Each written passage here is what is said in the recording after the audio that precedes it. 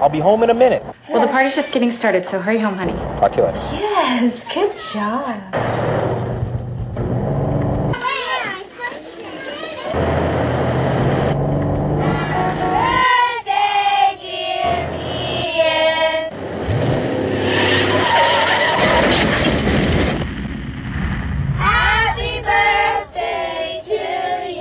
Slow down. Your family is waiting for you. Watch the road. Hay escasez de agua en Los Ángeles. Cada gota es preciosa. Todos podemos hacer nuestra parte. Use una escoba en vez de manguera. Lave autos con válvula de cierre automático. Repare fugas. Use rociadores los días que le corresponden a su domicilio. Domicilios impares los lunes, miércoles y viernes. Domicilios pares los martes, jueves y domingos. Antes de las 9 de la mañana o después de las 4 de la tarde. El futuro está en nuestras manos. Y eso es algo bueno.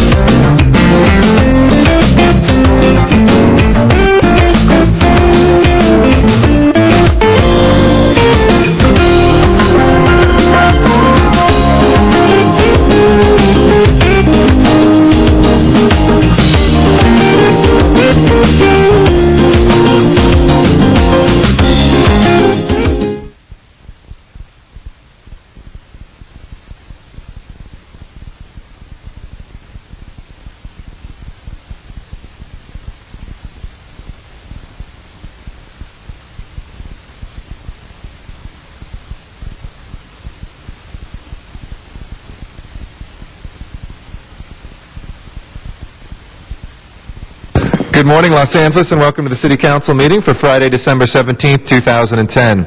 We're here in the John Ferraro Council Chamber, room 340 of City Hall. We meet here every Tuesday, Wednesday, and Friday at 10 a.m. I want to welcome members of the public who are here, as well as our city family that has joined us today. This is our last meeting of 2010. Our council offices will continue to be open through the end of the year and into the new year, but our council meetings will continue after the new year, after a 2-week recess from these meetings. But of course, folks can call our council offices and 311 for continuing city services during that interim break. I want to thank those council members who are here pursuant to council rules on time. Council members Alarcon, Parks, Reyes, Rosendahl, Wesson, Zine, and Cardenas. We are awaiting a few other council members. Mr. Koretz is excused today, and Mr. Labange is not expected till 11. So that leaves Ms. Hahn, Mr. Weezard, Mr. Krikorian, Ms. Perry, and Mr. Smith, if they'll please join us as soon as possible. I want to thank those members of the public who have joined us here in council chambers. There are 5 ways to follow your city council meetings. First is live in person here. Second is in our remote city hall facilities in Van Nuys and San Pedro. Third is through the television on Channel 35, which broadcasts these meetings live through the cable system and throughout Los Angeles. And then finally through the internet and your telephone. The internet is lacity.org, and telephone number is 213-621-CITY. On Fridays, we do have special presentations for notable figures, important occasions, transitions of city employees, and important dates. And today is no different than any other Friday. We have, I think, 5 or 6 presentations. The first will be a presentation that Mr. Parks and I are doing, so I'd like to recognize Mr. Parks and myself, and I'll join you at the podium for a very special guest who I see has joined us. It's great to have Larry King here, as we honor a great man in journalism and a great American. So, Mr. Parks, go ahead and kick it off. Yeah, please call the roll while we're waiting. Alarcon, Cardenas, Hahn, Weezer, Koretz, Krikorian, Labange, Parks, Perry, Reyes, Rosendahl, Smith, Wesson, Zine, Garcetti. 11 members present and a quorum, Mr. President. All right, Mr. Parks, Ms. Perry. Thank you very much, Mr. President. We're going to be joined by our Council President, Eric Garcetti, and the Pro Tem Jan Perry. This is, ask Mr. King to come up.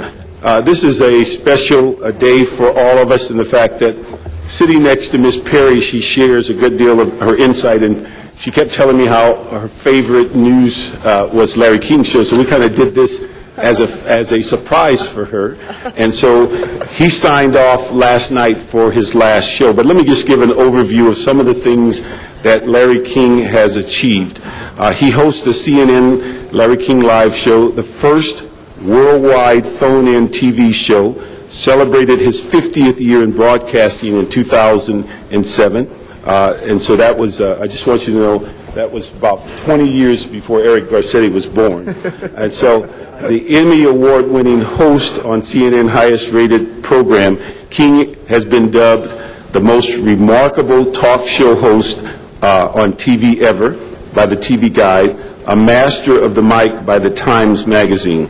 Larry King Live debuted on CNN in June 1985, featuring its most famous mix of celebrity interviews, political debates, topical discussions. When King made the transition from his successful national radio show to cable, he helped define the future of cable news programming on CNN. For 50 years, he has consistently made headlines with many high-profile guests.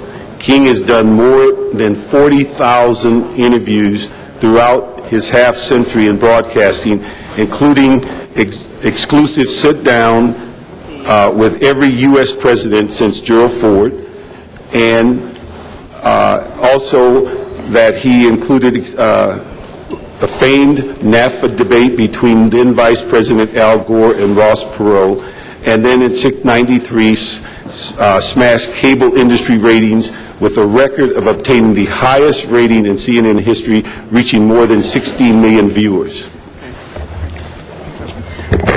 Thank you very much, Mr. Parks, and I have been able to see Mr. King at work. No event is too large or too small for him. When he spoke one night in a very inspiring way at a gathering of the council generals from throughout the city of Los Angeles over the Beverly Hilton Hotel, he was witty, he was kind, he was gracious and informative, and it lifted the quality of the event to a much higher level. Now, after Hurricane Katrina, when the United States Gulf Coast was hit so harshly in 2005, Larry King broadcast for 20 consecutive nights to tell the story, to help the people. His post-disaster programming included interviews with more than 250 guests and a live 3-hour network special about how you can help. During the 2003 Iraq invasion, King hosted live shows for 29 consecutive nights. So he took the power of his mic and the power of the camera and translated it to help other people. And after September 11th, King interviewed more than 700 guests, more than 35 world leaders and dignitaries. In 2007, King's 37 days of political coverage during the election recount in Florida featured 348 guests, including George W. and Laura Bush and Al and Tipper Gore. King has been inducted into 5 of the nation's leading broadcast halls of fame. In addition to his broadcast credits, he founded the Larry King Cardiac Foundation, which has raised millions of dollars and provided life-saving cardiac procedures for needy children and adults. He also established a $1 million journalism scholarship at George Washington University's School of Media and Affairs for students from disadvantaged backgrounds. His 25-year reign as a cable news giant has come to an end, and he has signed off for the last time last night, Thursday, December 16, 2010, on CNN. And I note on CNN. It doesn't exclude other future opportunities. You're not kidding. Okay, there you go. That's right. So we're proud to present a resolution to him in just a minute from the Los Angeles City Council. And before we do that and declare December 17, 2010, Larry King Day in the city of Los Angeles, allowing you to be king for a day here in the city of Los Angeles, I would like to present to you our president of the City Council, Eric Garcetti. Thank you. Thank you very much. Thank you, Ms. Perry, and thank you, Mr. Parks. It was a great day. Mr. LaBonge actually came up with the idea in my district where Larry has been broadcasting for so many years to dedicate the intersection right in front of the CNN building to be Larry King Square last year. Larry King was also our Grand Marshal this year at the Hollywood Christmas Parade. I know he's under the weather, but he still came out, and he still was our Grand Marshal, and it was wonderful to see him out there. But just from a personal level, I want to thank him for doing the most important thing I think you can do in the United States and in the world, which is to educate and inform people. Whether the politics are things that make us angry or inspire us, whether it's tragedies in which we see human triumph emerge, whether it is political leaders or whether it's average citizens who suddenly find themselves in the news because of extraordinary circumstances. Larry King did what I think the most important lesson for all of us and for America is he didn't talk, he actually listened.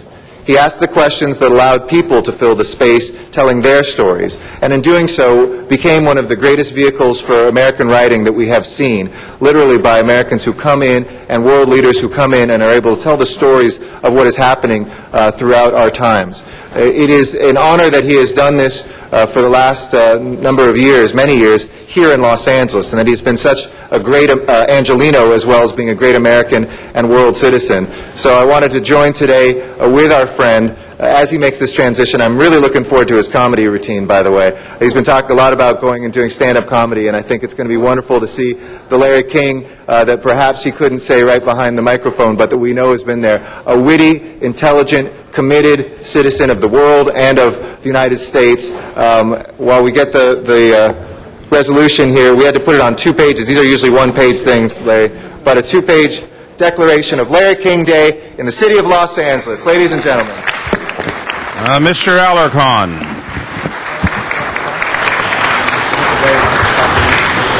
Let me just say that we've had many dignitaries here, political leaders and movie stars and famous talents, but we finally got the king, and I think we've actually moved the mountain to us, and so we want to thank you for gracing us with your presence. But more importantly, I think the career that you have been able to sustain demonstrates your ability to connect with the American people, and do so in a way that appreciates the diversity of our country and the need to appreciate that diversity. By virtue of that long period of time that you have accompanied the American people in their living rooms, you have created a new way of thinking, a more open way of thinking for, I think, all people of the United States. But I also think that you have contributed in a business that is very competitive and tough, and yet you were able to sustain, you've contributed to increasing the ability of the media to understand their role in our world. And so I want to thank you as just another guy, and we are proud to have you in Los Angeles. You're not just a United States well-known person. You are an LA icon, and we appreciate the service that you've rendered, and we expect a lot more. Thank you. Ms. Han.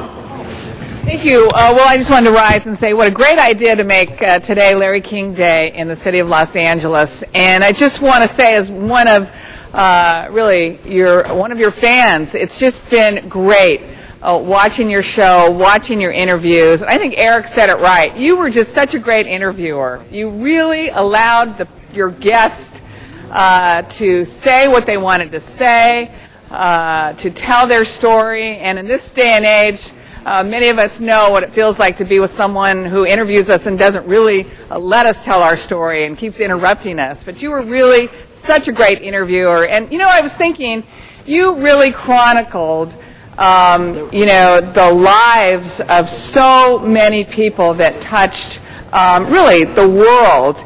And every time some great person passed away, it was more than likely the news would show one of their final guest appearances on your show. And the clips of, sometimes it was the last time they spoke publicly, was on your show. And so to have those memories for the American people, and I think most recently just of Elizabeth Edwards and your interviews with her, they were so great, so poignant, and we will have hers and everyone else's forever. So you just did such a great service to all of us in that respect. Congratulations. We're going to miss you. We're going to miss you on your show, but we wish you well in this next chapter of your life. Mr. Reyes. I just wanted to rise, Mr. King, and have the honor to address you and say thank you and appreciate all your hard work. You have a great career in your golden years. Thank you very much. Thank you. Colleagues, if you indulge me for just a moment, normally the person presiding doesn't speak, but I must say, Mr. King, I've seen you at a number of events. You mentioned what you received from law enforcement, I think it was in Florida, and how you would display that. Well, you see what the city of Los Angeles has given you compared to what you received from them, that plaque you received. And also, it's interesting, there's a number of officers here from the Los Angeles Police Department, California Patrol. I remember a number of years ago I was on your program, how cops are trained to lie. Alan Dershowitz and Dennis Zines from the LAPD at the time, I remember that show. Two things I'll always remember. Congratulations. That's a show I'll never forget. Pardon me? That's a show I'll never forget. That was a show. That was a show.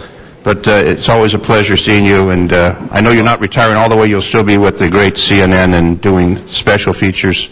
But I'll always remember, and it's interesting, officers are here, and you're here, and it comes to mind that interesting program on what officers do, the professionals of our great police officers. Mr. Rosendahl. Larry, it was great last night to see your two sons there and your wife, and especially the one that mimicked you. Tanner. That was pretty good. So maybe he'll follow you in your footsteps. Well, obviously we've known each other for a long time, and my father used to say, may he rest in peace, Stop everything. I got to watch Larry King. It was like the Welsh show, you know what I mean? It was just one of these social institutions. And for 25 years, what you did was ask the why, the question, the follow-up question. You know, we don't have enough of that on television in this great nation of ours, so that people can sit there in a non-threatened environment with a guy that doesn't have a hidden agenda, or at least it's so subtle, that they feel comfortable enough to talk about themselves. So thank you for the contribution you gave to all of us all over the planet. And I know you'll be back, as you said with Arnold, and we look forward to the various kinds of things you do in the years ahead. Bless you for all you've done. Mr. Wesson. Thank you, Mr. President and members. First, I want to thank Mr. Parks. For those of you that follow the council, because of Mr. Parks, a lot of us have been afforded the opportunity to meet great people like yourself that under normal circumstances we wouldn't meet. I don't know if it's his connections or his son's, but I want to thank you for bringing in so many prominent people. This is special to me, Mr. King, because I view you as one of the snazziest dressers that I've ever seen. And since I'm an individual who wears braces in my sleep, like you always wear your suspenders, I should have wore some real decorative ones today. May I just say I appreciate that. I did not wear them today because when I got up this morning, and I didn't get much sleep last night after that program, I looked out the window and it was raining in Los Angeles. It doesn't rain in Los Angeles. So I just grabbed these pedestrian clothes of a cashmere sweater, an Yves Saint Laurent jacket. Yeah, very pedestrian. Designer boots and jeans. But I always feel at home in L.A., so forgive me for not having the braces. Very pedestrian. In fact, I do watch your show a lot, and you will be missed, and it's, again, a pleasure for us to honor you. You're certainly deserving of it. And when we bring you back the next time, the sun will be shining, you'll wear your braces, and I will order some design suspenders from Italy so that I can at least look halfway as good as you. Anyway, thank you. Thank you. Thank you for the memories. Thank you. Mr. King, the floor is yours. Mr. King? It's your turn. The floor is yours, sir. I go. Oh, thank you. Now it's your turn. Live on He needs an CNN. introduction. Ladies and gentlemen, Larry King. Larry King! First, this is certainly an auspicious day for me to appear here and to receive this accolade, which I shall treasure because I've lived in Los Angeles now since 1997, and it's, as I've said to many people, I grew up in Brooklyn. I started my career in Miami, spent 20 years in Miami, 20 years in Washington, D.C. and neighboring communities, and now 17 here, or 13 here, and this is the best place I've ever lived, and I would never leave Los Angeles. Right. It also is special because even though you get breaks here, you don't get breaks. Like, yesterday Arnold Schwarzenegger declared this Larry King Day in California. And here you declared this Larry King Day in Los Angeles. And I woke up this morning with a ticket on my car. What city? What city? From Beverly Hills. That's different. That's different. Can't help you there. Whose only interest at this time is making money. I'm only kidding. It's a nice place to live.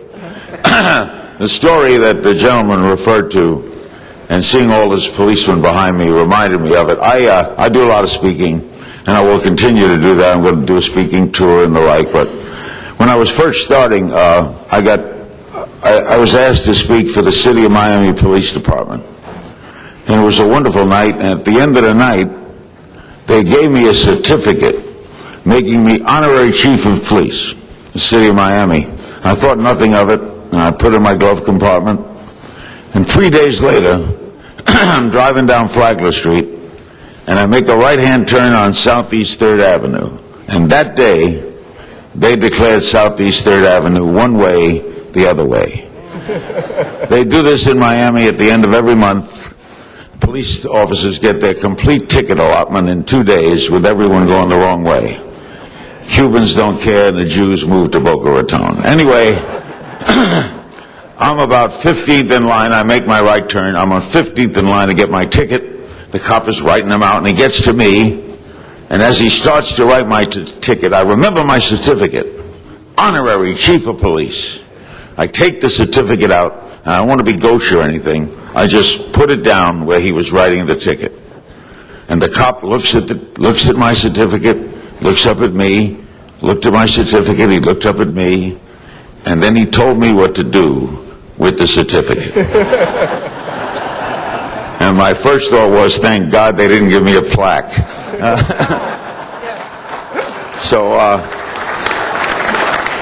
I thank you all very much. I will treasure this.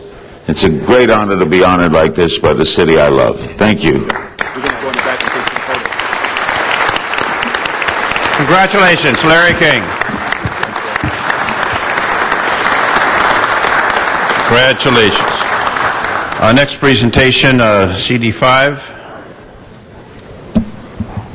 Mr. Koretz, you ready to go? There is none. Okay, how about CD10? Mr. Wesson, you ready? All right, Mr. Wesson.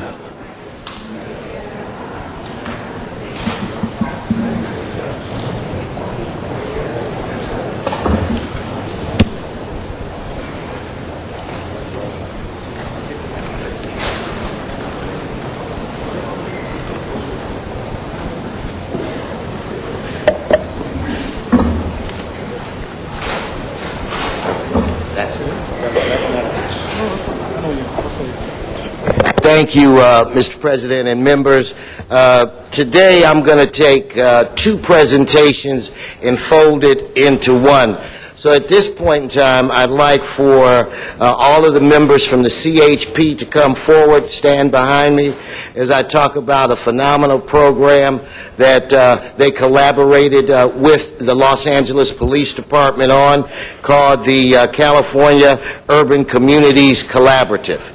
Now, primarily, what this, it was a partnership between the Los Angeles Police Department.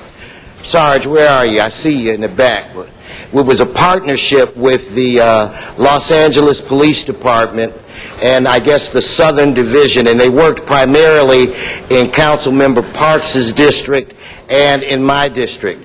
And just to give you some of the statistics, they worked together on gang suppression and a variety of other things that would reduce crime. But from the year 2008 to 2009, they gave almost 14,000. They had almost 13,000 enforcement stops, gave 5,400 citations, impounded 266 cars, had 103 felony arrests, and a variety of other things. When I was Speaker of the House, these people supported me tremendously. When I left, I can't think of any group of people that I missed the most. So I really enjoyed this past year and a half, working with them again so closely. In fact, even now, I'm not in the legislature. Whenever I call on these individuals, they're always there. But one of the most important programs that we worked on is the installation of safe car seats for children. And what I didn't know, that when we'd have people come and they would replace most of the seats, 30% of the car seats for infants and toddlers in the average car, 30% of them are flawed, which means if you were in an accident, you could have your child or grandchild killed. 70% of the people that came in, we actually replaced their car seats because they were defective. In fact, now that I am a grandfather of two, it is critical that I have the type of car seat in my car that is safe. The car seat that they installed for me, it's as if it was built into the car. Now, I'm going to segue and ask for Captain Zipperman to come up. The reason why I brought both groups together. So if I could get the LAPD, you guys stay here, and we could have LAPD and CAP come up. The reason why I kind of combined it is because this was a joint effort with Southwest and CHP. At the time when we had one of our great captains, Captain Zipperman, who was the captain at Southwest. I'll never forget the day when I was informed that we were getting a captain from the Valley. I didn't know anything about him at all, and I turned to Dennis Zine, and I said, who the heck is this guy? And everybody here that knows Councilman Zine knows that Councilman Zine is a funny guy, and rarely you get him to say anything that's serious. This is the first time in my life that I've known Zine for 20 years that he looked at me and said, you're getting a very good man. So with his leadership and the leadership of CHP, they were able to take an area within Mr. Parks' district and mine and make it considerably more safer than it had been. For years, they did safe passage programs at the high schools, because in order to teach our kids, the kids have to feel, or the parents and kids have to feel safe so that their kids can go to and from school. The enrollment, the attendance, at the schools went up because of this extra presence. And this was just an example of the partnership between LAPD and CHP. Because of Captain Zipperman's great skills, he has been selected to become the next chief for the Los Angeles Unified School District. I jokingly say to people when I speak to them about the various police stations that I have in the district that I represent, if you want to become a police chief somewhere, then you need to come and work at the Southwest Division, because we have a track record. We're batting 1,000. Our last two captains, when they left, they were promoted to chiefs. One is on the East Coast, and thank God for us that Captain Zipperman will be here in charge of keeping our children safe at the Los Angeles Unified School District. He faces the same kind of challenges that we face where it relates to staffing and resources, and I would have to say, without a doubt, I think that they selected the very best man. So at this time, for those of you that are here, I'd like to ask you to join me in thanking the CHP and soon to be the next chief of LAUSD. Technically, I can't call you chief until January, correct? I'm going to be the first one to present to you the next chief of LAUSD, Captain Zipperman. Let's give him a round of applause, everybody. Now, Cap, I'm going to ask you to come forward and say a few words, and then, in fact, Sarge, I want to ask you to say a few words on behalf of the CHP. Thank you, sir. Good morning, everyone. Thank you very much. I've got my chief back here. Your gun is too big. You just hit me with your gun. He just hit me with his gun. What's going on? I've got Chief Beezer here with me also. Oh, I'm sorry, Chief. It's just I know the Sarge. We're buddies. No, come on, Chief. Thank you. I'll make this quick. I just, on behalf of our department, I want to thank you for this great honor. It truly is an honor for us to stand, and a privilege to stand next to the Los Angeles Police Department. And although this coalition is really breaking up and ending here soon, we always stand ready to assist not only the city, but the LAPD whenever called upon. So again, thank you for this honor. Thank you. Thank you, Chief. And, you know, one of the big things about soon-to-be Chief Zipperman is that the way that he interacts with people. Whenever I had any event in the district, he was always there. On some occasions, he brought his entire family, his wife, some of his daughters. the people in the community call him by name. They don't just call him Captain. They know who he is, and they will miss him very much. And the thing that I just found out, I think it was a couple of Fridays ago when I met with him and his wife at a more informal event honoring the new promotion, the new job that he's getting, is that he has grandchildren like I have grandchildren. My wife, my grandchildren call Nana. They call his wife the Nana. They call him Papa. Mine call me Papi. Anyway, the #1 grandfather, the new chief of LAUSD, Captain Zipperman. Come on up, Cap.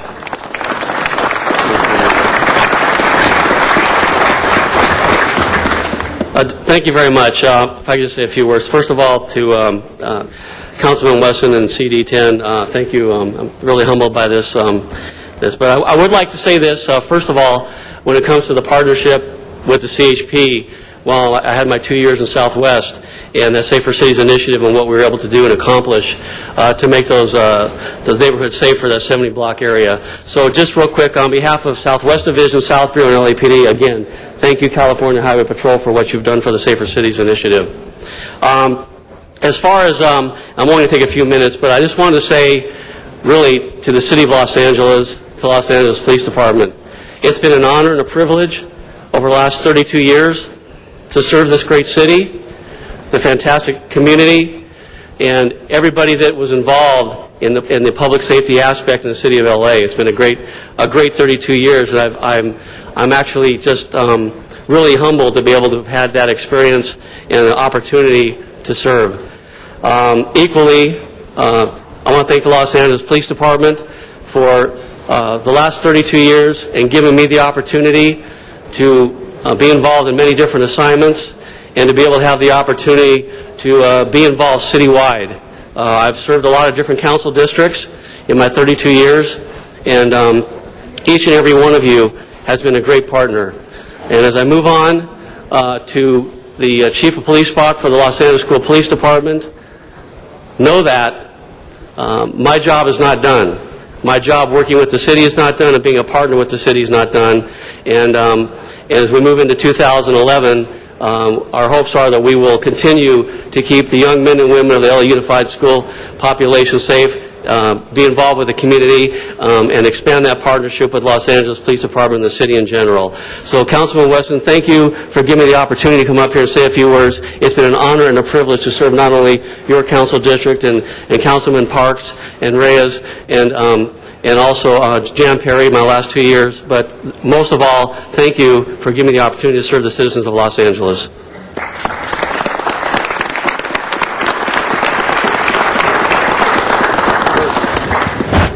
Mr. President, at this point in time, if I could get the photographer, and then we can, after I give the certificate, we can call on Chief Parks. You got it.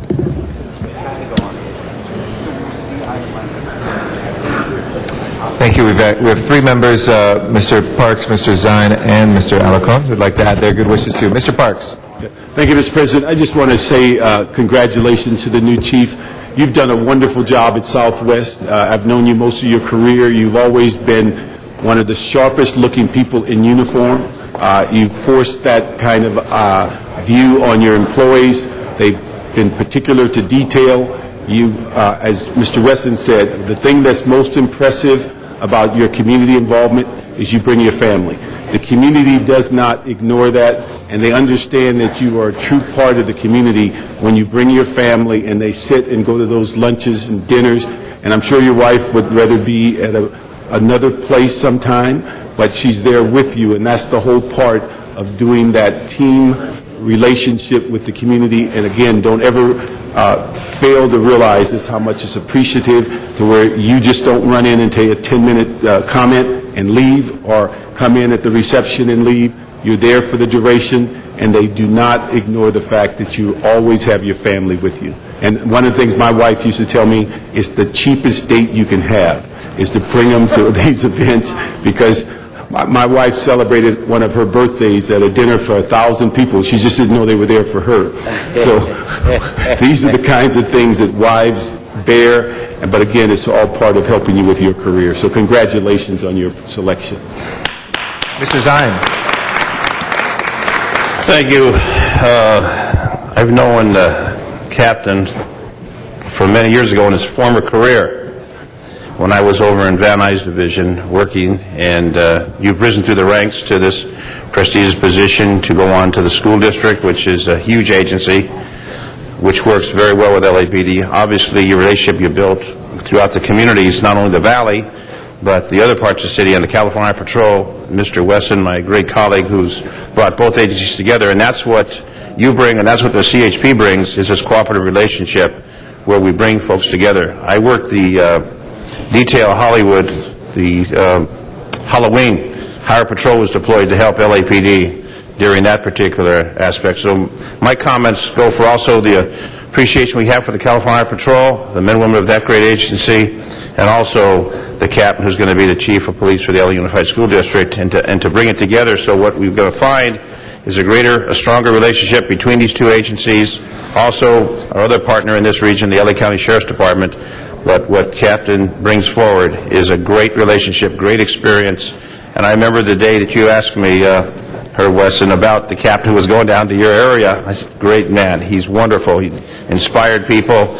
And it's a wonderful opportunity for him to expand his leadership in law enforcement, to be the chief of police of the LA Unified School District, as well as his continued relationship with the Highway Patrol. And I see some of the Highway Patrol command here with the stars and the bars, and also our deputy chief here from the Los Angeles Police Department. But that's what happens. You bring them together in one force that makes it protect for the people of this great community, Southern California. So God bless you in your future endeavors, and to the fine members of the LAPD, thank you for being here. Also, the California Highway Patrol. Remember, when you stop Larry King, make sure you remember he was here today.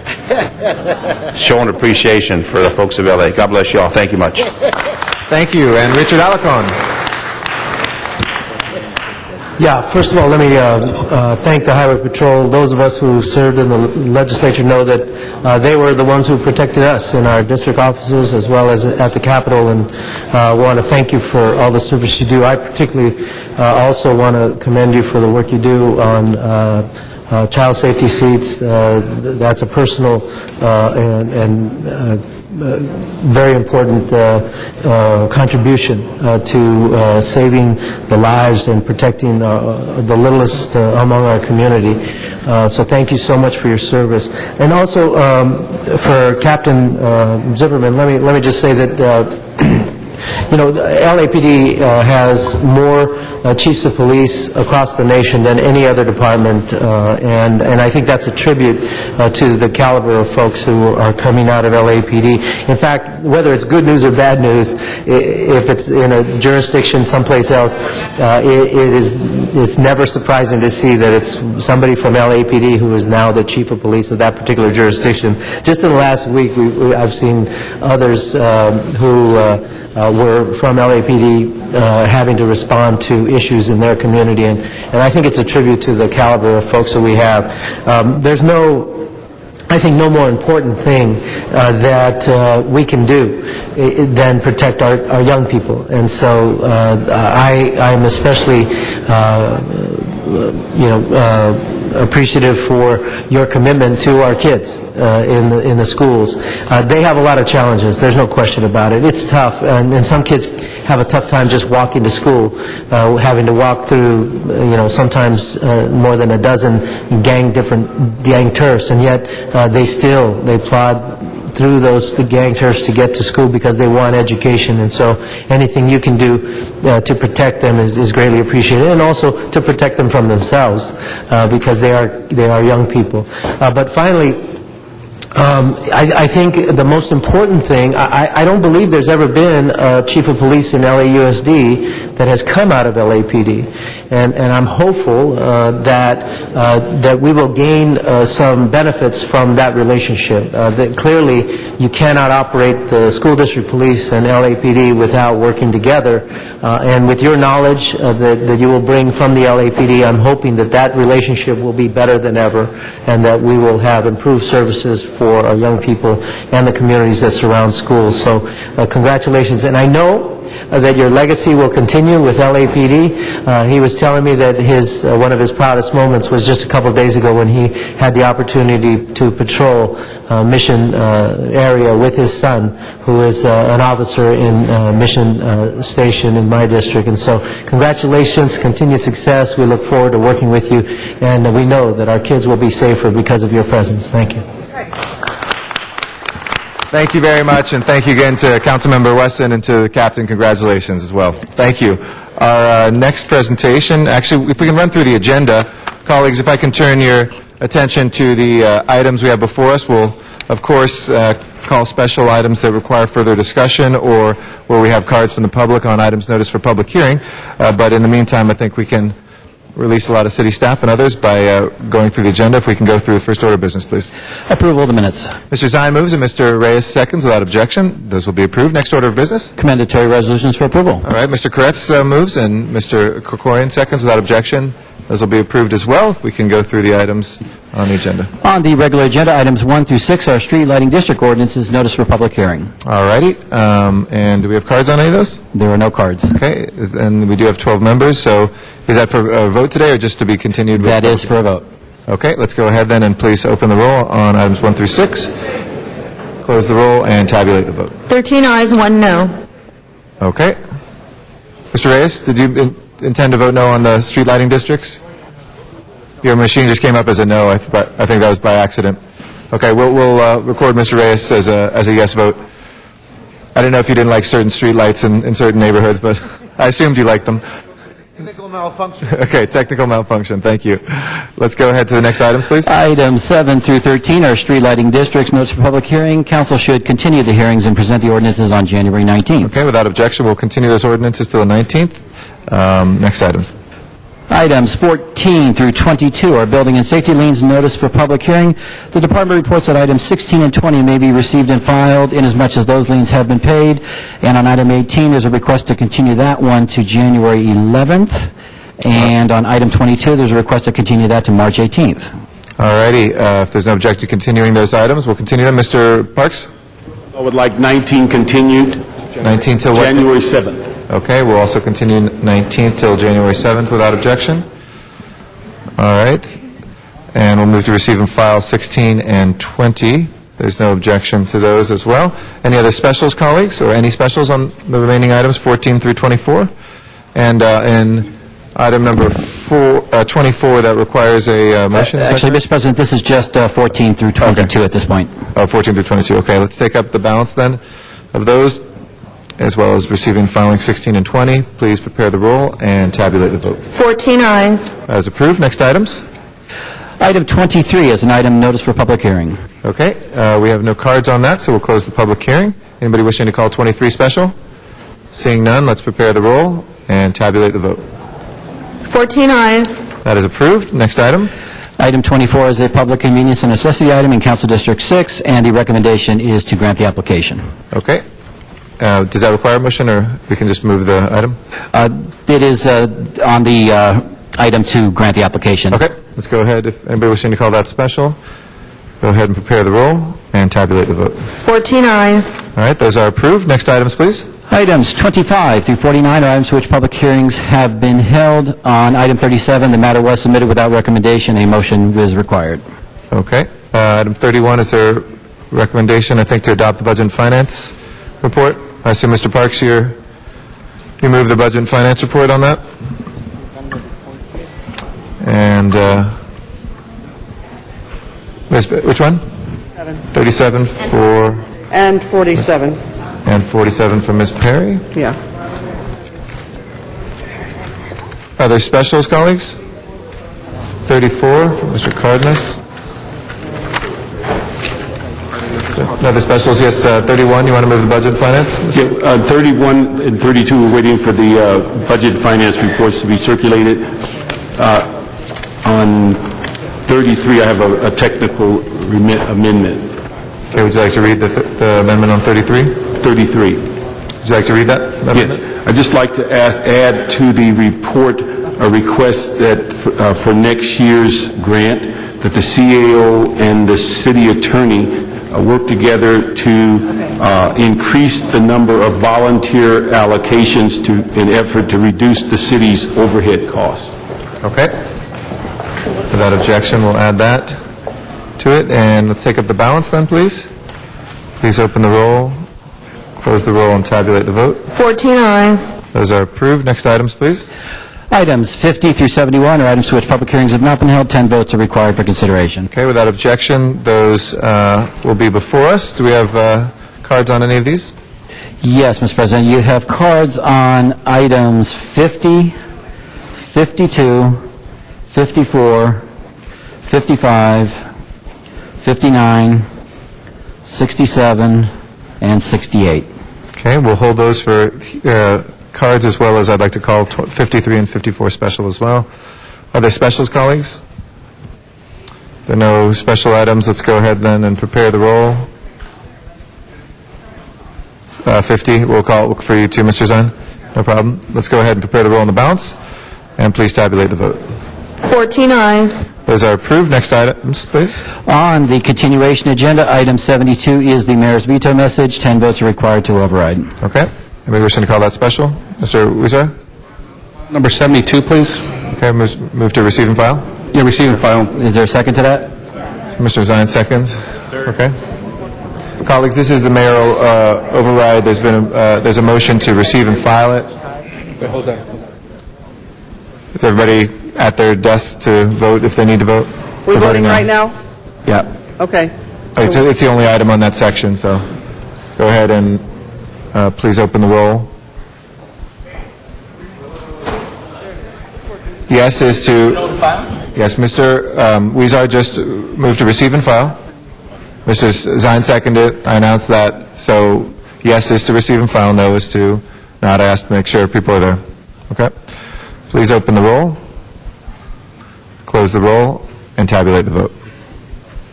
11 ayes, 3 noes. Okay? That is received and filed. Next item, please. Item 73 is an ordinance notice for public hearing. All right. Do we have cards on that? No cards at this time. Okay. We'll close the public hearing. Anybody wishing to call 73 special?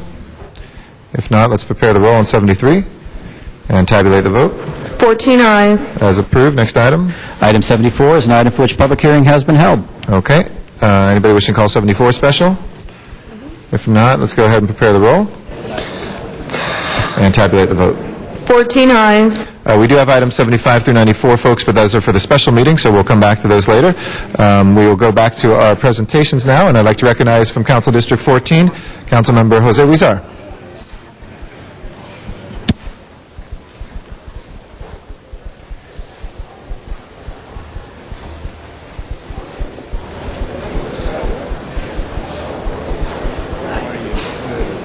Let me ask you, how do you pronounce this? The ophthalmologist, what is it? The ophthalmology. I have a hard time pronouncing it. Well, good afternoon, good morning, everyone. And I have a very special individual that I thought we'd bring into council today to recognize him for his work that he has done for the Boyle Heights community.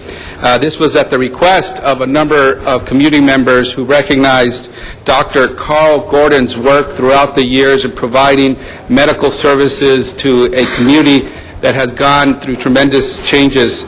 And here we are today with Dr. Gordon, who for over 40 years has served the community, and his practice has been one that many community members have recognized and thanked throughout the years for providing a very needed service to the community. I thought I'd read a letter from a patient who sent in his thanks to Dr. Gordon. It reads, Dr. Carl Gordon, thank you for being my doctor for more than 20 years and for also being the doctor of my 3 children.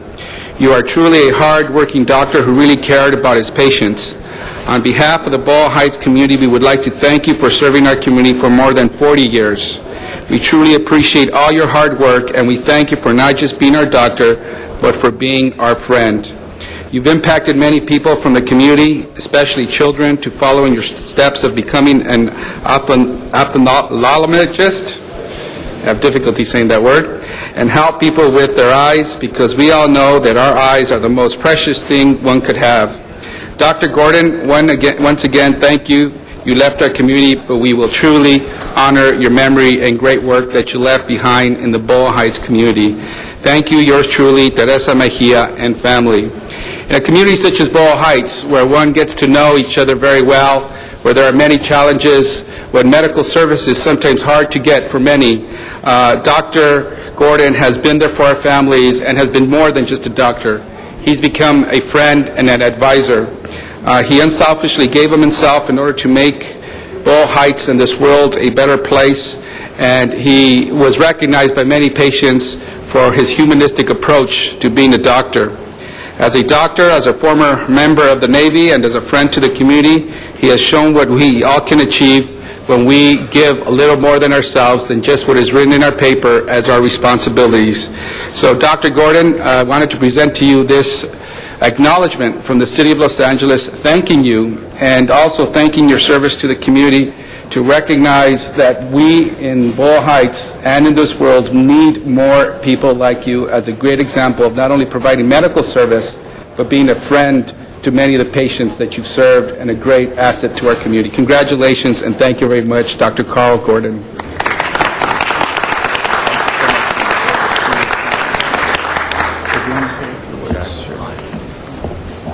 I want to thank the City of Los Angeles and the City Council and Mr. Councilman Huizar for the honor, and thank you to all of you. I've been out there for 40 years. It's been a pleasure and a privilege taking care of the people of East L.A. and Boyle Heights in particular. I haven't been able to learn to speak Spanish in all these years. One of the patients there, one of the Hispanic bilingual patients, asked me how long I've been out there, and when I told him it was, 30, 40 years, and he was completely amazed. I thought that he was going to give me a compliment, and he said that in 40 years you haven't learned to speak Spanish. It was, I'm going, now that I'm retired, I am retired, I'm going to learn. So, thank you very much. That's it. Thank you. Who are your guests here today? And I brought my... Want to introduce him to you? Sure. Johnny? This is Johnny Gordon, and I'm very proud that he just passed the bar first try, which I heard was very, very difficult to do. And my daughter, Poppy Gordon, is here, and she went to. She's suffering from the financial problem of finding a job now. She's has a bachelor from Pitzer, and she went to the Culinary Institute of America and in New York, and now is looking for a job. Thank you. Thank you, Dad. Thank you very much, Dr. Gordon. And also, I want to wish you a happy birthday. This is your 75th birthday. Congratulations and happy birthday. And to Johnny, congratulations on passing the bar on the first try. It took me 2 tries. It takes a lot of us 2 tries, given the percentages, but congratulations on that, too. Congratulations again. Thank you very much and congratulations. I believe Mr. Garcetti is our next presentation.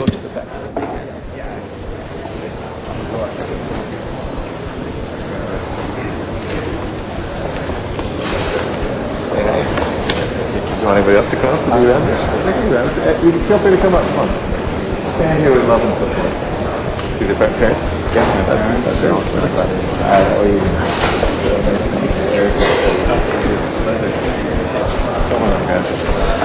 Thank you very much, Madam President. And colleagues, we're here to honor a wonderful, great city worker who has contributed so much to the progress that we have made in the city around the issue of housing, a great public servant, a great Angelino who is transitioning out of the city, but we wanted to salute him here today. Haka Manesh, known as Haka Mordezai, for many years has given outstanding service to the people of Los Angeles and to the Los Angeles Housing Department. It is not an overstatement to say that literally millions of people in this city, millions of tenants, have benefited from his dedication to the job and the extraordinary work that he has done for this city and for its residents. My own district, 83% of the people who live there don't own their own homes. They're renters. And as tenants, they depend on a city that is just and a city that works for fair landlords and fair tenants in a way that is our mission here. And Haka has proved to be an effective and capable leader, somebody at LAHD who has had an unwavering commitment to the department's mission, which is the development of citywide housing policy and supporting safe and livable neighborhoods through promotion, development, and preservation of safe, decent, and affordable housing. The leadership that Haka has brought as the Director of Enforcement Operations, the Chief General Manager, Hearing Officer, and Policy Lead for Regulatory Compliance and Code Bureau has been a tour de force. He's created and implemented new program policies. It's easy for us to pass the laws, and then we depend on everybody who is here to actually implement them. And that is where the harder work really is. It's where the rubber hits the road. It's where the ideals come into direct interaction with the people who make up this city. And the work that he has done has been second to none.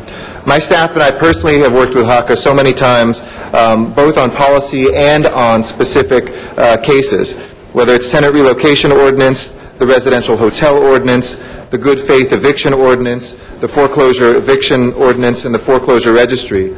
And I know Mr. Wesson, who now chairs the Housing Department, has very much enjoyed working with Haka as well, who really embodies so much of what we hope to see in our city employees and who we know that they are. And I want to thank Mr. Wesson for the good work he has done with him as well.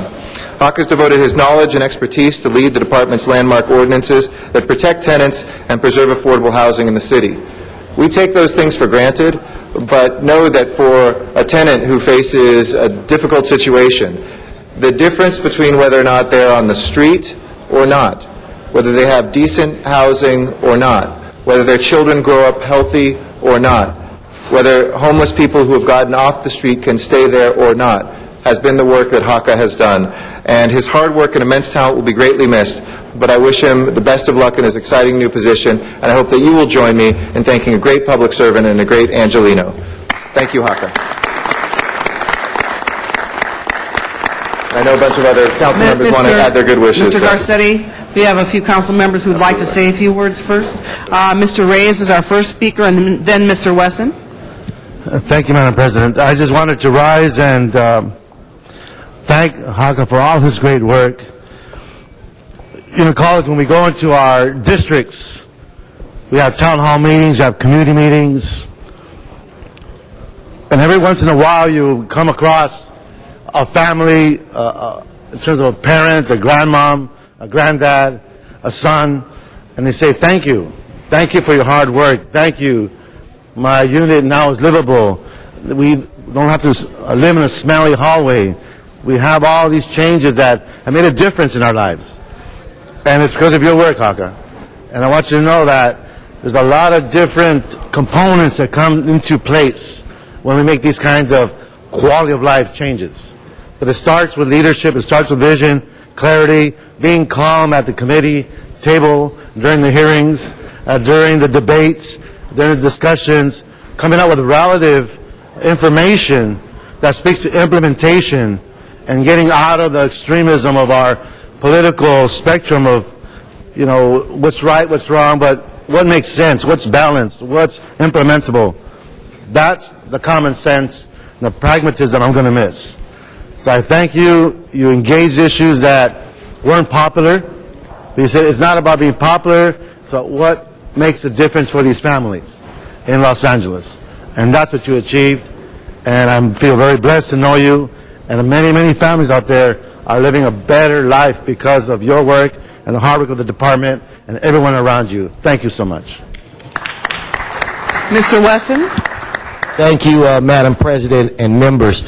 Earlier today, I did a presentation to honor one of our captains that's going to become the next chief of LAUSD. And we'll when the other members spoke, Mr. Alarcon got up and talked about when you look throughout the country, you see so many former LAPD officers and captains that are chiefs throughout the country. It seems to me that a housing department that has been so challenged like ours, that you guys have the same reputation. When you look out, you will see representatives from the Los Angeles Housing Department branching out and doing other things, because people know when they get somebody from our housing department that they really have someone that can do the job. Now, I will truly miss you, because sometimes we get frustrated. We're asking questions and we're not getting the kind of straight answers, or we don't think we're getting the kind of straight answers that we want. Haka was never a shifty, dodgy type of a person. When you would ask a question or make a request, he was direct, he was concise, he was truthful.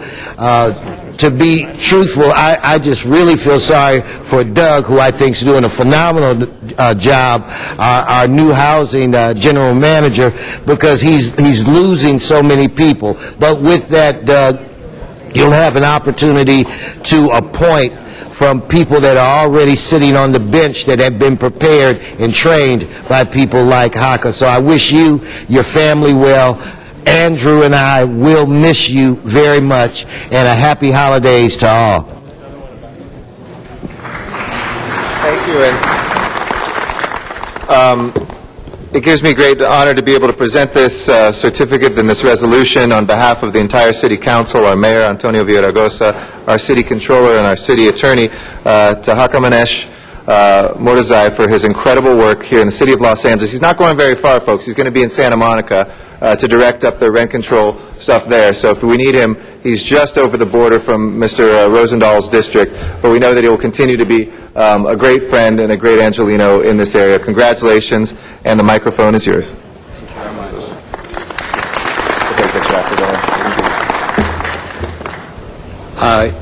Council members, as you may know, Los Angeles is the capital away from home for Iranian Americans. And it's the state of California's public institutions which have given me all of my opportunities in life. And it was a real honor and a privilege to work for this city. And the housing department was a particularly dynamic place for me to be trained as a public servant. And I would like to thank all of my colleagues from the housing department, my general manager, my assistant general manager, fellow directors and fellow colleagues from the housing department who have come here. I would like to thank Deputy City Attorney Judy Reel, with whom I worked on many important ordinances, which I'm very proud of, who has come here. And I would also like to thank my parents and my brother. My parents have come here from San Francisco, where I'm from, and I'd like to thank them for being here. I'm truly humbled by this, and I thank you so much. Thank you so much, Madam President. Thank you. Thank you very much, and congratulations to you. Our next presentation is from Council District 15. Ms. Hahn. After you, go ahead. All right, sir. Good to see you. Good to see you. Oh, yeah. Awesome. All right, good. Thanks for your patience. Awesome. Can we put it here? How's it going? Don't be shy. Good morning, everyone, Madam President and colleagues. I'm very proud today to be accepting this Emmy, highlighting a local San Pedro boy who got an Emmy Award recently for a documentary that he produced called Bloody Thursday, and it was made, of course, locally in San Pedro. Bloody Thursday is a historical documentary about the Pacific Waterfront Strike of 1934, in which longshoremen up and down the West Coast fought for their rights. In the depths of the Great Depression, facing corrupt hiring practices and deadly working conditions, they went out on strike in a last-ditch effort. Throughout the strike, they endured attacks from the media and the police in port cities along the West Coast. The film tells the story through archival footage, interviews with historians, and actors reading from transcripts that tell the inspirational stories of this moment in American history. And every year, on July 5th, dock workers take the day off and shut down the ports to commemorate Bloody Thursday. And while almost all San Pedrans know this story, many others do not. And that is why Jack Barrett decided to make this documentary. The hour-long documentary was shown on KOCE public television and then hundreds of times over the nation on PBS stations. I believe we have a trailer that we'll show briefly. Roll tape. With the odds we were facing in the 1934 strike, we didn't have a chance. When the whole real depression set in, what we were doing on the waterfront was struggling to make a buck. You were talking about a guy who was down and out. He had nothing. It was almost that Skid Row kind of image. The men were herded to the other side of the street. They'd shape up on the docks. When you went to work, you were expected to move as much cargo as possible, so that often meant exceeding the mechanical capacity of the human body. But you had to take the job. That's all it was.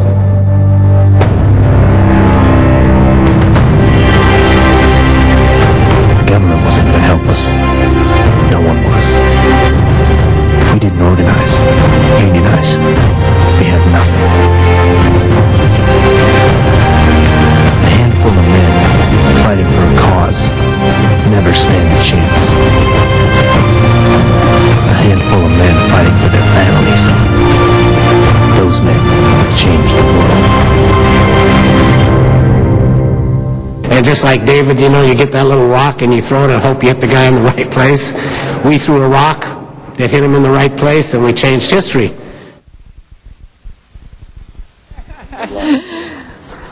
Thank you.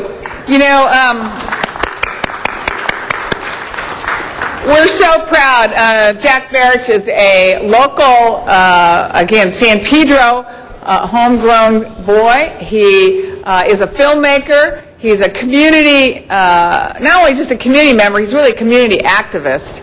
And he's been a part of so many of the important things that have gone on in our community. And we were so proud when we first heard that this film was selected as one of the 3 Emmy nominees in the category of arts, culture, and history. And then, of course, we were so proud when this documentary won the Emmy. Collaborating with Jack on this low-budget film, only $200,000, were Jared Cotton and Chris Burke of Red Tail Media, and then Jared is here today, as are Mel Rogers, president, and Brenda Brakuzik, producer from KOCE. The Harry Bridges Institute also provided much of the research and assistance, and the President and Harbor Commissioner, Dave Arian, is also with us this morning. And first of all, I just want to say, Jack, on behalf of the City of Los Angeles, is not as great as the Emmy, but really wanted to put this in writing, wanted to bring you down here to the City Council so that we could all congratulate you for your fine work and tell you how proud we are of you. So congratulations on winning this Emmy, and best wishes in your next endeavor. Thanks, Janice. Thank you.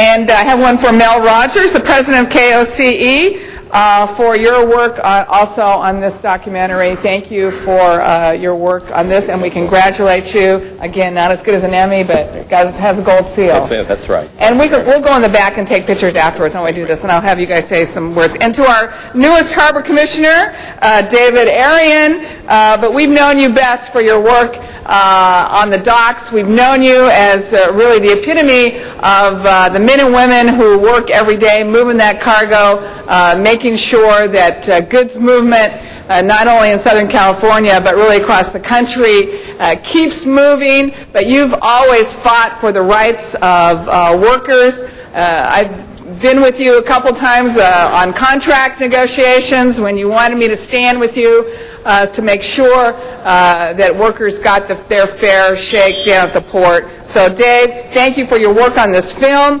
This Emmy is yours. Not as good, but there's a gold seal there. Okay. Thank you. I'm going to have you say something. And Brenda, producer, KOCE, thank you for your work as well on this. We're glad to have you down here, and thanks for being a part of this. I wanted you to have this. We'll go in the back and take some pictures. Jared, Red Tail Media, thank you for being here today. Again, thanks for your work on this great historic film. It will speak to generations to come. I want to have Mel say a few words. I want to have Dave say a few words, and then I would like for Jack to say a few words. Thank you, Madam President, Councilwoman Hahn, and all of you. We're so grateful to be here. As president of KOCE-TV, I just want to say that we're very proud to have been a part of this project. KOCE, as you may have heard, under a new name beginning January 1st, will be PBS SoCal, and will be your PBS station here in Los Angeles and throughout the Southern California region. And so we'll see a lot more of you, and we'll serve you very well. One of the ways we do that is to make projects like this possible and make them known and seen, and we're very pleased to have done that. The passion behind this project and behind all these talented people, of course, was Dave Arians, and Dave's going to speak to you now. Thank you. Yeah, council members, you know, our history here in L.A. is a very proud history, and it's a proud history of working people that sometimes is not portrayed by the regular media in the way things really happen based on who controls the media. So it's fortunate that we have PBS. It's good that they're going to be part of the L.A. scene. It's amazing how many people were able to see this documentary across the country, and all it cost us was $200,000 to produce. It was an amazing effort by Jack and by his entire crew. And I just want to say that the history of this country and the birth of the middle class came out of this struggle. Before this struggle, the division between the rich and the poor in America was one of the greatest anywhere in the world. And then we built a working class and a middle class that became the envy of the entire world. Today, I think we're back where we were before 1934, where the division between the rich and the working people is as far, if not further, divided than ever before. So maybe what we need, again, is a coming together of working people and common people in a common struggle to reinvent the middle class in America, because without that, America is no different than many other countries that, project democracy. The middle class is what made America. This struggle in 1934 was the birth of that middle class. Thank you. Jack, would you like to say a few words? First of all, I'd like to thank Councilwoman Hahn for having us. My family are immigrants. I come from a Croatian immigrant family, very, very humble little village they came from. So it's quite an honor and very humbling to be in such a beautiful, ornate chamber accepting this. And I accept it on behalf of my family. More importantly, I accept it on behalf of everybody in San Pedro, who we are a port town. My father-in-law is a longshoreman. My cousins are longshoremen. All my buddies are longshoremen. And as Dave mentioned, we're in some hard times. And when we were starting to make this film, one of the things I said to him was, I said, do people want to see a film about the Depression as we're entering into what could be another Depression? And his answer was very poignant. He said, no, it provides hope. It shows that we're going to come out of this, we're going to come out of this stronger, and we're going to come out of this better. And the middle class did come out of struggles like this in 1934. And so, on behalf of all the longshoremen, I thank you. This film could not have been made possible without KOCE, our executive producer, Brenda Berkusik, Mel Rogers. PBS gives home to projects like this, because TV doesn't have many places for projects like this. And so I thank PBS and I thank KOCE. And my final thank you is to the co-directors. I stand here and I get all the accolades. But the guys who really made this thing sing and who really provided cinematic magic to make a great movie were the co-directors, Jared Cotton, who's here with us today, and Chris Burke, who unfortunately couldn't be. I thank them for making me look so good and for telling our story so well. Thank you. Okay, why don't we go in the back? We'll take. Can you let me hold this? Mr. Reyes wanted to add his good wishes. Hold on, Ms. Hunt. Yeah. As I was listening to the presentation, and we were speaking to this chasm that used to exist between the have and have-nots, I couldn't help but think of the discussions we've been having, the National League of Cities, how many mayors and council members throughout the country, and this group represents 19,000 cities, how they are in fear of allowing the extreme ends of our political spectrum to take over the dialogue, the national debate. That we choose not to find the middle ground, we choose not to look at how we can find solutions, and how cities have to look within themselves to pull us out of this edge, this precipice that's looming in the horizon. So I appreciate what you're saying, because it brings back some sense of pragmatism of how we need to approach these challenges. We can't let the extreme points of view dominate the dialogue. We need to find common ground and look for those solutions. If not, this country will suffer. And I thank you for making that very clear in your presentation. Thank you very much. Thank you very much, Mr. Reyes, and congratulations again. Thank you so much, Ms. Hahn. That will end our presentations for today. We'll now go to our general public comment, and then we'll go to items that have been called special in our special meeting as well. I'd like to invite first forward Dr. Clyde Williams. Is Dr. Williams here? If not, we'll put that aside for a moment while we're waiting Dr. Williams. And Gabrielle Frankel is our next speaker. Is Gabrielle here? There she is, coming down the center.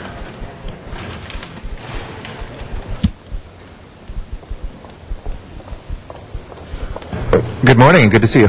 Good morning. Good morning, Council. Thank you very much for this opportunity to speak.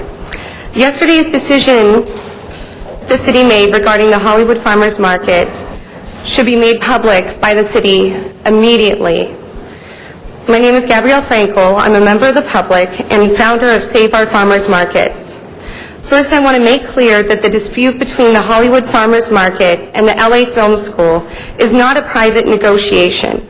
It is the first application of what people are calling the Anti-Farmers Market Ordinance, passed by this council October 26, 2009. Therefore, the decision reached yesterday afternoon by the city should be made public immediately with a press release from the city. The city should not wait to announce its position until Eric Garcetti's 11 a.m. Saturday appearance on KCRW's Good Food. The reason for transparency in government is to allow the public to participate fully in the political process. The timely release of information to the media regarding the city's decision on its proposed modification of the Hollywood Farmers Market footprint is integral to preserving public participation on this important issue. As Barack Obama said, and Justice Brandeis, sunlight is the best of disinfectants. Council President Garcetti and City Council members, let the sunlight shine on our farmers' markets. I implore you to issue a press release immediately detailing the city's decision on the future of the Hollywood Farmers Market. Our city became embroiled in this dispute when our City Council passed an ordinance in October 2009 forcing all of our farmers' markets requiring street closure into a game of musical chairs with any new lessee of over half a block of neighboring property. The city's decision should be made public immediately. Thank you. Thank you. And just I can respond to you. There is no decision by the city yesterday, but the parties asked for private meetings themselves, including the Hollywood Farmers Market. They will be releasing, I think, statements together today. So in terms of the ordinance, we will absolutely do that in public hearings and look at any changes. And under state law, we can't make this a dialogue, but I just wanted to let you know there was no decision that the city made. So thank you so much. Would you pose with me wearing one of these T-shirts? I have to preside right now, but I'd be happy afterwards to come back down. Okay, And great. I'd be Thank you. happy to pose with you, no problem. Councilperson Barbara Calhoun is our next speaker from Compton City Council. I'm sorry, Tom, did you? Oh, yeah, you want to switch up there? Sure. It's great to have a colleague here. Thank you. Nice to see you. Good morning, everybody, elected official. I come before you with a concern. I'm also a retired city employee with the City of Los Angeles. I'm an ex-traffic officer. Thank you very much for the early retirement. I have a concern because as an elected official, I give respect to all other elected officials, no matter where I see you at a conference or wherever. But I feel that last Friday that the elected officials of Compton was disrespected. Last Friday, we feel that the elected officials from the school board to the city council to the residents were disrespected by the mayor of this beautiful city, Mayor Antonio Villaraigosa. I wish he was here because I would like to say it while he's here. He believes in charter schools, and that's fine. And we can all agree to disagree, and we can still get along. So, and the mayor came into our beautiful city and did not even make a phone call, did not even discuss it with the school board members, elected officials, nor did he discuss it with the city council. So I found out on the same day that he was arriving in the city. So we went over to McKinley Elementary School expecting to address him and our concerns, but he didn't show up. Instead, he was at a private residence farther down on 139th and Stanford. And so he was going to come out and talk to us. But instead, after he got through talking to the private residents, he got into his city vehicle, black Cadillac SUV, with his driver and left. Now, we had open forums to discuss about McKinley being a charter school so that the charter people that wanted to be a charter school, all right, that's my time, was able to attend the public forum. And the mayor decided to have a private meeting with the residents. He refused to talk to us whatsoever. Thank you. I think that's a slap in the face. Thank you very much. Ms. Perry? Thank you very much. Next would be Arnold Sachs.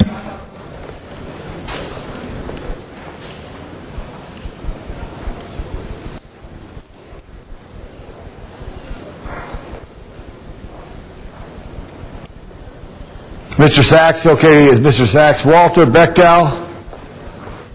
Let's pick it up, Arnold. I like you a lot. Big crowd back there, Mr. LaVance. Thank you. Good morning. Arnold Sachs. Fascinating meetings today and yesterday with all that's on the agenda. The fascinating part is that it's the last two meetings of the year, and all that's on the agenda should be shoved down the public throat the way it is. I really appreciate the dialogue regarding the DWP, the fact that your concerns with the ratepayer advocate, but you didn't address it, and the problem with the transfer that was brought up by the DWP. By the way, this is the end of December almost. What part of the transfer are they supposed to be making as of now? Because, April is just around the corner, and that was when all this hullabaloo started.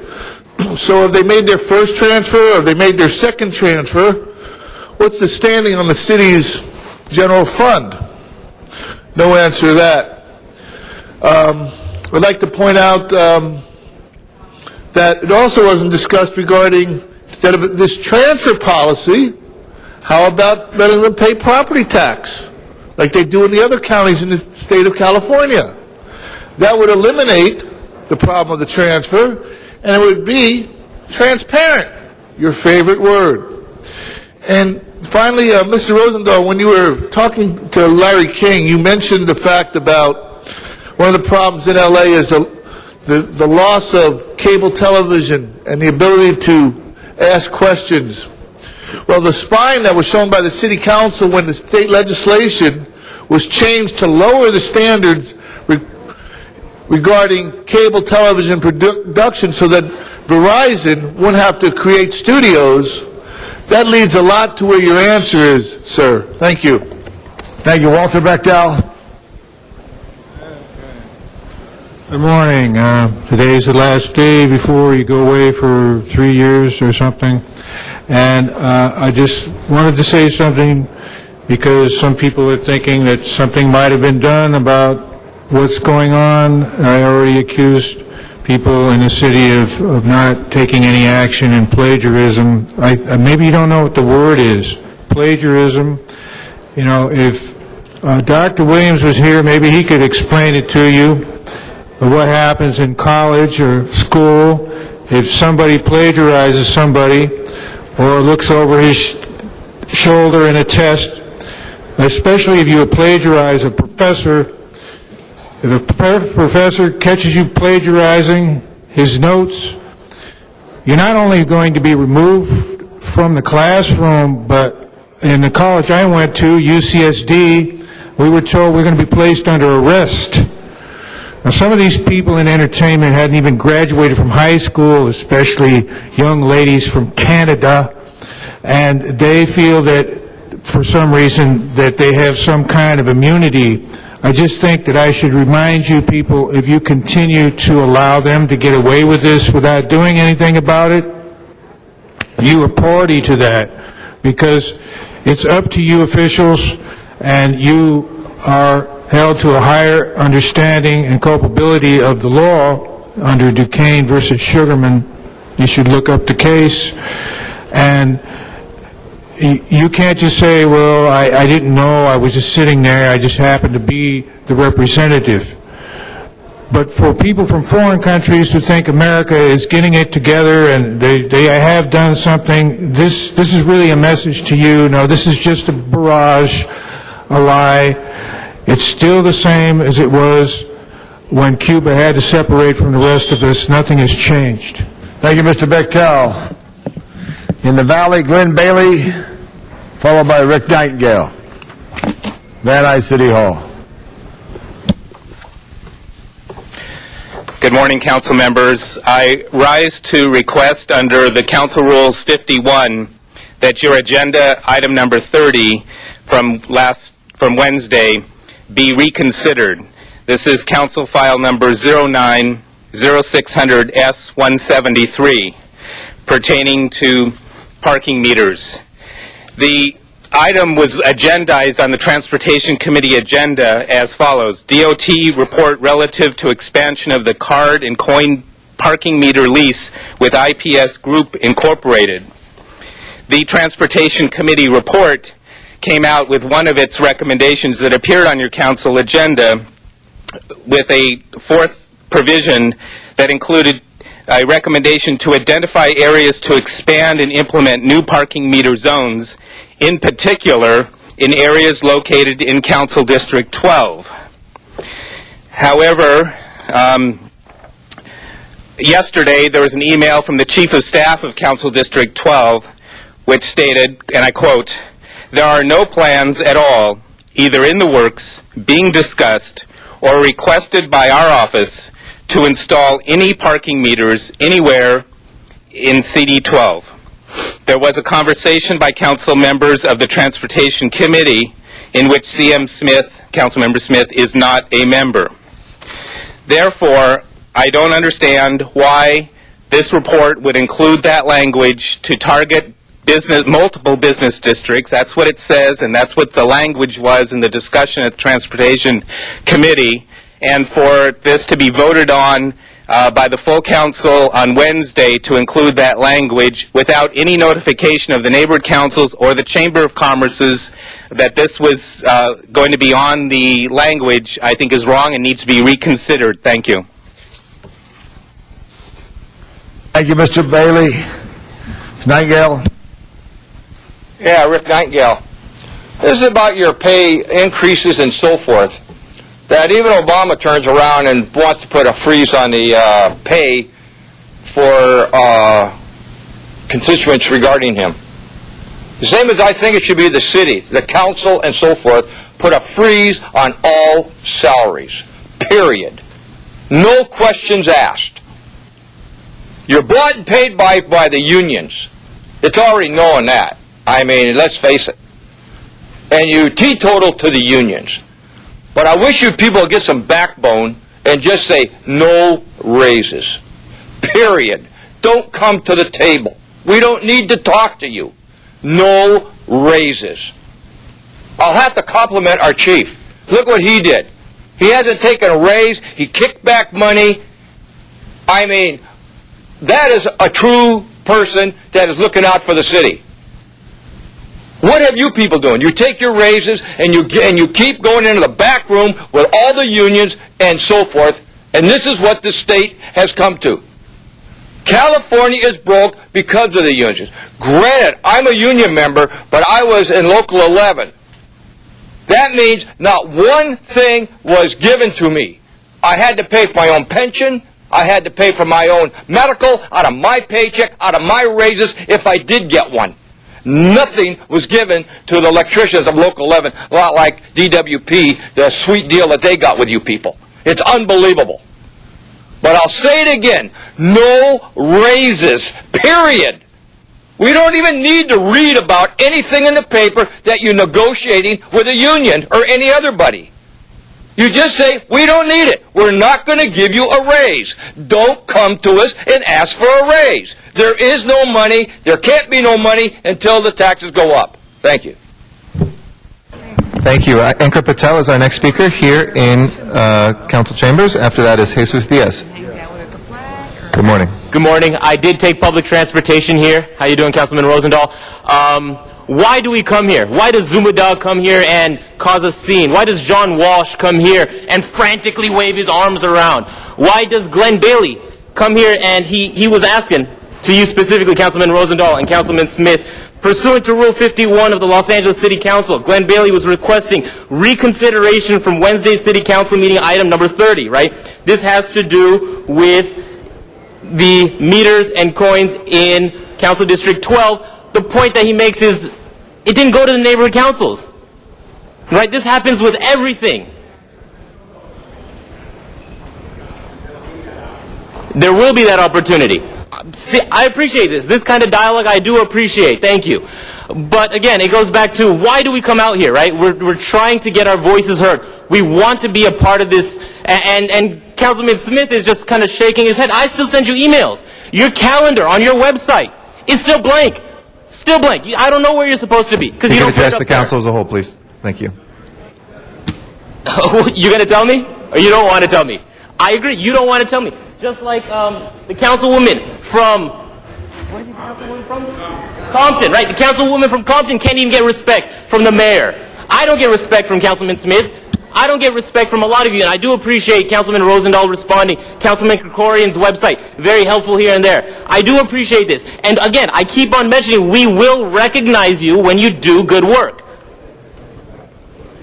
But you aren't doing enough good work. You aren't doing enough good work. You ignore the people too much. It's difficult to come out here for the rest of the people and get their voices heard. Maybe I'm a little bit more articulate than other people. Go to LACleansweep.com. If you need something said in front of the council, we will help you out. LACleansweep.com. Some of these bums need to go. Thank you, Mr. Patel. If you could please refrain from personal remarks, we appreciate your comments today. Jesus Diaz is our next speaker. After that will be Dr. Clyde Williams. Yes, hello. My name is Jesus Diaz, and I'm here on behalf of my client, Manuel Martinez. He was placed in the REAP program, and I was told by Mark Lipton that I needed to come before council and request for a removal from the REAP program. Back in 2008, Mary Hernandez performed a re-inspection of the property and cleared the property, but for some reason it was not filed, or the permits were not filed correctly. I have since then corrected that matter and taken care of it. I negotiated he's in foreclosure, and I've already negotiated with Chase to go ahead and get him the short sale completed, but they're only giving me until the end of this month to close it. They are not granting me an extension. Therefore, I took it upon myself to come before council to get it removed so that I can close this file this month. Thank you. And sorry, which district is that in, sir? I'm sorry? Which district is it in? It's in where is it? Where is the location? The property is located at 1344 South Mansfield in Los Angeles. Okay. It's on... That's probably CD10 or CD4? Mr. Weston, okay. We'll make sure somebody from the proper council office speaks with you if you'll just hang out here for a second, okay? Thank you. Dr. Clyde Williams is our next speaker.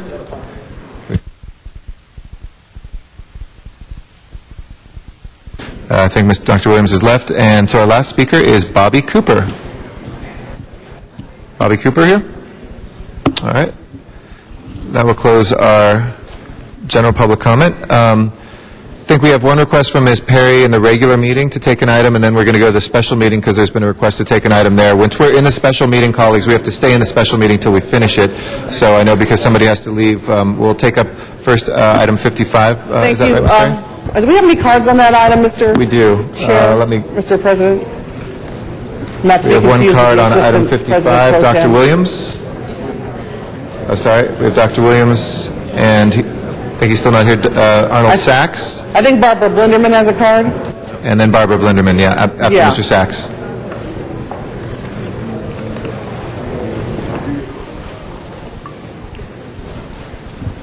Go ahead, Mr. Sachs. The microphone's yours. Yes, thank you. Good morning, Arnold Sachs. This is a classic example of city council in action. I believe this DWBP billing was brought up maybe 3 commissioners ago. 3 heads of the DWP have run through the office, and it's finally being heard. Only a simplification. What about the means to let the people know just what the fees and what they're paying for their usage being printed on the bill? When will that occur? Is that dealing with this item specifically, or is this to go back to the commissioners and come back again in front of the council and the committee meeting and run this routine on the public again? Thank you. Thank you very much. Barbara Blinderman is our next speaker. Good to see you. Thank you very much. My name is Barbara Blinderman, and I couldn't... Could you move the microphone just a little bit down, Barbara, so we can hear you? Perfect. Thank you. Okay, does that better? Yes, much better. Thank you. I just wanted to make 3 points on this item. One is on the efficiency and the helpfulness of the staff of DWP. 2 is the quality of the citizen input from a couple of generations down, the 30 to 40-year-olds. And 4 was the importance of city council input on this. On the first item, I'll tell you that in the summer of 2009, I finally took a look at one of my bills because it was so much money and couldn't figure it out. I went down to the Department of Water and Power and was really pleased at the effort and the cooperation and the helpfulness of the staff member there, who, I must say, discovered that the DWP owed me $250, which was a nice check to get. I get kind of tired of hearing the top guys dump on the guys who really do the work. My experience throughout the city has always been that the people who do the work are efficient and helpful most of the time, and I wish more of the heads of the departments would recognize that. Secondly, during some of the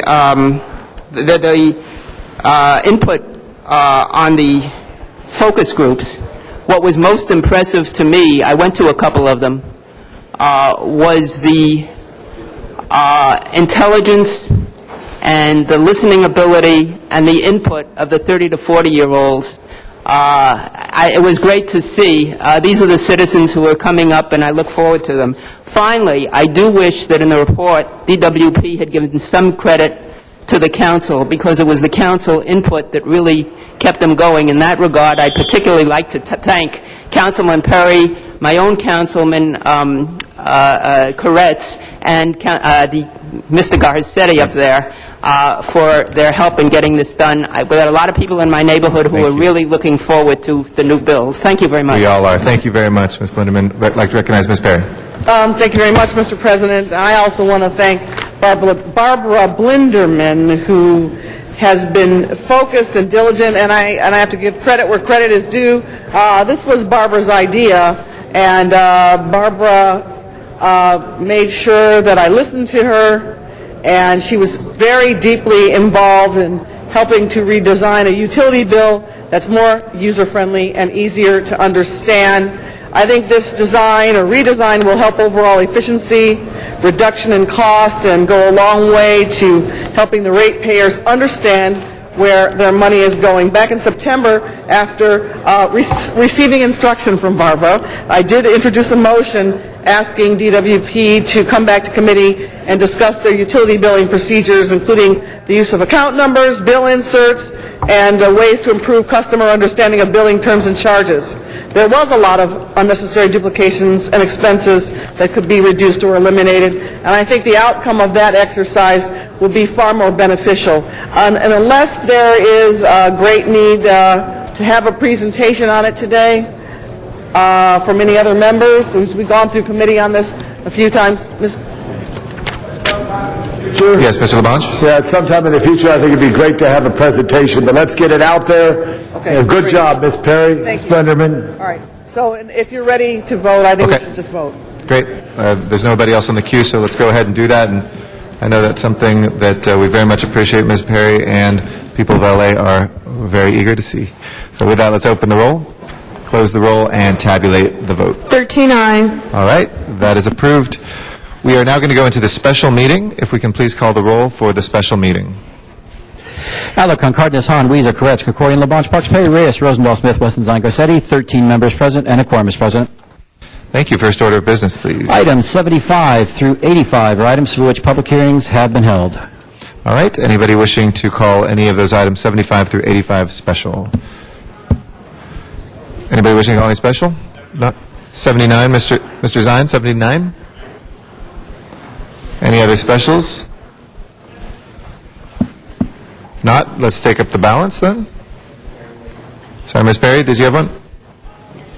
76 for Ms. Perry. 76. Got it. 76 and 79 have been called special. Otherwise, 75 through 85 will take up the balance, colleagues. Please open the roll, close the roll, and tabulate the vote. 13 ayes. All right, those are approved. Next items, please.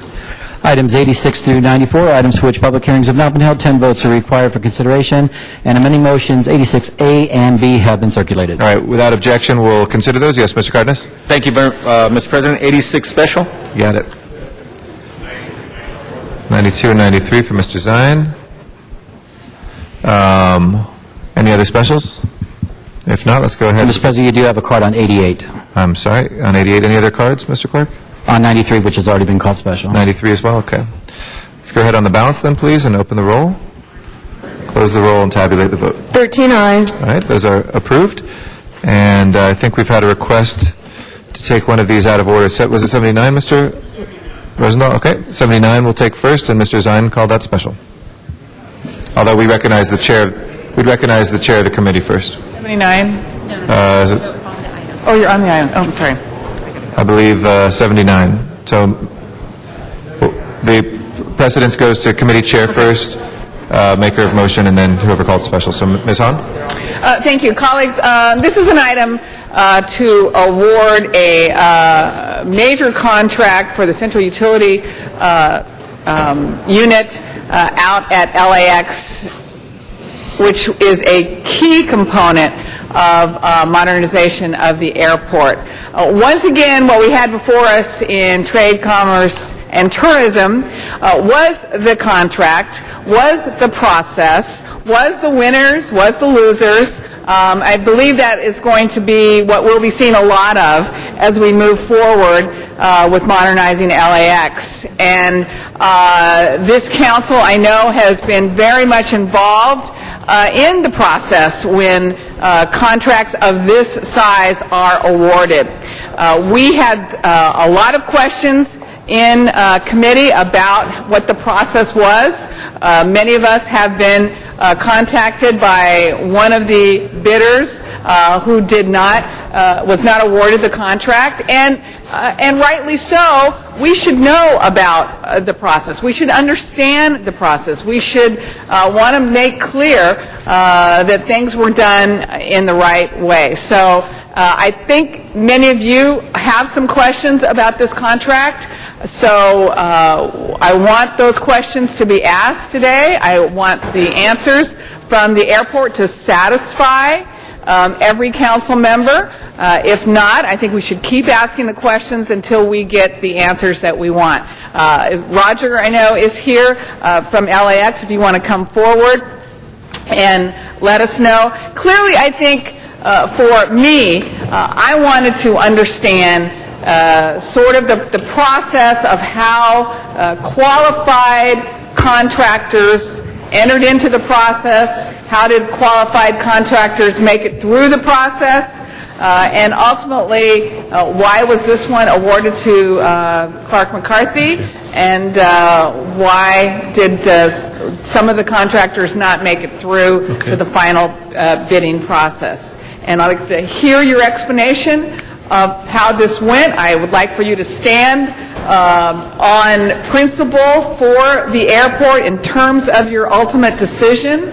I want you to know what some of our concerns were, which I think you do after committee. And I want you to hopefully give answers that will satisfy this council that the process was open, it was fair, it was transparent, and at the end of the day, the contractor who won this is qualified to do this huge of a project. And what maybe the project means in terms of the full scope of modernization at LAX and whether or not we're still on track for 12-12-12 at 12 o'clock.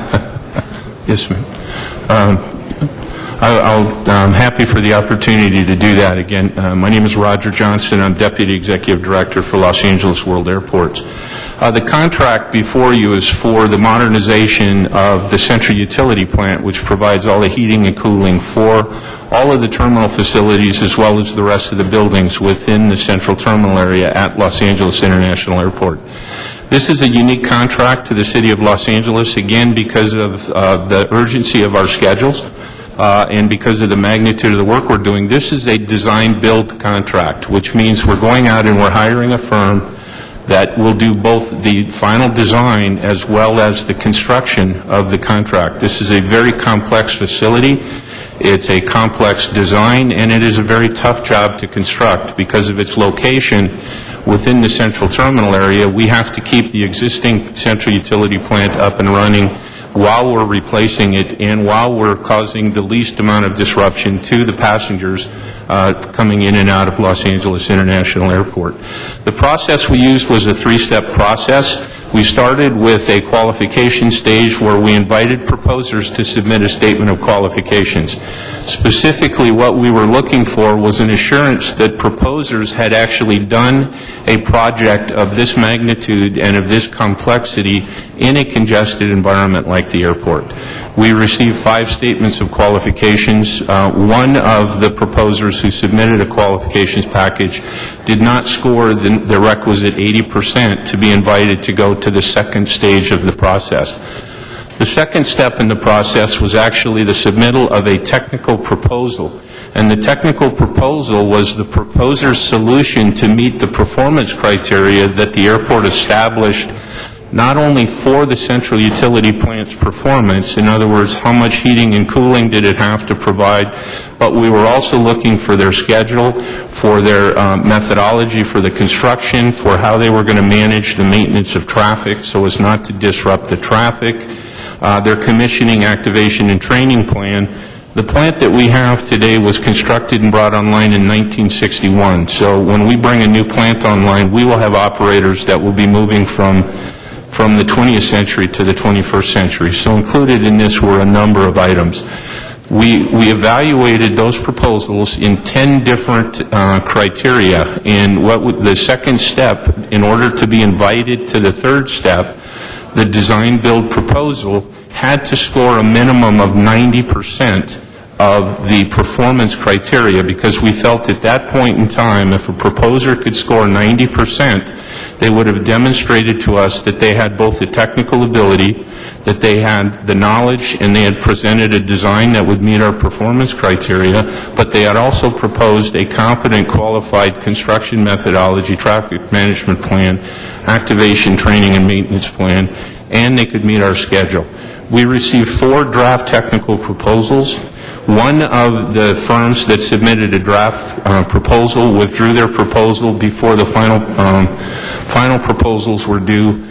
They did that because they had proposed a solution that was not acceptable to us, and they were not, at that point in time, willing to revise their solution, so they voluntarily withdrew. So we received 3 final technical proposals. Those proposals were evaluated again in the 10 areas that we had outlined. Of the 3 final technical proposals that we received, 2 scored the requisite 90% that LAWA had established as the minimum requirement to be invited to the third step of the process, which was a sealed bid. So at that point in time, we received 2 sealed bids from the 2 individuals who had submitted proposals that met our performance criteria. And when we opened the bids, we awarded the contract to the lowest responsible bidder, who was Clark McCarthy. So we followed the process that we laid out. We established the baseline for the qualifications. We established the baseline for the proposals, and then we accepted the lowest price proposal. So with that, I'd be more than happy to answer any questions. Well, that sounds, obviously, I know I'm over time, that sounds very calm and cool and very bureaucratic, but we happen to know that they're somewhere in that process. One of the contractors probably felt a little more than how you described it, and was actually filed a protest. There was actually, the city attorney launched competency hearing on one, so you left out a few little points of this process, which I believe is the reason that the city council actually wanted to take this up today and ask some more questions. If we just listened to your first explanation, it sounded perfectly fine, and we can't imagine why anyone would be upset.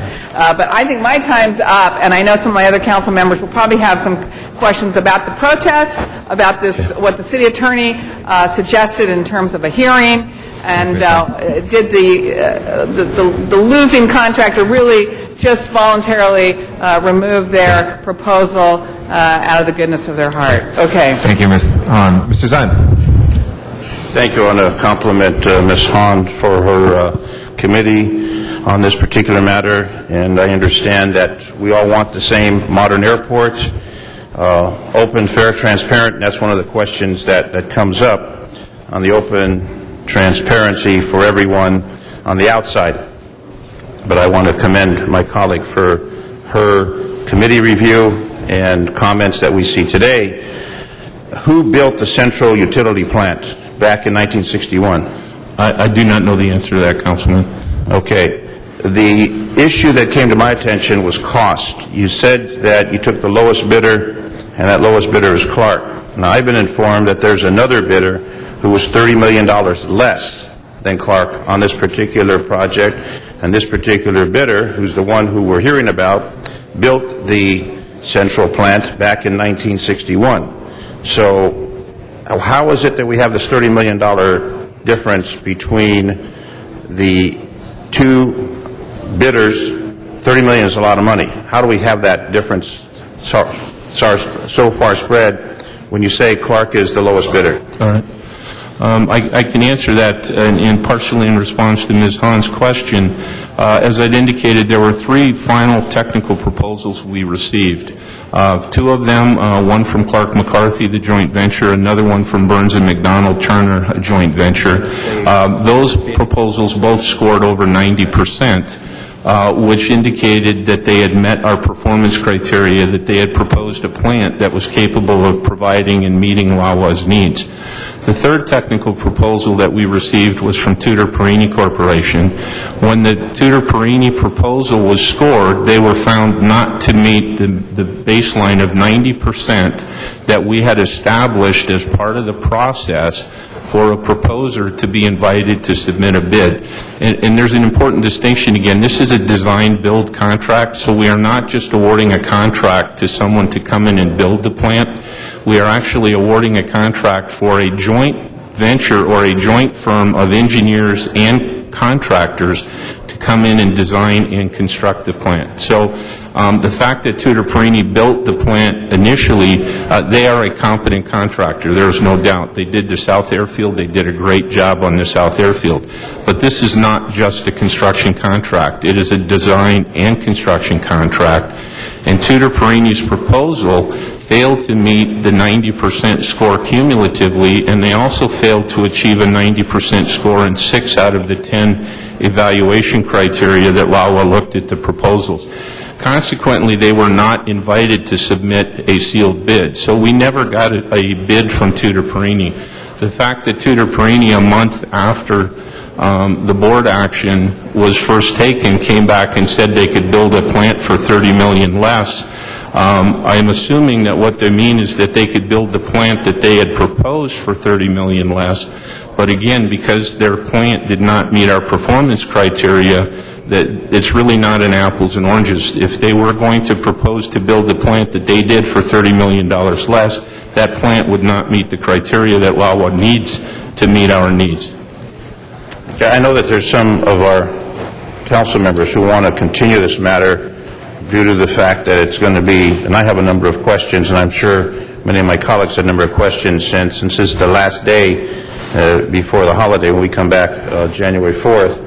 Mr. President, I wonder if it would be appropriate if we, Mr. President? Mr. Zahn, thank you. If it would be appropriate, since I believe it's going to be an extensive debate with a lot of issues from many of my colleagues, if it would be appropriate if we would continue this matter until January 4th or a date thereafter, since it's now 12 o'clock and we have a number of items on this busy schedule today. Do we take a vote on that, Mr. President? I make a motion that we would continue due to the complexity of this and the lengthy debate. Mr. Reyes seconds. Okay, that just stays on the table like regular motions. It's not one that requires an immediate vote. Mr. Reyes is our next speaker.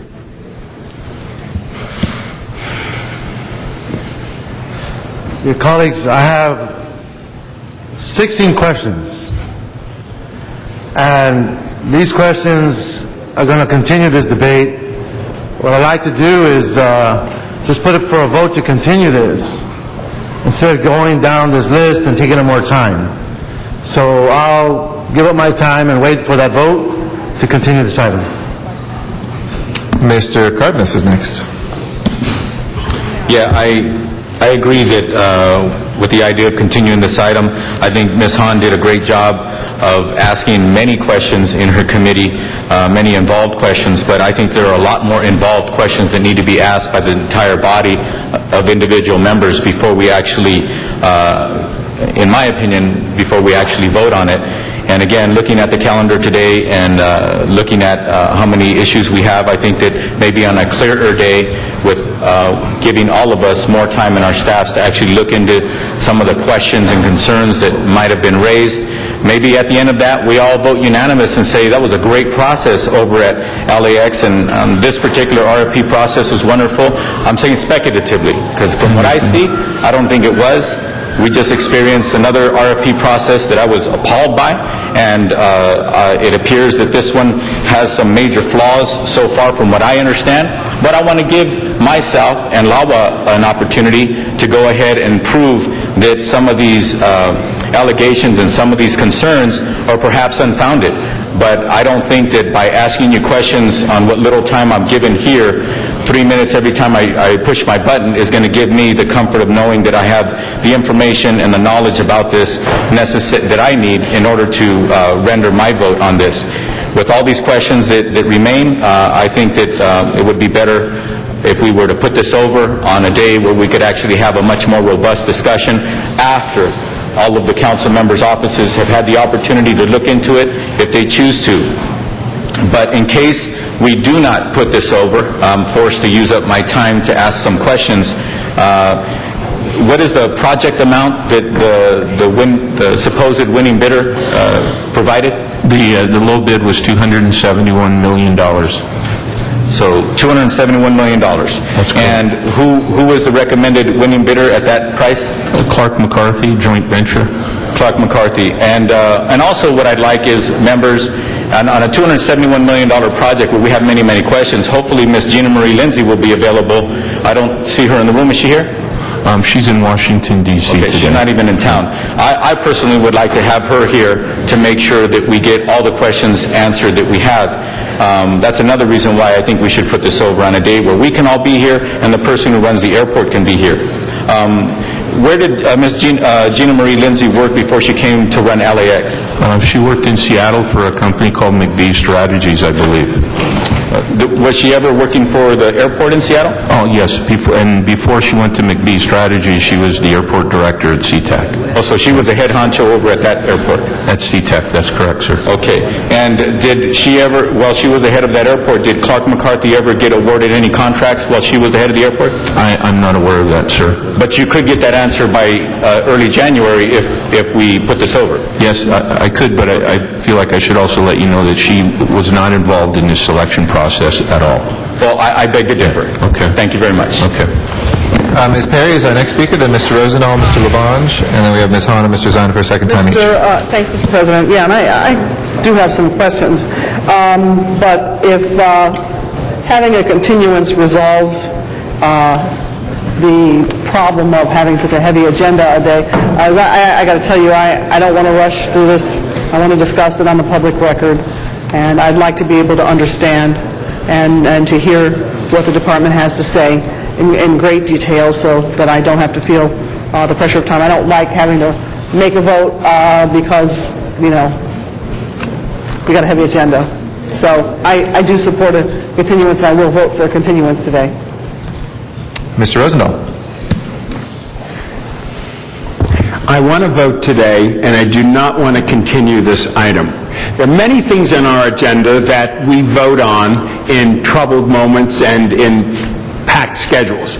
Thanks to our President's leadership, we have this issue before us right now. It's 12 noon. We could answer Mr. Reyes's questions and anybody else's questions. It's very clear to me, and Roger, just explain what they put in their bid that was questionable that you guys had a problem with, and then their protest and how you resolve that. Quickly. One of our evaluation criteria was, because this is a very energy-intensive facility, we established a minimum baseline of energy usage, and each of the proposers were required to demonstrate what the energy usage of their plants were. In order to make sure that everyone's proposal was compared the same, we provided a weather file data that came from the Department of Energy that had 1 hour weather data for every 24 hours for the 365-year day. And it was specific to Los Angeles International Airport. Upon further evaluation of the Tutor Pereña proposal, what we found was that the weather data file that they had used to report the energy performance of their system was not the file that we had given them. In fact, they had lowered the summer temperature 20 degrees and had raised the winter temperature by 5 degrees. And as you know, in heating and air conditioning, the outside temperature is what drives your energy cost. Why did they do something like that? We asked them, that was one of the questions we asked them, and we have received multiple conflicting responses to that, but have not yet received an answer from them. that makes sense as to why they did it. At first, they claimed that LAWA sent them the wrong file. We demonstrated decisively that we did not do that. They then came back and apologized and said, you're right, but somehow the file got corrupted. So I can't speculate as to why they did it, other than to say that the fact that that happened gave basically it was a misrepresentation of the energy usage of the plant, which was one of the evaluation criteria. So by that misrepresentation, you guys denied them. They filed a protest. You all met, and then what happened? When we met, following through on their protest, in order to investigate the protest, because we did take it very seriously, what happened is we found other discrepancies in what appeared to be misinformation in their proposal, and based on... Misinformation like what? They were, again, the energy model I use as a big example of that. What we found was that the energy model that they had presented in their proposal did not actually represent the system that they were proposing to build. And how could that be? Aren't they professionals at this? Haven't they been awarded a lot of contracts? I cannot speculate as to how that could be. Again, we offered them opportunities to respond to those questions. We received multiple conflicting responses to the questions. They blamed the computer model that we gave them, although I can tell you the other two proposers, or actually three proposers, did not encounter the same problems. So they actually admitted in a letter that they sent to us that the weather model data that they sent us in their proposal did not represent the system that they were proposing. So that was, again, one of the reasons why, at the end of the day... Okay, so then they protested, then you sat down, they withdrew their protest. Why did they withdraw their protest? They withdrew their protest and their proposal. Now, again, I want to say that when we discovered the misrepresentations in their proposal, as a public agency under our contractor responsibility program, we felt an obligation to initiate an investigation. When we notified Tutor Perini Corporation that we were initiating the investigation, they sent a letter in response demanding a hearing. So we sent them a letter asking them to provide responses to a number of questions we had. They failed to provide responses to the questions that we had that satisfied us. We sent them a letter notifying them of an intent to find them as a non-responsible bidder and to hold a hearing. At that point in time, Tutor Perini Corporation requested that we allow them to withdraw their proposal from consideration. And because our contractor responsibility program is project-specific, the only remedy that we have with a contractor who's found to be non-responsible is that they cannot actually work on the project that's the subject or the bid or the proposal. Once they withdrew their proposal, they were no longer a prospective bidder, so we discontinued the contractor responsibility investigation. So there is no black mark on Tutor Perini's record. They withdrew not only their protest, but they withdrew their total proposal. And from our perspective, we were done with the process. So, colleagues, bottom line for me is not to continue this item. And if we have, it's 10 after 12, we could spend another 40 minutes asking a million more questions if we wanted to, and we could move forward. The reason I want to move forward, besides of what I just heard here, I want modernizing LAX. The Bradley Terminal is in jeopardy if that power plant is not put online now. I feel comfortable the process was well. To continue it just allows another 2 weeks of politics around this horseshoe to continue, which I think the politics should stay out of this issue, and we should deal with the facts that have been presented, so I will vote no on continuing the item. Thank you, Mr. President. Mr. Labange. Thank you very much, Mark. Thank you. Is anyone here in the pews who's involved with this project for the city attorney's office? Anyone else? Would you sit at the center table real quick? And we have a representative of the airport department there. City attorneys reviews everything, correct? That's correct. Well, you're not the city attorney there. You're the LAX. We want to get the right... Okay. Brian Osler, Deputy It's easier, City Brian, if you speak forward. You can look at Mr. Garcetti, but thank you for looking at me. Brian Osler, Deputy City Attorney, and I'm located out at LAX. And John Taviton, Deputy City Attorney at LAX. Peter Echeverria, located in City Hall East. Good. And Mr. Echeverria and the other city attorneys, in reviewing this contract, do you feel that it can be awarded and the mission of the airport to serve the traveling public and modernize its facility happen today with the award of this? We are prepared to approve the contract as to form and legality, yes. We've reviewed it. We also participated in the proceedings that were part of the review as to responsibility and helped fashion a settlement agreement with Tudor Perini when they were withdrawing their protest and their proposal. So they actually settled this matter with the airport authority. Was there a settlement just in paper, or was there a transaction of, there was no money involved, was there? There was no money involved. Settlement. Correct. Right, okay, good. And all the city attorneys agree with that? Yes. Good, thank you very much. Members, here's the situation. We're not going to be able to read every contract every day on every issue. That's why we have staff. And Mr. Echevarria and the staff of the city attorney's office has impeccable integrity. And once it comes to our point, it's for us to then decide, did the job be done right? And the job was done right. I think what Mr. Rosendahl said earlier is so eloquent that we have to modernize LAX. And 40 years plus of a power facility in the heart of the central terminal needs to be upgraded, needs to be green like Mr. Rosendahl wants and all of us, the mayor wants. So I say vote yes, vote today. Thank you. Ms. Hahn. Thank you. I just wanted to encourage council members today to ask your questions. I frankly had this called out of order so we could hear it at noon. We have plenty of time. We've been here before when we've had one item and we've gone on and on and on and asked all our questions. So I just wanted to say I'm here today till, we end. This is the last day of City Council before recess, but this is our job. I am not offended if we go on and on and on and on and on and on and on. I think that's what we're here for. So I would just say ask all of your questions.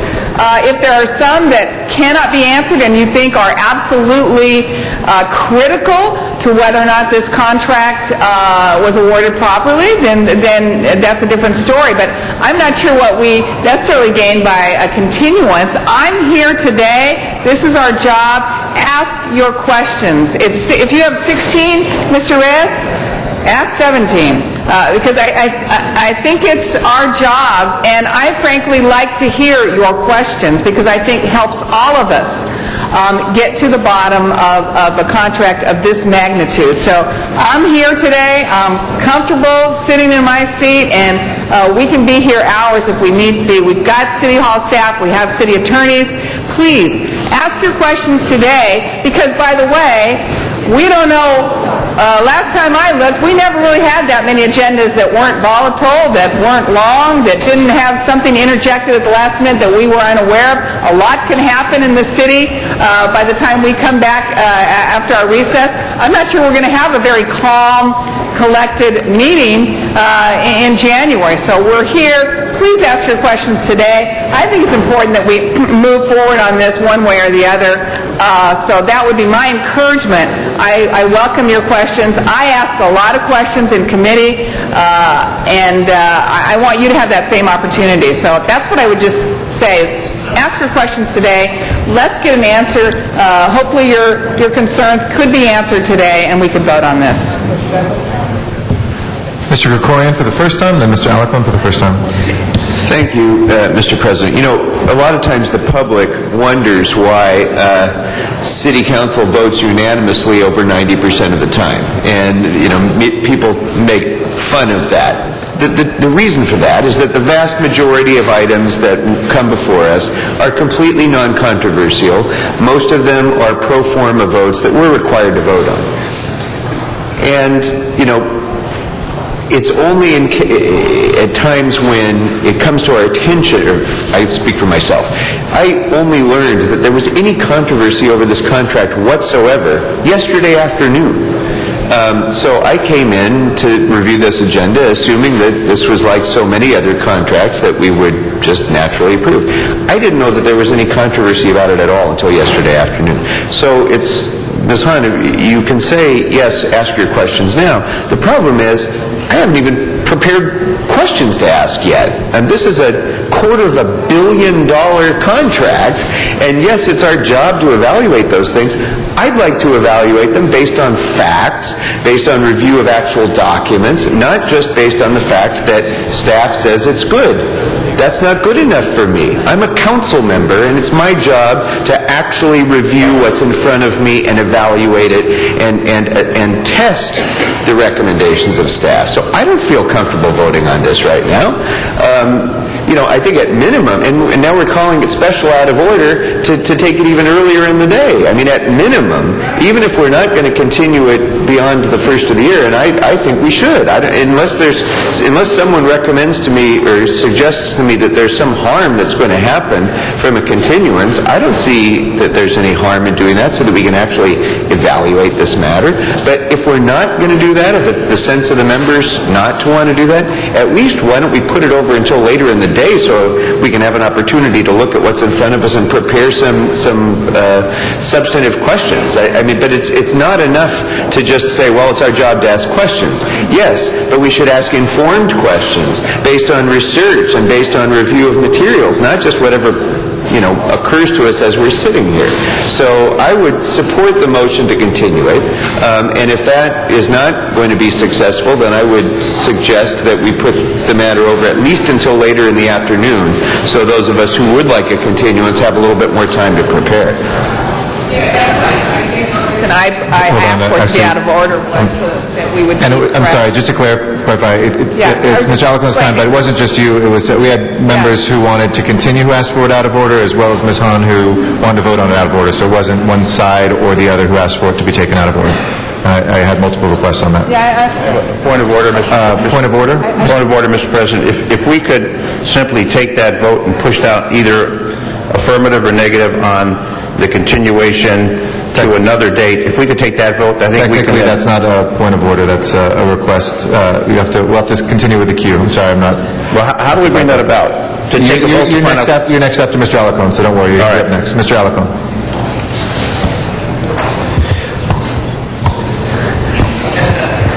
I love you, Janice. I don't know that there's been wrongdoing on anybody's part at this point, and I'm not. That's the difficulty I'm having with this. I have no way to judge. This item came up today in terms of the controversy, the question of whether or not to delay it a couple of weeks. So it's the first time I've even had the opportunity to hear it. So it's not that I'm questioning anybody, but I don't see the harm in holding this for a couple of weeks. And I think we all have the same goal. We want to do what is best for the people of Los Angeles by virtue of enhancing our airport. But I haven't heard a good argument for why we can't wait 2 weeks.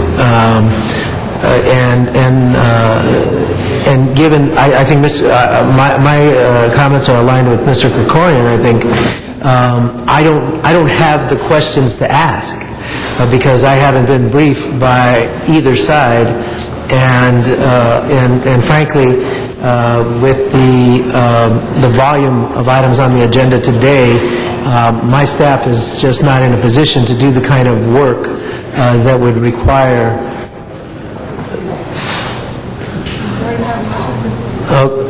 Has anybody moved to continue it? Yes, there's been I thought it was already moved. So I would rather have that conversation in a couple of weeks when we have the opportunity to learn more about it. Mr. Zine. So I would move the previous question that we continue it till... You can only move the previous question, that's it. That just means end debate. You can't say anything else if you want to move the previous question. I just want to continue this matter. It's simple, Mr. President. If we take the vote on that. Okay, there's been a move to... Mr. Zine moved the previous question. Is there an objection? We've got 6 people on the queue. Moving the previous question is a motion to end debate. One objection means it has to be voted on if there's an objection from Mr. Rosendahl. So please open the roll on ending debate or moving the previous question. A yes vote is to stop talking. Open the roll. Close the roll. And tabulate the vote. 9 ayes, 5 noes. Okay, debate is ended. That means we have one motion on the table. Mr. President, that actually was I'm sorry, you're right. Good correction. These are speakers for a second time. It's a 10-person requirement until everybody's spoken at least for a second time, and there are 5 members waiting to speak for a second time. So, Mr. Cardenas is next. You don't have to. Mr. Cardenas. Mr. Cardenas?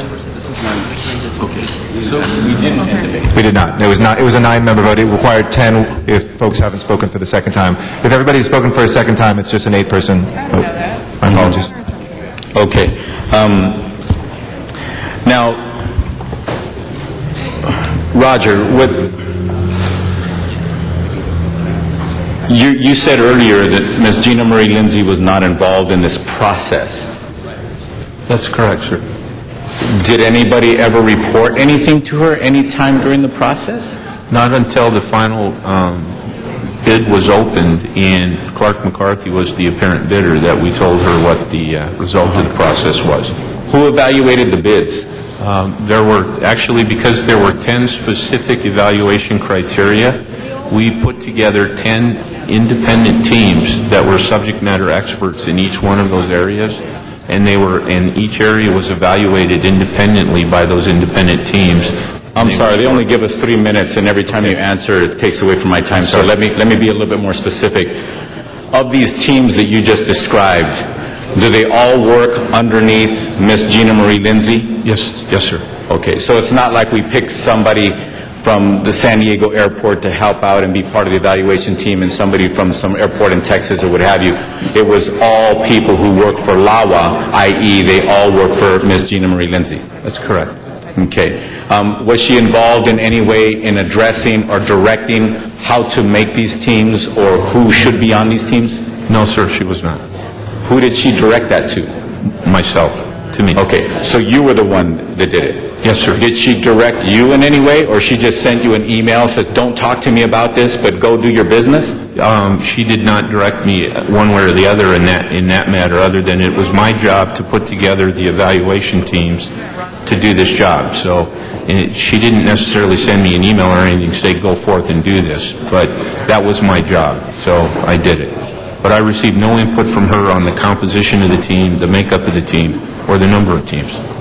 Oh, okay. So you were solely in charge of picking those teams and the structure of how this evaluation was going to go about? That's correct. Okay. So what was the process for your teams of people to determine, or who was the determinant, or whose signature or whose decision was it to say to one of the 4, when it got down to 4 bidders, and somebody withdrew, and then it got down to 3 bidders, and then only 2 of those bidders were scored? What happened between 3 and 2? Point of correction, all 3 bidders were scored. And what happened is there were 10 evaluation teams. Each one of the teams scored the proposal in the subject matter that they were put together to score. Each one of those teams had a team leader whose job it was to keep track of the evaluations. The teams were comprised from as many as 2 to about 5 people based on the complexity of the criteria. Those teams evaluated the proposals against the evaluation criteria and then provided a score as to how well they scored in that particular area. And then when each one of those 10 groups of people had provided their collective individual scores in those 10 areas, then they were brought together and the scores were put together, added up, and determined whether or not they had scored the 90% to be invited to the next bid. So it was very open, transparent, but it was independent. So one of the 3 didn't receive at least the 90%? That's correct. What did they receive? What score did they receive? I don't remember. It was in the low 80s, I believe. So can somebody from your team or teams get the answer to that question before we vote on it as a council today? Yes, sir. Certainly we can. And I have more questions. I'll push my button again. All right, Mr. Reyes is next. Call the question. All right, question's been called again. Is there any objection? Okay. All right, Mr. Rosendahl objects. We will vote. That has been voted on again. Please open the roll. On the previous question, ending debate. The previous question, which is to continue the matter. Previous question just means to end debate. It's the technical way of saying how to end debate. So moving the previous question means to move what we have before us. The roll is still open. Everybody voted? Close the roll and tabulate the vote. 11 ayes, 3 noes. Okay, with 2 shifts, that means that we have now ended debate. We have a motion to continue before us for, was there time specific on that, Mr. Stein? Is there a deadline that the airport has? Well, Mr. President, council must act by January 14th. Pardon me? Hold on. Council must This is act a on this by clarification January on the 14th. motion. It has to act when, Mr. Clerk? We have till January 14th, so plenty of time. Yes, it was 11-3 votes and debate. You can't add any substantive points, but you can clarify, and I asked, was the continuation motion for a specific date? And we have till January 14th, so I would say we would have this in council discussion prior to January 14th, somewhere between the 4th and the 10th. Your original motion was to continue it to January 4th. Okay, Then so let's that do was the that. motion. Thank you for the clarification. Thank you. Colleagues, we have motion to continue till January 4th before us, excuse me. Yes, Mr. Can I ask the clerk a question? If it has to do with just that, but Is the not... 4th the first day back? Yes, it is. Do you think we'll be prepared with all the information on that The side? first question, you can ask the second. You can't. But thank you for asking the clerk. We'll get his private answer later. Please open the roll. The roll is open, folks.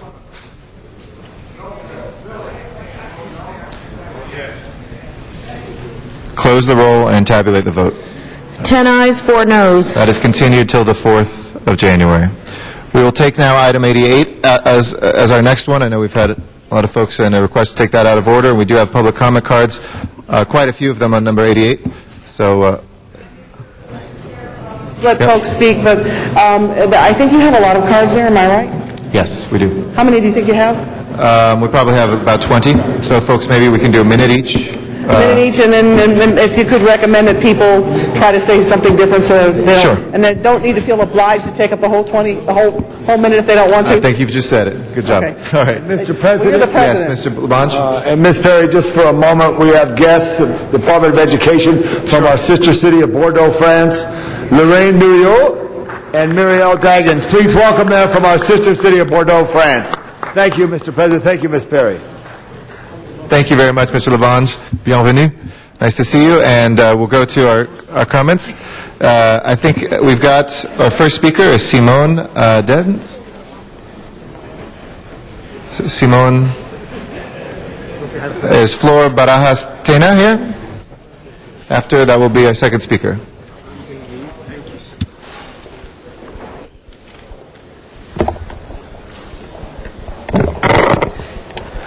Good morning, council members. My name is Simone Andrews, and I'm a community organizer with SCOPE. And we're a community-based organization in South LA, organizing and building grassroots power to address structural barriers to social and economic opportunities for poor and disenfranchised communities. We stand here in solidarity with community, faith, and labor in support of this very important and much-needed policy. In a time where entire families have been pushed into deeper poverty because of the recession, we look towards your leadership and support to approve a policy with a strong project labor agreement and a target hire policy that would create a pathway for working women and men to re-enter into the workforce and revive our local economy. What a better way to wrap up the year than with the positive news for struggling families that in the very near future there will be quality jobs for them. Thank you, and Thank you very much, Simone. Appreciate your comments. Flor is next speaker, and then Marita, excuse me, I can't quite read, I think it's Papin? Good afternoon, council members. My name is Flor Barajasena with LANE, the Los Angeles Alliance for a New Economy. LANE's work is about creating an economy that works for everyone, and we know that currently we are in a great recession. And since the onset of this recession, we've lost about 400,000 jobs, which frankly means that our communities are hurting. That's why LANE has focused on construction careers as a means of rebuilding our middle class, which combines a project labor agreement and local hire, much like the agency-wide agreement before you today. It is when we combine a project labor agreement and local hire that we can create a pipeline to a career track job for local disadvantaged residents. In order to get back to a pre-recession unemployment rate, we need to create about 10,000 jobs per month. The Department of Public Works is a huge step in that direction, and we look forward to its approval today. Thank you. Thank you very much, Flora. Our next speaker is Marita, is it Papu? Yes. Got you. Okay. And then Roy Kim next. Hi. Good afternoon, Council. My name is Maretta Papu. I operate the Southeast LA Crenshaw Worksource Center. We're managed by UAW-LETC. I'm here in support of the project labor agreement and also local hire policy. I see it every day walking into the center, how many people we serve. We would like to be able to make sure that those people that are walking into our centers, that we actually have pipelines for them, places for them to go, and this policy will absolutely make it possible for these people to obtain work. So I'm here to provide support to not only to the labor folks and also to the community that are part of this, but this is the final piece of it to actually show the community that there will be pipelines for them, and we'd like to be able to ask your support in that. Thank you. Great. Thank you so much for your comments. Appreciate it. Roy Kim is our next speaker. After that is Reverend Louis Logan. Good afternoon, ladies and gentlemen. I work at the UAW-LETC Worksource in Southeast LA.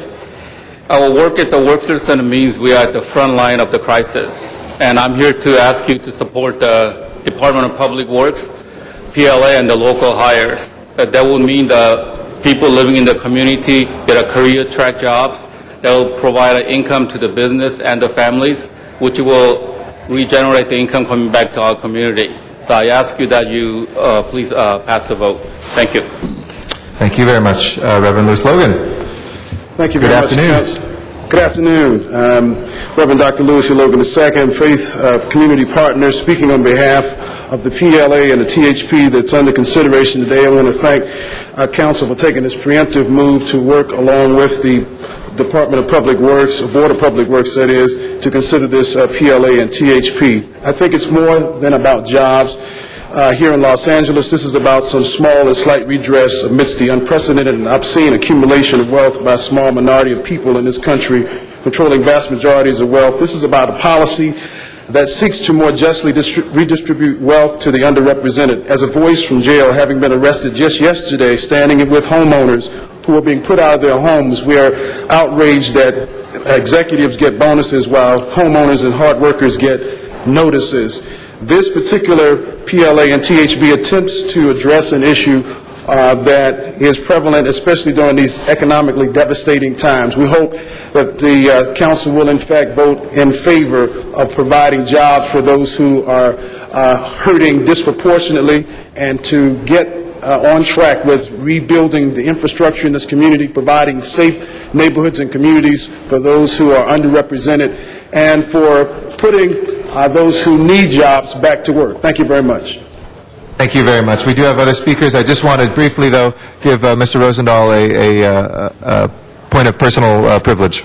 Mr. Thank you, Mr. Rosendahl. President. Today is Swam's 85th birthday, the iconic comic on Venice Beach. He's going to get a leg of lamb out of me, and I just want to wish Swam a happy 85th birthday and another 20 or 30 more. Thank you very much. Thank you, and I add my very good wishes to Swami as well, who's been an inspiration to the entire Southland, and we wish you a very, very happy birthday, Swam. Our next speaker is Frederick Piedmont Brown, and then Ernest Roberts will follow. Good afternoon. Good morning, Mr. President. City Council, I'm the president. My name is Frederick Piedmont Brown. I'm the president of the Ironworkers of Los Angeles, and we are in support of this project labor agreement with the Public Works, and thank you for your time. Thank you. They say short speeches win elections, so I'm voting for you. Ernest Roberts is our next speaker. Is Mr. Roberts here? If not, is Lola Smallwood Cuevas. After that will be Mr. Tom Moxley. After her. Good morning, Council. My name is Lola Smallwood Cuevas. I'm coordinator of the Los Angeles Black Worker Center. The Black Worker Center is a grassroots advocacy organization dedicated to reversing the black job crisis here in Los Angeles. As you know, the Great Recession has really become a Great Depression in the African American community, where unemployment in Los Angeles amongst working age adults has reached 20%. And another 30% of the community toils in jobs that pay $12 an hour or less. So we applaud your effort to support this policy this morning. It means the best value in public contracting, where we are going to ensure that local residents get access to good quality union jobs and construction careers. But we also know that the policy is only as good as its enforcement, and we really urge the council to support this policy by ensuring that the spirit of it is upheld and that there is true enforcement. That includes providing adequate staff for the Department Compliance Office and to ensure that there is, in fact, a jobs coordinator position for each of these projects that creates equity, transparency, and accountability in public dollars.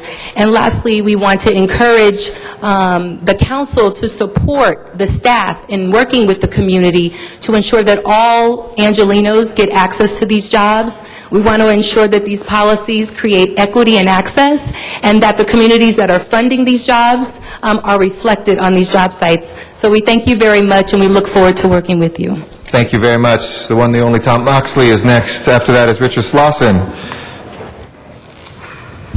Well, thank you, President Garcetti and council members. My name is Tom Moxley, and I'm president of the LA Orange County Building and Construction Trades Council. And representing the 140,000 of their members, 40 to 50% who are out of work, which terms about 60,000. Many of them are Angelenos who live in the city, and this would be a much welcome Christmas present to them in hope that the destitute that they've seen over the last year and a half.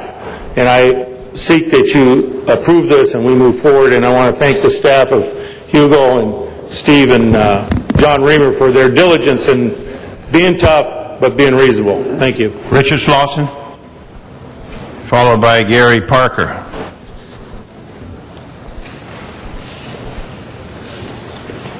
Richard Slauson, looks like you got the posse with you. Have to be protected here. It's a dangerous place. Good afternoon, council members. I'm Richard Slauson, the Executive Secretary of the Los Angeles and Orange County's Building and Construction Trades Council, and we are really excited to be here today. This is an auspicious day where it is the culmination and the fulfillment of a promise to create jobs with good pay, good benefits, and good conditions for working people throughout the city of Los Angeles. I want to thank everyone that's been involved in the negotiation of this agreement. Mayor Villaraigosa, we've done other projects, individual projects with the city over the last 8 years that have all fulfilled the expectations of the negotiators and the local jobs that have been created and the benefits to the workers on the projects, and as well the over 1,500 new apprenticeships that have been created on those projects. This project labor agreement is now to begin a 5-year run of projects, 98 of them, and I want to take my turn in congratulating City Council Member Perry and Parks for entering the original ordinance for the local hiring and the project labor agreement negotiation, and all of you on the City Council that have participated in the discussions of this over the last 2 years that it's taken to actually get this agreement to this auspicious day. So on behalf of all of the building trades crafts, most of the craft representatives representing the different craft local unions are here today with me, and their membership who direly need jobs in this economy.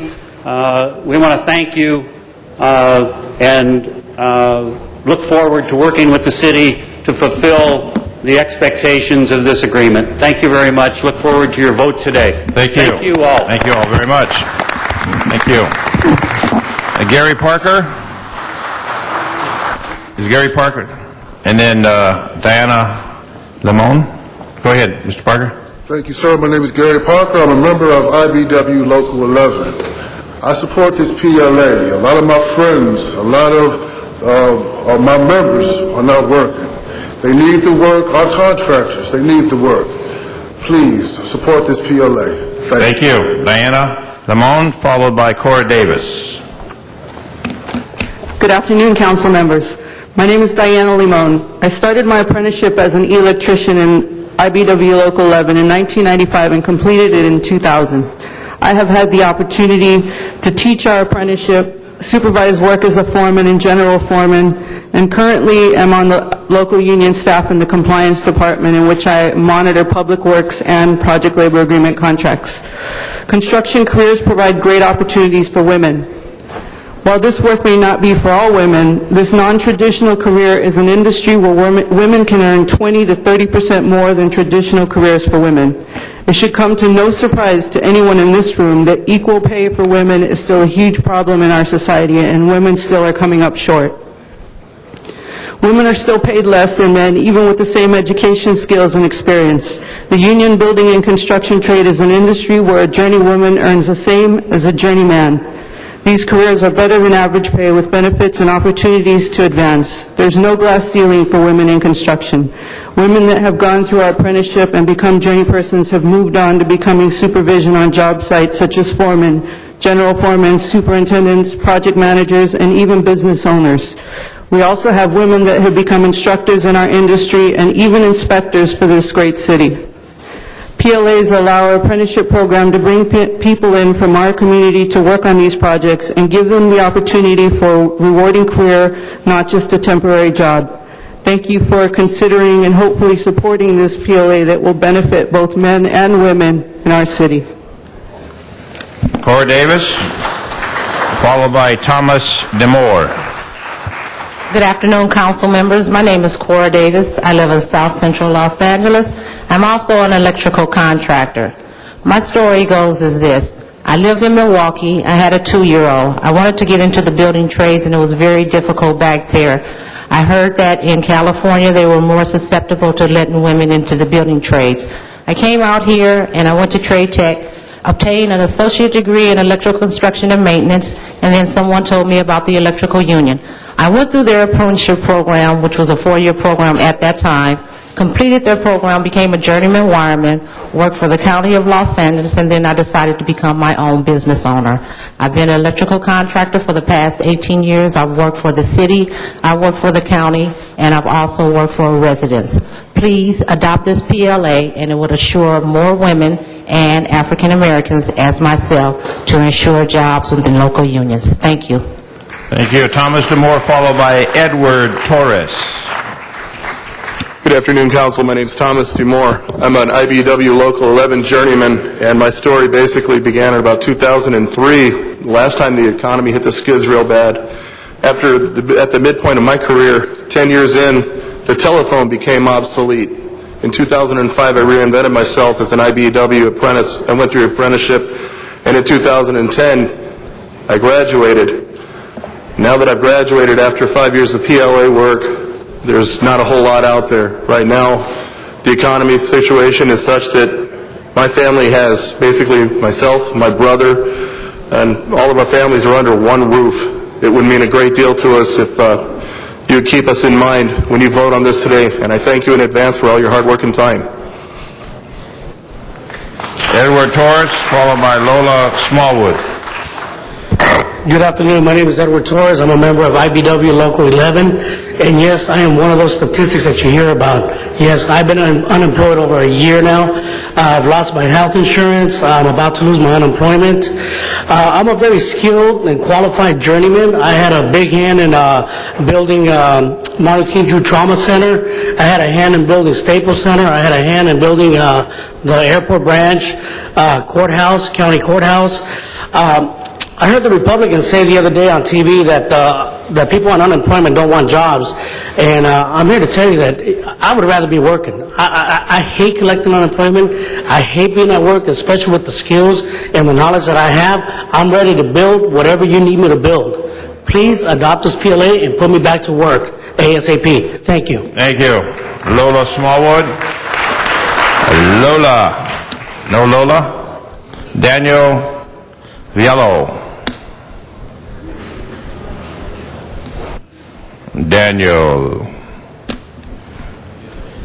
I hadn't seen you in a while. Been hiding from you, council member. Distinguished council members, thank you. My name is Daniel Villao. I am the statewide director for the California Construction Academy, housed at the UCLA Labor Center. Our principal function is to evaluate provide analysis and facilitation in and around the construction industry. We are your officially designated construction intermediary. And I just wanted to come forward today to say how happy we are that we're going to be able to analyze here in the City of Los Angeles a project labor agreement policy that includes local hire and creates opportunities for workforce development, which is critical to many of your council districts. As always, we are available to answer questions and at your service. Thank you. Mr. Garcetti, followed by Ms. Perry. Thank you. And if I could just, I know some folks came up, if I could ask everybody to stand who's here in support of this today. We'd love to see the face of Los Angeles right here. Thank you all for coming and being a part of a long process. For those who are watching at home, this is the face of the folks that build LA, who have built LA and are continuing to build LA. Oh, you guys can sit down. Thanks so much. You know, I like telling the story that Jose Huizar's grandfather was one of the workers who actually helped lay the foundation for City Hall, the building that we're in here today. And in these times when we have a 13.8% unemployment rate, but we know in the trades it's as high as 20, 30, 40, in some trades 60% of the men and women in those trades who are out of work today, this makes sense for them, this makes sense for our community, and this makes sense for every single person who lives in Los Angeles to get the sort of good jobs and good projects delivered with quality workers here in Los Angeles. I'm proud to be part of a city that now has more PLAs than I think any other city, and appreciate the work that we did closely with the Building Trades Council and the individual trades to continue to push our great Board of Public Works and departments to make sure that we expand this to as many different projects as we could in the city. We did a lot of great work with that today. Just in my own district, when I think about the sort of projects that this will hit, the ones that are in the pipeline, Echo Park Lake Restoration, an almost $80 million project, the old Rampart Police Station renovation, when I look at the Glendale Boulevard LA River Bridge improvement programs, San Fernando Road at Eagle Rock, Verdugo Street improvement. These are things that the people of LA need now, and they especially need when we have people that are out of work in an economy that isn't moving. So this makes sense not only for us to do for the workers that are out of work, but for every resident who wants to see better bridges and a better infrastructure, who wants to see our buildings be more energy efficient, for folks that want to see our public works do right for the public. So I want to thank those men and women who are part of this. I want to thank Ms. Perry, Mr. Parks, who have worked on the local hiring ordinances. I've been happy to champion some of the other PLAs as well, because this makes sense. And when I go away from Los Angeles, I talk with my colleagues in other cities who often talk to us about how do you do what you have done in LA, because we now have a national reputation as being a center for dependable, good work that gets done in a more timely way, but that also treats our workers well. And that is the model that all of America should embrace, not just in Los Angeles, but across this great land. That's going to put America back to work. It's going to get LA on the move, and I'm proud to support this today. Thank you. Ms. Perry. Thank you, Mary. Thank you, Mr. Assistant President Pro Tem. In July of 2009, I introduced a council motion asking the Bureau of Contract Administration and the Office of the City Attorney to work together on developing a public infrastructure stabilization ordinance. And I'm actually very pleased and impressed and thrilled that after all this time that has elapsed, we're finally here today. Now, this ordinance will fully complement the citywide project labor agreement that has been successfully negotiated by the building trades and the Bureau of Contract Administration. This ordinance will codify local hire and the use of apprentices on city-funded public works projects, and the citywide project labor agreement will establish the specific terms. The project labor agreement will expire in 5 years after execution. However, the ordinance will require local hire on public works projects in perpetuity. I believe project labor agreements for city-sponsored public works projects do make a lot of sense.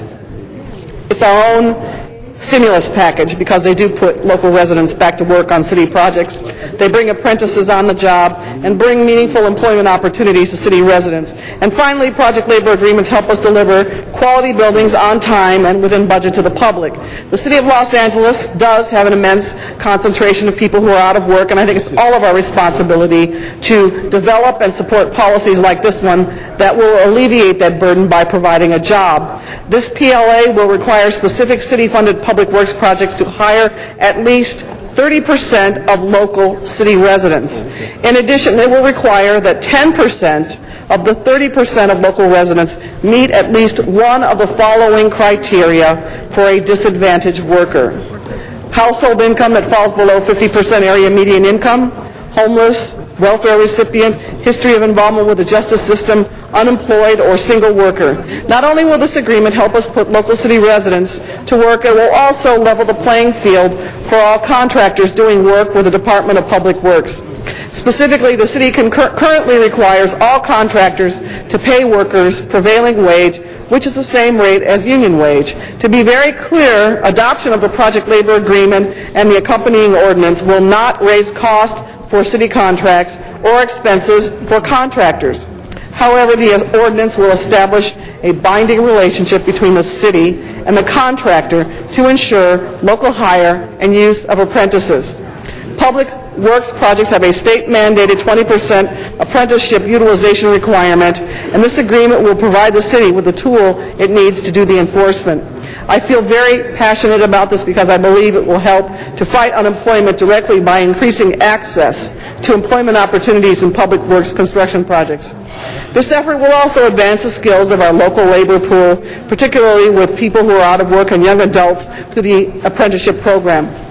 But I have to tell you, nobody does this alone, and I would like to recognize the contributions of the folks who actually did the work alongside. First, I want to say thank you to Marie Rumsey and Mike Hernandez from my office, who also works for Mr. Parks, for all the hard work and the attention to detail and the meticulous and devotion you showed to getting this done. This has been a great team of people. I also have to acknowledge Deputy Mayor Larry Frank, John Reamer and his team. You did an exceptional job from the Bureau of Contract Administration. Pete Echeverria, Hugo Rossiter, and David Michelson from the City Attorney's Office. We could not have made it to this point without your hard work. I would also like to thank my colleague, Mr. Bernard Parks, for his willingness to engage in discussion and debate and to participate fully and be completely engaged in this process. And in the end, we came out with a better product. I do believe that. So I want to thank him, too. And I also want to thank Richard Slauson. Richard, for hanging in there, for pushing us, for being a strong and consistent voice of reason, advocating on behalf of the people that you represent, too. Ms. Perry, Yeah. you are over Well, I time. know, but you know what? I never do this. How many more? Then I do what Janice does. I never do How many this. more minutes you need? Okay, Janice said, okay, I'm almost done. We'll give you Janice I'm almost 3 done. minutes. I have something for you. Keep on going. Okay, all right, great.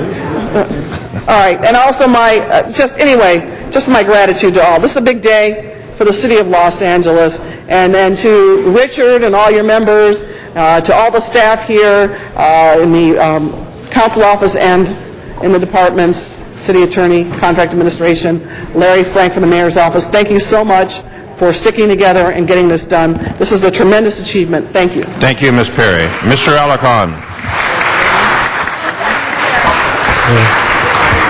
I too want to rise and congratulate particularly Councilmember Parks and Councilmember Perry and Parks as well for moving this forward. This is something that is a long time coming, and not only will it benefit in terms of creating jobs faster by virtue of expediting the competition process, but it will reduce the difficulty we have in measuring the competing bids, because it will eliminate all issues with regard to payroll and by standing up with one unified PLA, it simplifies the process, and in doing so, that will be a tremendous benefit to the city of Los Angeles.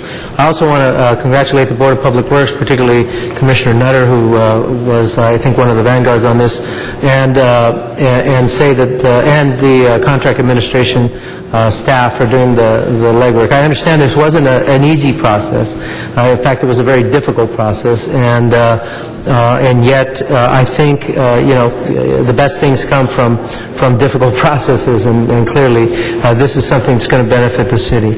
Congratulations to the building trades, going to be the big benefactors of this, but I hope that we can quickly turn it around into real opportunities for work. That's what it's all about. With many of the building trades experiencing anywhere from 30 to 50% unemployment, this is something that is critical, not only to them and their families, particularly during this holiday season.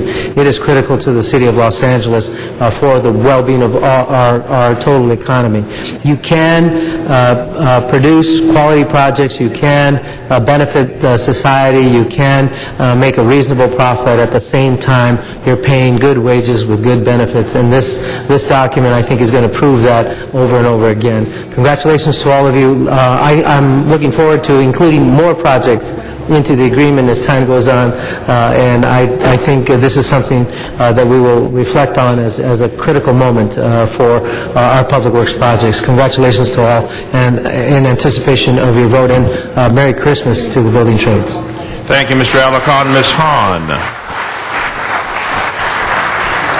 Thank you. Well, I just want to rise and say congratulations to Councilwoman Perry, to the building trades, to the city staff for finally bringing this forward today to have a project labor agreement with a local hire component for all our city-funded public works projects. You know, it really is about creating jobs. It really is about keeping jobs. It really is about stimulating our economy. And I am not ashamed to be an unabashed supporter of union labor. I believe every project is better built.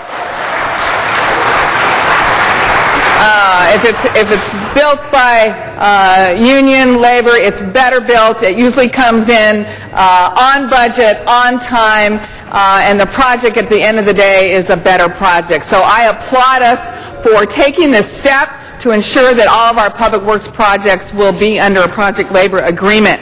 Yesterday at the Harbor Department, while the commission was deciding whether or not to bring a state-of-the-art union shipyard to the Port of Los Angeles, I heard several speakers get up and talk about what it would mean to bring back a shipyard to the Port of Los Angeles and the skilled labor that would be able to be used in that kind of a project. And one man stood up and said he grew up locally and he's tired of seeing projects and the cars have the license plates from Arizona and Texas and other places, and why can't we do more to ensure that the jobs, the projects that we do here in Los Angeles are built by people who live here in Los Angeles.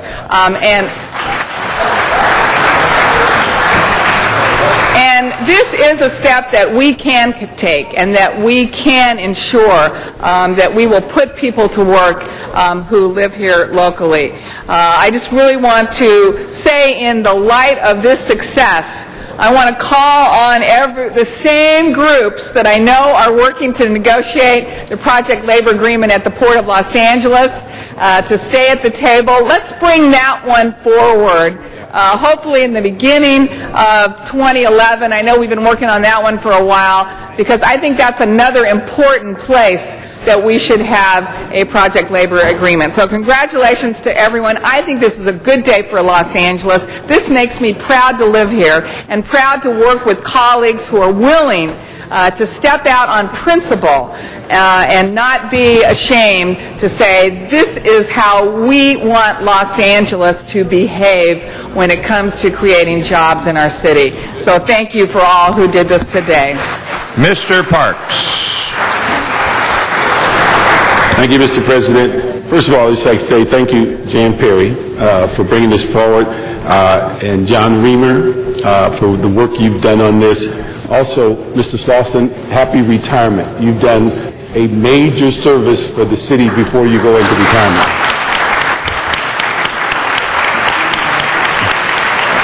I would just like to comment from the 8th District perspective.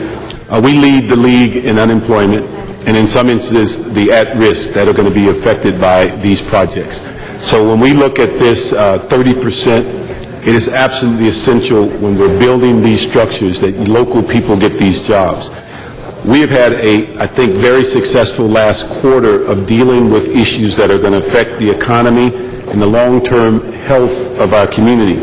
the issue of local hire, the PLA, the business tax holiday that provides new businesses somewhat of a break on business tax. Also, the 8-point preference for local businesses applying for contracts, non-construction contracts, so that they now can be a part of this whole system. This is something that I would hope as we continue that it will take away from what people have said, that LA is non-business friendly and that you can't find a job for a city resident. And so this is something I think that, and I was talking to Mike Hernandez, is that in the long term we'll all be able to sit down sometime and talk about how a young kid became an apprentice and got a career in a union job and went on to successfully raise their family on city projects and city income because we had the foresight to move forward on this. Thank all of you for being here, particularly Mr. Slauson, John Reamer, really Larry Frank, Jan Perry. Really appreciate what you've done on this. Thank you. Mr. Huizar. Thank you very much, Mr. President. And we know that PLA's work, when we had the historic construction program at the school district, it was our PLA that many of you in this room helped put together that allowed us to deliver those schools on time and on budget. And here we are doing it at the city. These PLAs help public agencies be better deliverers of these projects. Thank you very, very much. And not to mention that we are not only delivering a building, a project, a bridge, a street, whatever it may be, we are putting people to work and allowing them to put food on their family's table and to allowing them to give opportunity to many Angelinos. At LUSD, we also had the Career Ladder program where we worked with our adult schools, put and developed an apprenticeship program and put a lot of people to work that wanted to learn a new trade. This is a great program. Let's do more of these. Congratulations to all of you. Thank you. Thank you. Mr. Labange. Mr. Labange. Yeah, thank you very much, and thank you everybody today. It's amazing to know what the strength of Los Angeles County, LA Unified, the Community College District, more than many, many, many states in the public works projects that we have. And so this is important for our city as we go forward. I just wanted to thank everybody in this effort here. I really hope our city administrative officer could focus on this in its infrastructure, but water lines coming from the valley through Griffith Park to the rest of the city. A sewer line is going to go the other way. Not that the sewer material will go the other way, but the lines coming from the metropolitan area out to the valley. Miles and miles of various public works projects are needed. And this kind of teamwork is important because we focus and deliver for the people. But I want the CAO to put that package together so we can always take a look at it. We're all complaining that today's the last day of the year of this business day of council, but so many things we do all the time are real important, and it should be highlighted and watched. And I do want to thank our city staff who is involved with this, with the Board of Public Works and from Contract Administration, City Attorney. And Richard, I want to also thank you. You'll get a few shout-outs, but you deserve it because you've always had the interest of the working person at hand. So we move forward with this. And I also want to give a shout-out to Trade Tech. And a shout-out to any LA Unified Occupational School, which will have an opportunity to bring young people into trades through their programs. Let's hear it for Trade Tech and the occupation centers from the West Valley through the harbor and all in between. Thank you. Councilmember Krikourian. Thank you, Mr. President. I just wanted to rise briefly because, every now and then there are moments that we really have to pause and recognize as truly crowning achievements. And I think this is really one of those moments.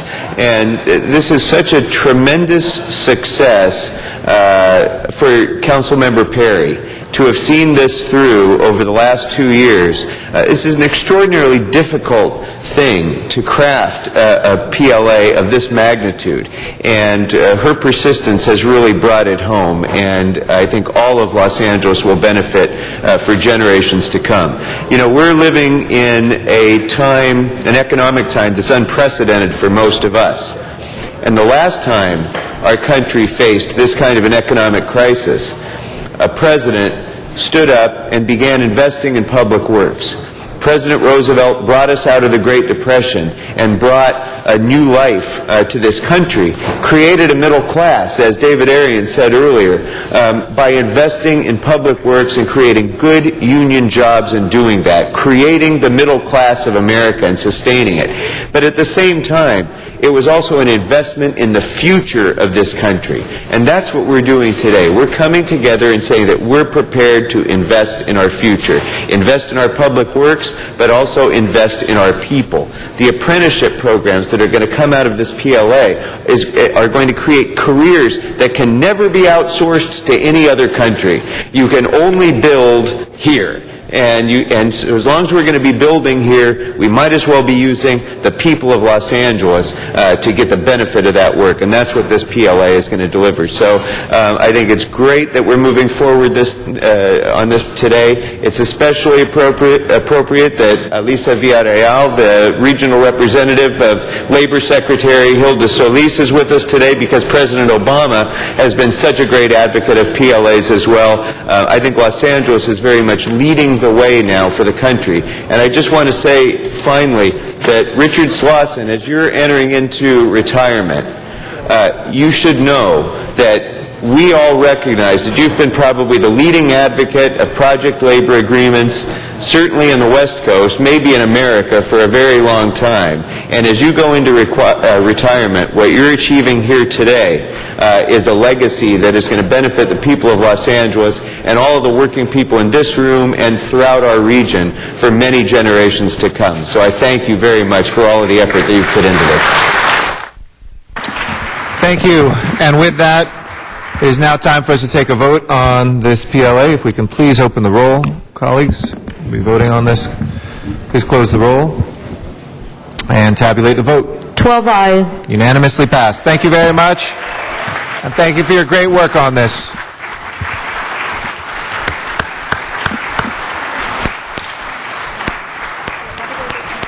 Thank you all very much. We hope you have a happy holidays and hope that's a good Christmas present. We'll see you in the new year. And we will now go on the special item. We have a couple of special meeting. We still have 86, and then we're going to go to 92 and 93, Mr. Zahn. So we'll go forward with item number 86. 86 was called special by Councilmember Cardenas. Amending motions 86A and B have been circulated, and we'll recognize Mr. Cardenas to speak first.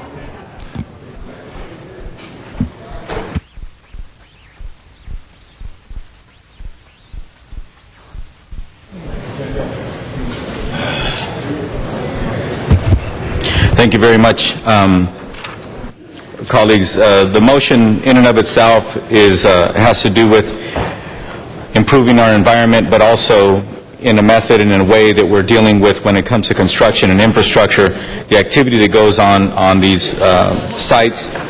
And it also has to do with state legislation that is actually requiring us to do a better job locally of our requirements of recycling materials such as construction materials, etc. But what I have is a motion that has been passed out, which is labeled 86B, and basically what that motion is going to ask that they report back, and I have a technical amendment. What has been passed out to all of us says to report to the Energy and Environment Committee within 45 days, and I'd like to amend that to say 90 days. 90 days. As we spoke to the department, they'd be happy to provide that report, but with all due respect, if we gave them 90 days, then they feel comfortable and confident that they'll have the right amount of time necessary to do the report that is requested of them by the council. So hopefully we can move this item forward as amended with 86B, and there's also another amendment that I'm sure the Council President is going to speak to, which is the amendment that he introduced as well, which is of similar nature. So again, this is taking a step in the right direction. It's the responsibility that has been afforded to us, and I think this is a responsible motion and amendments that would actually allow the City of Los Angeles to move forward and to contribute appropriately to the on-site, and also, when and if at all possible, sending the materials to a certified site in order for us to meet that requirement, not only a requirement of the city, not only a requirement of the state, but it's also, I think, a requirement that has been bestowed on us as stewards of such a great city and a large city. And the activity that we have here and the way in which we have written this motion and the way it'll play out hopefully will be a demonstration that other cities could and should and will do the same. Thank you. Mr. Garcetti? Thank you, and I'll be very brief. And thank you, Mr. Cardenas. Colleagues, we have basically two pretty identical motions here, and I think it's a reflection of the good work that the folks behind this have done with both Mr. Cardenas and I. We both pledged to do this. You're probably asking what's the difference. There isn't much of a difference. We both pledged to do it, so we both lived up to our word, and we both seconded each other's motions. The only thing that mine has that adds to it as well that I wanted to make sure was in there, we hadn't seen each other's, but we'll merge these together in committee, make sure that we also have discussions on that choice of which one they go. We want to make sure they're city certified, but also on the choice of where it goes. We want the committee to take that up as well, and I think the 90-day time frame is perfect for that. So we urge your support. This is a great amendment to what we did earlier in the week, and allows us to be able to make sure that we have safe building sites, environmentally correct construction techniques, but also good jobs for our local folks. And I look forward to working with Mr. Cardenas and the rest of the council on achieving that. I think it will be one of those first-in-the-nation ordinances that we can get to really take care of the pollution on site instead of putting it in landfills. And I know Mr. Smith has worked on that quite a bit as well, but a way to reduce some of that volume, hopefully, if it can be done right there on site. So I ask your support. Sandy Sanchez? Sandy Sanchez here? See no Sandy Sanchez? No Sandy Sanchez. Okay. On that matter, colleagues? Oh, Mr. Cardenas. I'm sorry, Mr. Cardenas. Yes, I just wanted to point out that what makes both of these amendments very similar but special is the fact that Richard Alarcon, in fact, he seconded both. So hopefully with your support we'll get this passed. Very nice. Open the roll. Close the roll. Tabulate the vote. 12 ayes. Very well. Mr. Clerk, let's go to 9293. Called special by Councilmember Zine, and there are cards on that. All right, we'll recognize Mr. Zine. You want to take the cards first, or would you like to say some things? Do the cards. Okay.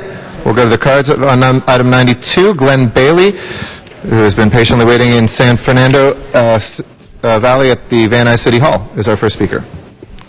Good afternoon. Thank you. Yes, patiently waiting. First of all, anything that the council can do to quickly implement the enforcement for the mobile billboard ban when the law becomes effective on January 1. I'm certainly all for that, and I appreciate those that have been moving actively on this. The one area that I want to make sure that we give some sort of priority to is, especially in the West Valley and the North Valley, where there is a great proliferation of these mobile signs, is especially with the high winds that we occasionally have and the trailers fall over. They are a safety hazard and probably a liability for all parties, both the company that has them as well as possibly the city, because they are on the right-hand side of the road where typically bicyclists are traveling. And so not only are we dodging potholes and cracks in cement, watching out for cars, but then we have to watch out for these mobile billboards, and some of them standing, some of them blown over. So the sooner we can get them off the streets, the better. And if we can't get them all off at the same time, I would like to request priority for those streets that have bicycle lanes and bicycle traffic, because it is an additional safety hazard that I wish for you to consider. Thank you very much. Thank you. And Glenn, would you like to add anything on item 93, or did that cover both of them for you? The city attorney ordinance promoting this. I'm sorry, say that again. We did have the volume down. My apologies. It also covers for 93, but also for item 50 on your regular agenda for the city attorney ordinance. Great. Thank you. Super. And we'll be hitting 50 as soon as we close the special meeting. Lynn Shaw is our last speaker from Assemblymember Bob Blumenfield's office. Nice to see you. Good afternoon. Thank you. I'm Lynn Shaw, District Director for Assemblymember Bob Blumenfield, who serves a portion of the San Fernando Valley. Assemblymember Blumenfield regrets that he is unable to attend today's meeting in person to voice his strong support for the regulation of the mobile billboard ordinance. He has, however, asked if I would read his statement for him. This ordinance is the next chapter in a years-long battle to rid our streets of mobile billboards, the unsightly advertisements that have become a serious challenge to our quality of life in the San Fernando Valley. I was pleased to author, with Assemblymember Mike Fewer, the legislation, AB 2756, a bill that finally gives local governments the tool they need to address this blight. The language was intentionally written to be content neutral in order to address First Amendment issues by using language that had already been tested in the courts, City of West Hollywood versus Showing Animals Respect and Kindness, and will be able to make this a misdemeanor. I commend the entire City Council for acting quickly to take advantage of the new law that will take effect on January 1st, 2011. Mobile billboards are today's road spam. They clog our parking spaces, our bike lanes, and our public streets. The last few years have seen an enormous proliferation of this road spam, which offers virtually no benefit to our community. In fact, many legitimate businesses complain about the negative effect of these signs that impede access to their buildings and detract from their own advertising on their premises. Mobile billboards are not only a visual blight, they are a public safety hazard and a nuisance. My office has received more complaints about mobile billboards than just about anything else, and many of these are safety related. Now, with this new law in place and aggressive enforcement of the ordinance proposed today, there is hope that we can once and for all take back our streets and rid them of these eyesores. Thank you very much for your work on this issue. Thank you, and thank you to the Assemblymember for his great work on this as well. Mr. Dennis Pizine. President, and I want to thank our Assembly members who brought this forward. We tried with the city ordinances, putting up no-hunch trailer signs, etc. It didn't work. The Assembly members carried it forward. The governor signed it. It takes effect January 1st, but this ordinance will give us the ability to move forward with that. This is a valley-wide problem. It's becoming a major city-wide problem. So I want to read into the record on 92 and 93, and then we'll go to 50. Whereas mobile billboard advertising displays are not only a visual blight, but also pose significant safety hazards when motorists are forced to veer around them into the next lane of traffic or forced to come to sudden stops when these unhitched trailers are pushed into traffic lanes by the wind or by vandals or by the rain. Whereas mobile billboard advertising displays reduce availability, street parking, and impair the visibility of pedestrians and drivers and bicycle riders. Whereas mobile billboard advertising displays are a public nuisance that are routinely vandalized, diminishing the aesthetic appearance of the city and the quality of life of its residents. And I want to also add, I move that the draft ordinance before the council on subsequent item 50 be amended to add an urgency clause to read, based on the findings set forth above, the council adopts this ordinance as an urgency ordinance that is required for the preservation of public peace, health, and safety. That will give us the ability to begin this effort on January 1st. And thank you.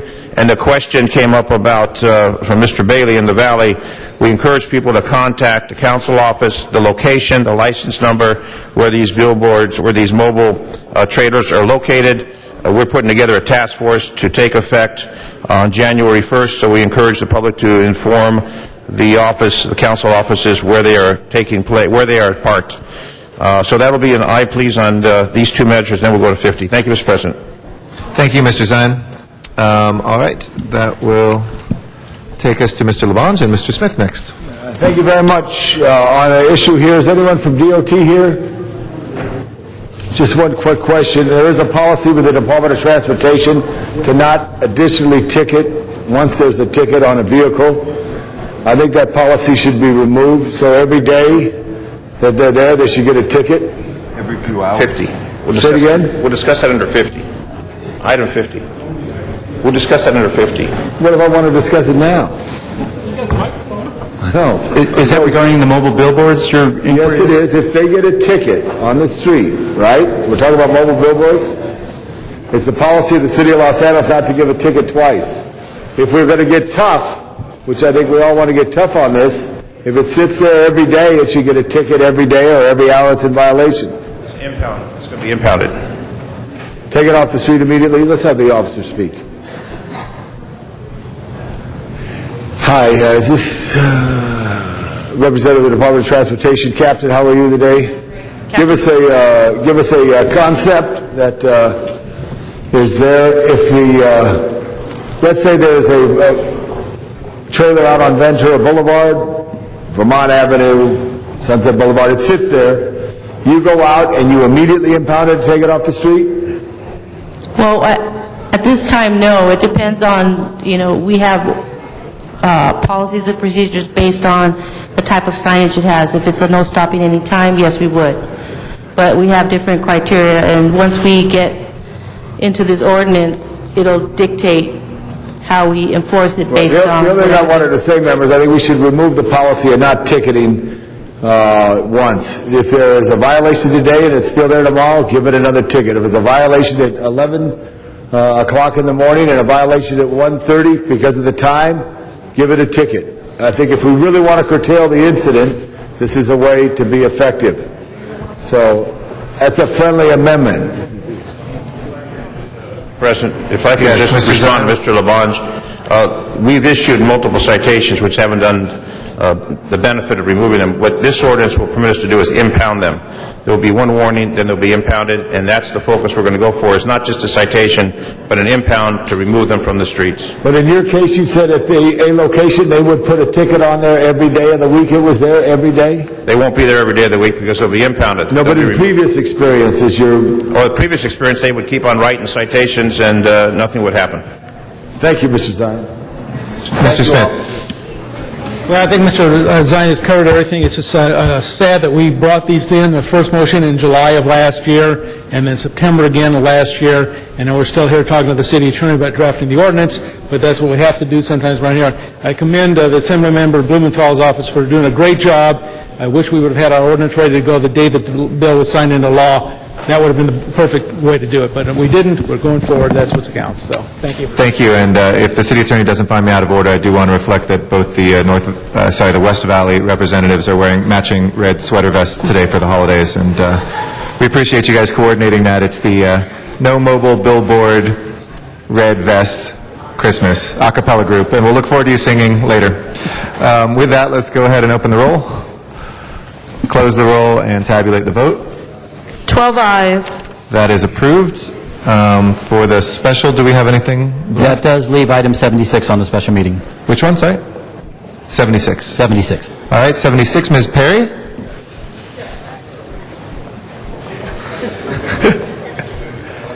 This is from the special meeting. We have to finish the special meeting before we leave it, and 50 will be next as soon as we... Yes, Mr. Parks. For Ms. Perry, we'll move 76 as amended. Okay, as amended? Thank you. Let's go ahead. Wants to move that as amended. Okay, great.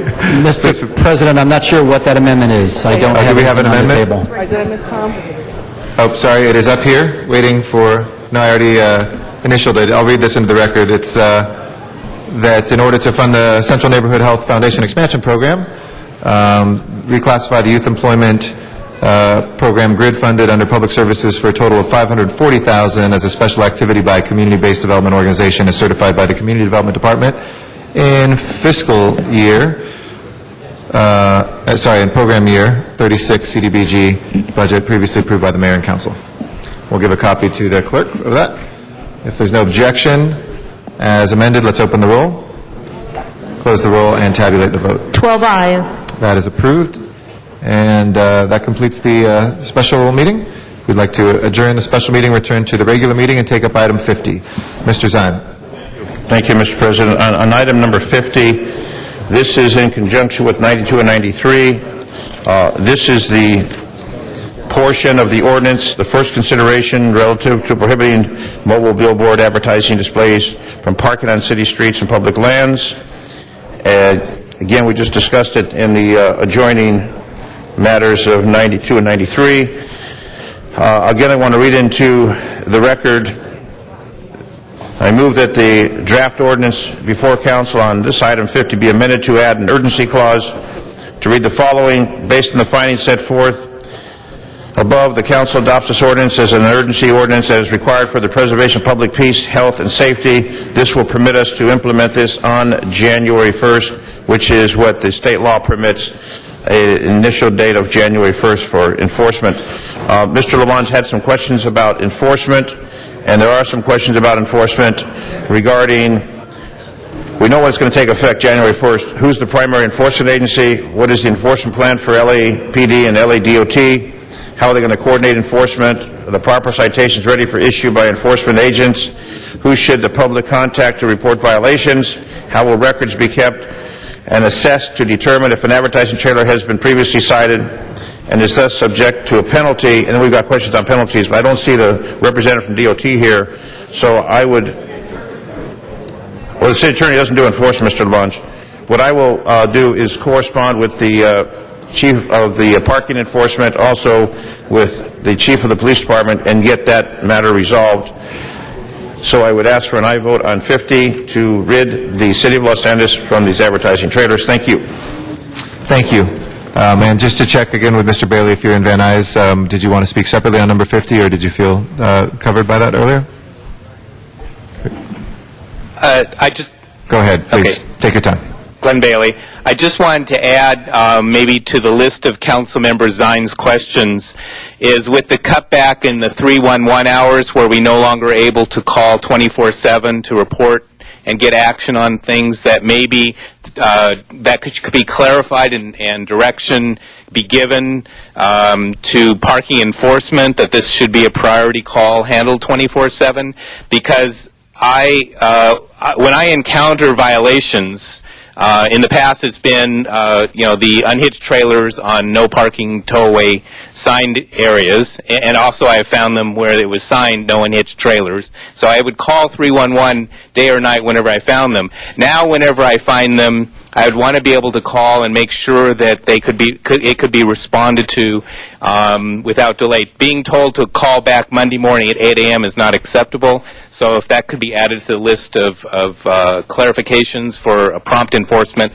that would be most appreciated, especially for the cyclists. We are highly motivated to call upon discovering these situations. Thank you. Thank you very much.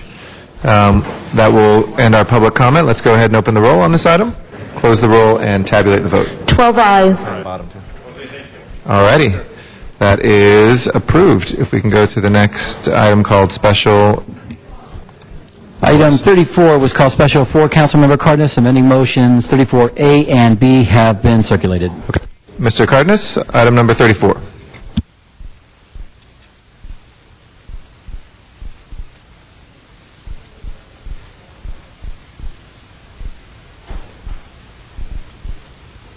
Mr. Cardenas? Is Mr. Cardenas with us? Let's hold that on the desk for a moment.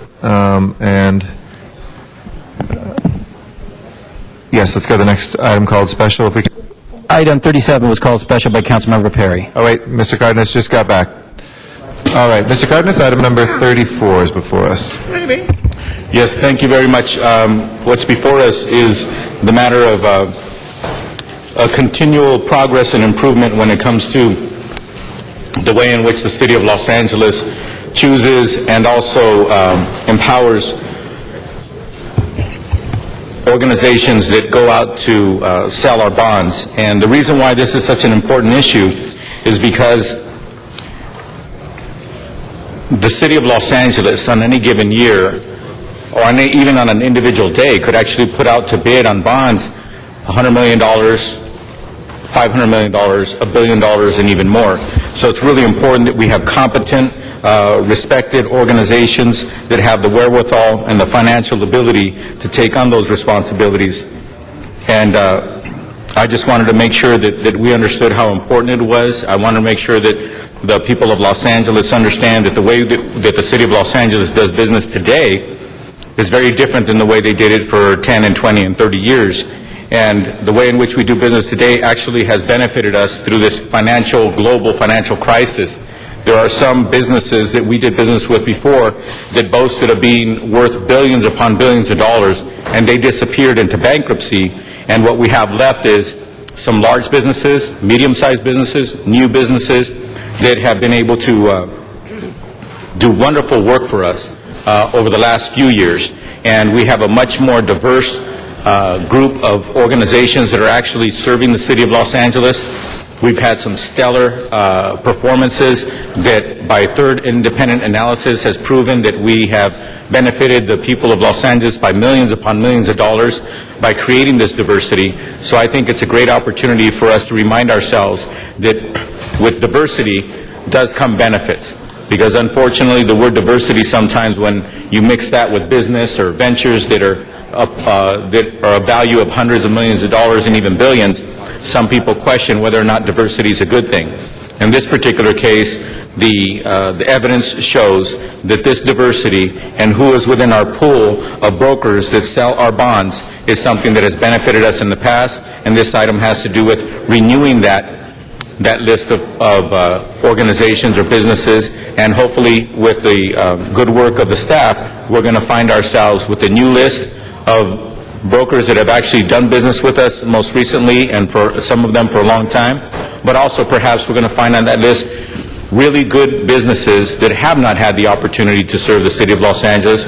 We're going to be hungry to do so, and that are going to end up doing such a great job that they benefit us to the tune of millions of dollars in savings to the people of Los Angeles. Because at the end of the day, this is the people's money, and we're entrusting these businesses to do the right thing and to benefit as best they can the people of Los Angeles. So again, this is the kind of item that perhaps there was a day on the council that these items used to get passed without discussion, and I'm glad that we've seen more and more of that over the recent years, and as well today, this morning, or this afternoon, as we hopefully pass this item forward. Thank you.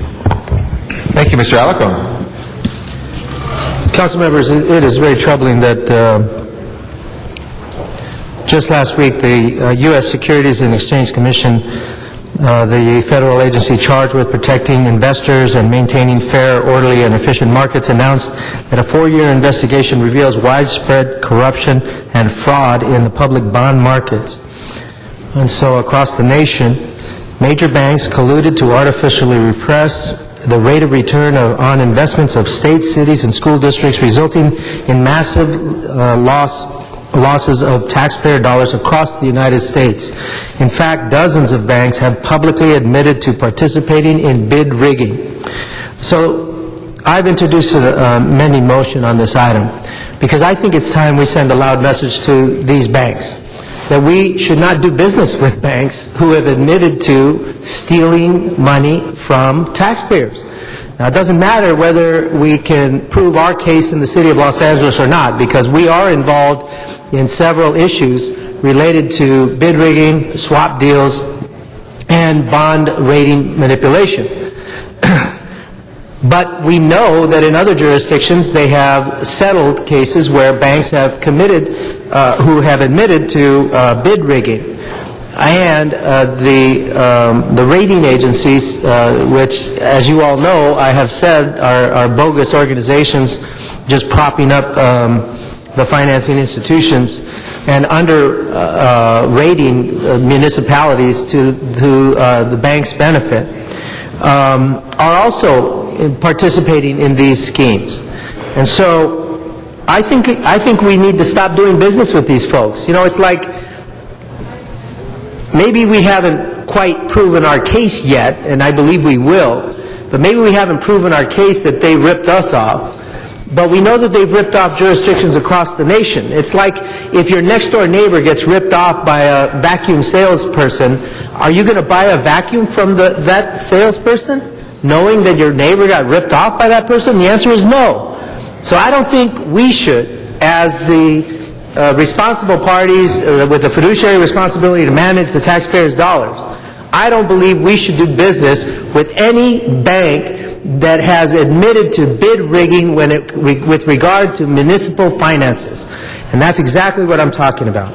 And so I have introduced 34B, which is an amendment that moves that when the city administrative officer presents a new qualified list for underwriting, remarketing, and other debt-related services for the city's bond programs in May of 2011, it exclude from the list any financial institutions that have been found to have committed financial wrongdoing against the city of Los Angeles or any other government entity it has transacted business with over the last 5 years, including but not limited to institutions that have participated in bid rigging, illegal quid pro quo with bond rating agencies, or criminal conspiracy or fraud in relation to swap deals.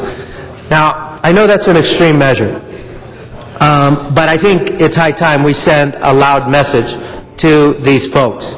I would like to ask the CAO to step forward and respond to this amendment, but regardless of what we do, we need to reduce the illegal actions of these banking institutions who are ripping taxpayers off throughout the country. So with that, I'd like to ask the CAO to respond. Natalie Bro with the CAO's office. What this motion basically is asking us to do is to exclude the 30-some-odd banks and financial institutions that the city is suing for their alleged wrongdoings. We do business with some of these banks. One of them is the Bank of the City of LA. The CAO's office is not actually involved with the bidding out of municipal investments. The Treasurer's office that does that, the guaranteed investments. The one thing that we have been looking at is how we would report back to the council on what the banks have been doing. And one of the things we discovered from the Securities and Exchange Commission was that even though the underwriters may have the same name, like Bank of America or JP Morgan Chase, the underwriters are excluded from anything that the bank itself is doing with the bidding. So, we're still investigating what's going on between the underwriters and the banks themselves. Currently, we do have letters of credit with some of the banks on that list of alleged wrongdoing. So it will be up to the council and the mayor if they would like us to pursue that. Thank you. Mr. Parks is our next speaker. Thank you, Mr. President.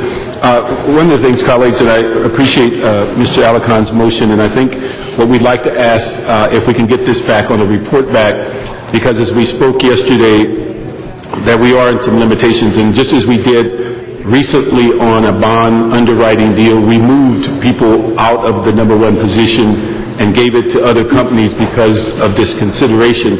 But I do think there's some real complex issues about swaps and whether they're contracts and how much it would cost you to alter them, and we need to get that legally vetted.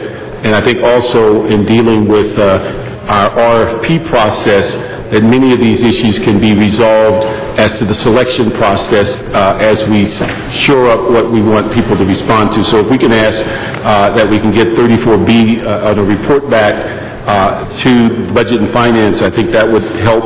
And then also Mr. Cardenas's motion on 34A, we certainly supported. It's an expansion of what is recommendation number 4 in the committee report, but it's far more explicit, and I think it gives us more information.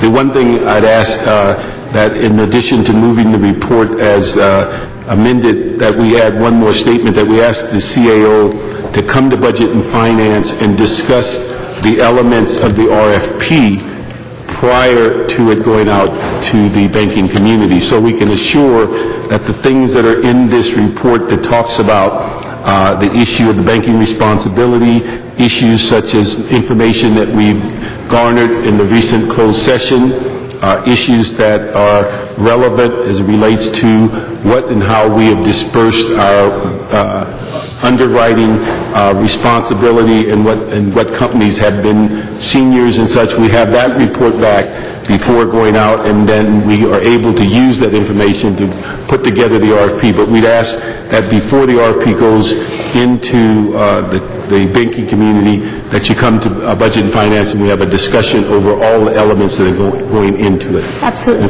So, Mr. Alicon, if you agree on that report back, we'll have that report back at the same time that they're coming to advise us of the elements of the RFP. I would just like to understand that the report back would include specifically giving us an analysis and understanding of what would occur should we move in this direction. Your motion would go as is. We'll report specifically the things that you're asking for, we'll get it before the RFP goes out on the street, and when they come in and talk to us about the elements. Can I ask for a written report? Oh, yes. Oh, No, that should definitely be written. Absolutely. Okay. No, because there's a lot of legal issues in your motion, but we'll ask them to respond specifically to your motion in writing, but it come to committee well before the RFP goes out on the street. I do accept that as a friendly amendment. Okay. So we move 34 as amended. We do have one speaker card on this. Arnold Sachs, would you like to come forward? I did have my button there. Oh, sorry.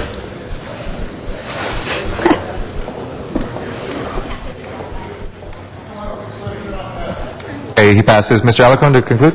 Yeah, council members,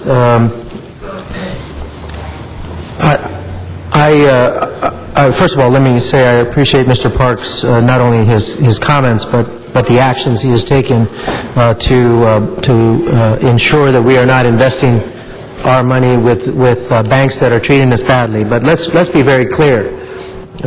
These banks, and many of these banks, are ripping us off as we speak. We also have swap deals where they're failing to provide us with information that would enable us to determine how much they ripped us off. As to whether or not we got ripped off, it's pretty clear. But the question of how much we got ripped off is very unclear, and they are not cooperating with us directly. And yet, we continue to see their names on lists of qualified bidders. And I just think that is crazy.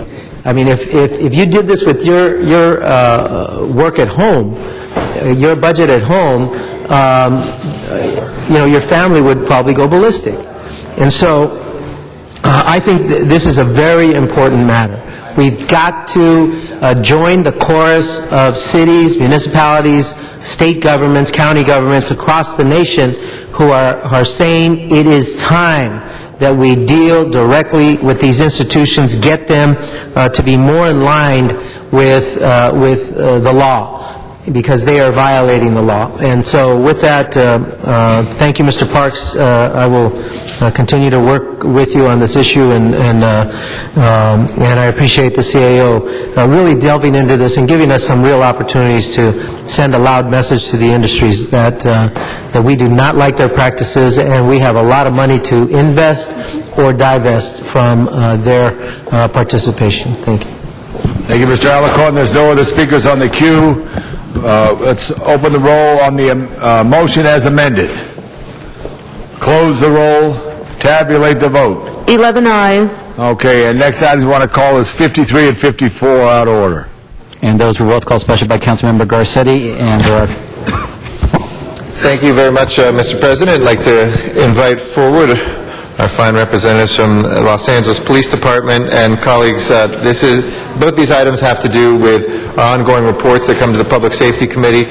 Mr. Smith chairs about the DNA testing, and so I'll hand it over to Chief Moore to give some introductory comments, and then I have some questions to follow that. And thank you guys for being here on our last meeting of the year. Good afternoon, Council. Assistant Chief Michael Moore with the Office of Special Operations. I'm joined by the Chief of Detectives. On my right is Deputy Chief Dave Doan, and on my left is the Commanding Officer of Scientific Investigation Division, Ms. Yvette Sanchez-Owens, and then the Assistant Commanding Officer, Greg Matheson. Thank you for their brief remarks in introducing this report. As a reminder, this is the Department's third quarterly update on our efforts to eliminate what's commonly known as this backlog of sexual assault evidence kits. Statistics I'm going to provide today are an update of the numbers that you have in front of you, recognizing that the third quarter gave you a statistical layout that ended September 30th. The numbers I provide now are as at the end of November 30th. And we've seen continued progress in all categories. As the end of November 30th, our remaining untested kits stand at 35 in the pre-1208, which is commonly known as the historical backlog, and then 832 kits in the post-backlog gathering, for a total of 867 kits. Of those 867 sexual assault evidence kits, there are all but 242 in testing today. So as you look to a broad perspective of the thousands of kits that began the historical backlog, the thousands of kits that have been gathered since December of 2008. As of the end of November, we have only 242 that are on a shelf and being ready for testing. So the other, just to clarify with that, there are the 242 that haven't begun the testing. Of the 867, those are all tested and completed, or their initial tests have been done and there's still more work to do? Out of, if you take 867 and subtract 242, the remaining 625 kits are in testing as we speak. In testing, okay. And so that is a reduction, just to quantify this, since our last quarterly report before this council, of 52%. As we look to other efforts within this initiative, uploading into CODIS has increased by 80% since our numbers at the end of June. The SID laboratory itself has analyzed an additional 22% of sexual assault evidence kits, so their capacity, their internal capacity is building. And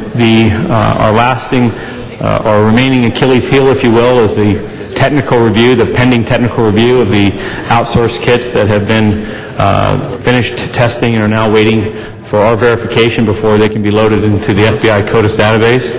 That number stood at 1,653 total kits in the end of June. As of the end of November, that is 1,090, a reduction of 34%.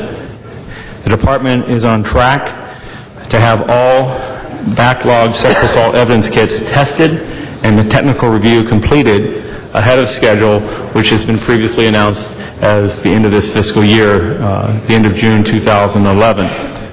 Since this process has begun, we've named more than 652 offenders in the CODIS database and had a case-to-case match of 54 cases. The total funds spent on this matter from July 2009 to September 2010 amounts to $5.9 million in outsourcing. As we move forward, we are on track with our hiring plan of both Phase 3 and 4. We're continuing to build the internal capacity through the training of those criminalists and the acquisition of these additional personnel and the backfilling that occurs. Funding for outsourcing will be a continued need in the next fiscal year. We are estimating a total funding need of $1.7 million, of which presently the department has $450,000 as a federal grant, and we're hopeful that we'll have another $100,000 in an additional grant. With the remaining amount, we will be looking towards funding from the general fund. The department is continuing to meet with the various stakeholders who made up the DNA task force. Our next meeting is in January, and we are continuing to seek to evaluate our internal processes. And in January, we are scheduled to actually visit one of the more remarkable labs, and that is in New York, to look at that public lab to see its processes and how they have gone about in this initiative. We're also in the process of asking an outside series of, or group of experts, if you will, to come and look at our internal lab processes to ensure that we remain to have the best practices in the industry. We're proud of our lab's accomplishments. We are proud of their accreditation and their continued excellence. However, we are also continuing to challenge ourselves to improve our internal processes wherever possible. And that concludes my report. Thank you very much, Chief, and thank you to all of you at the table for your continuing work on this. This has been a sea change for all of us. I mean, plenty of, we can either point our fingers together or celebrate together the progress, and I choose to do both. We take common responsibility and we take common acknowledgement of the progress that we have made here.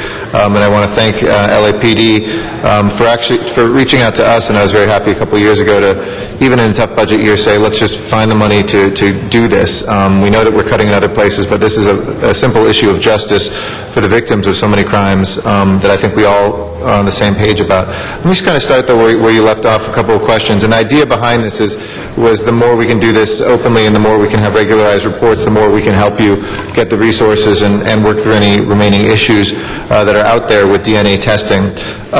In terms of the amount that you identified next year, I guess the balance, if that $100,000 conditional grant came through, would be about $1.15 million. My math may be off a little, but I think it's right around there. With our furloughs right now, if we were to use some of that funding to fund our current criminalists instead of outsourcing that, would that be money as well spent, and how much more could we accelerate with our internal capacity rather than having to go outside of the city of LA, which I know is a goal we all share? All of our, David Doan, Chief of Detectives, all of our criminalists are subject to furloughs, so we lose one full day every week out of their productivity, so anything that would put them back in would give us additional capacity. We have made our projections for how much outsourcing we need to do next year, assuming that furloughs were going to continue. So don't assume that. I mean, with furloughs in particular, we have made exceptions for those that generate money or for certain high priorities. This would seem, if we're literally going to be spending that money anyway to go outside, we can look at what we can do on the furlough side. I think it's a responsible and appropriate thing to do. There are issues around that. We have to make sure that our union partners agree to it, but they have also been clear that that would be something that they would not oppose. We have to make sure that with the city attorney that's achievable. But if you could quantify that potentially, and we'll work through any of the legal issues. If we need to go out, we'll go out. But anything that we can do in-house, that helps us build up that capacity and assess that. And for clarification, when we talk about the capacity for the DNA testing, the department presently tests sexual assault evidence kits, but also evidence relating to murders and other violent crimes. About 45% of our capacity today, of our DNA testing capacity, is dedicated to sexual assault evidence kits.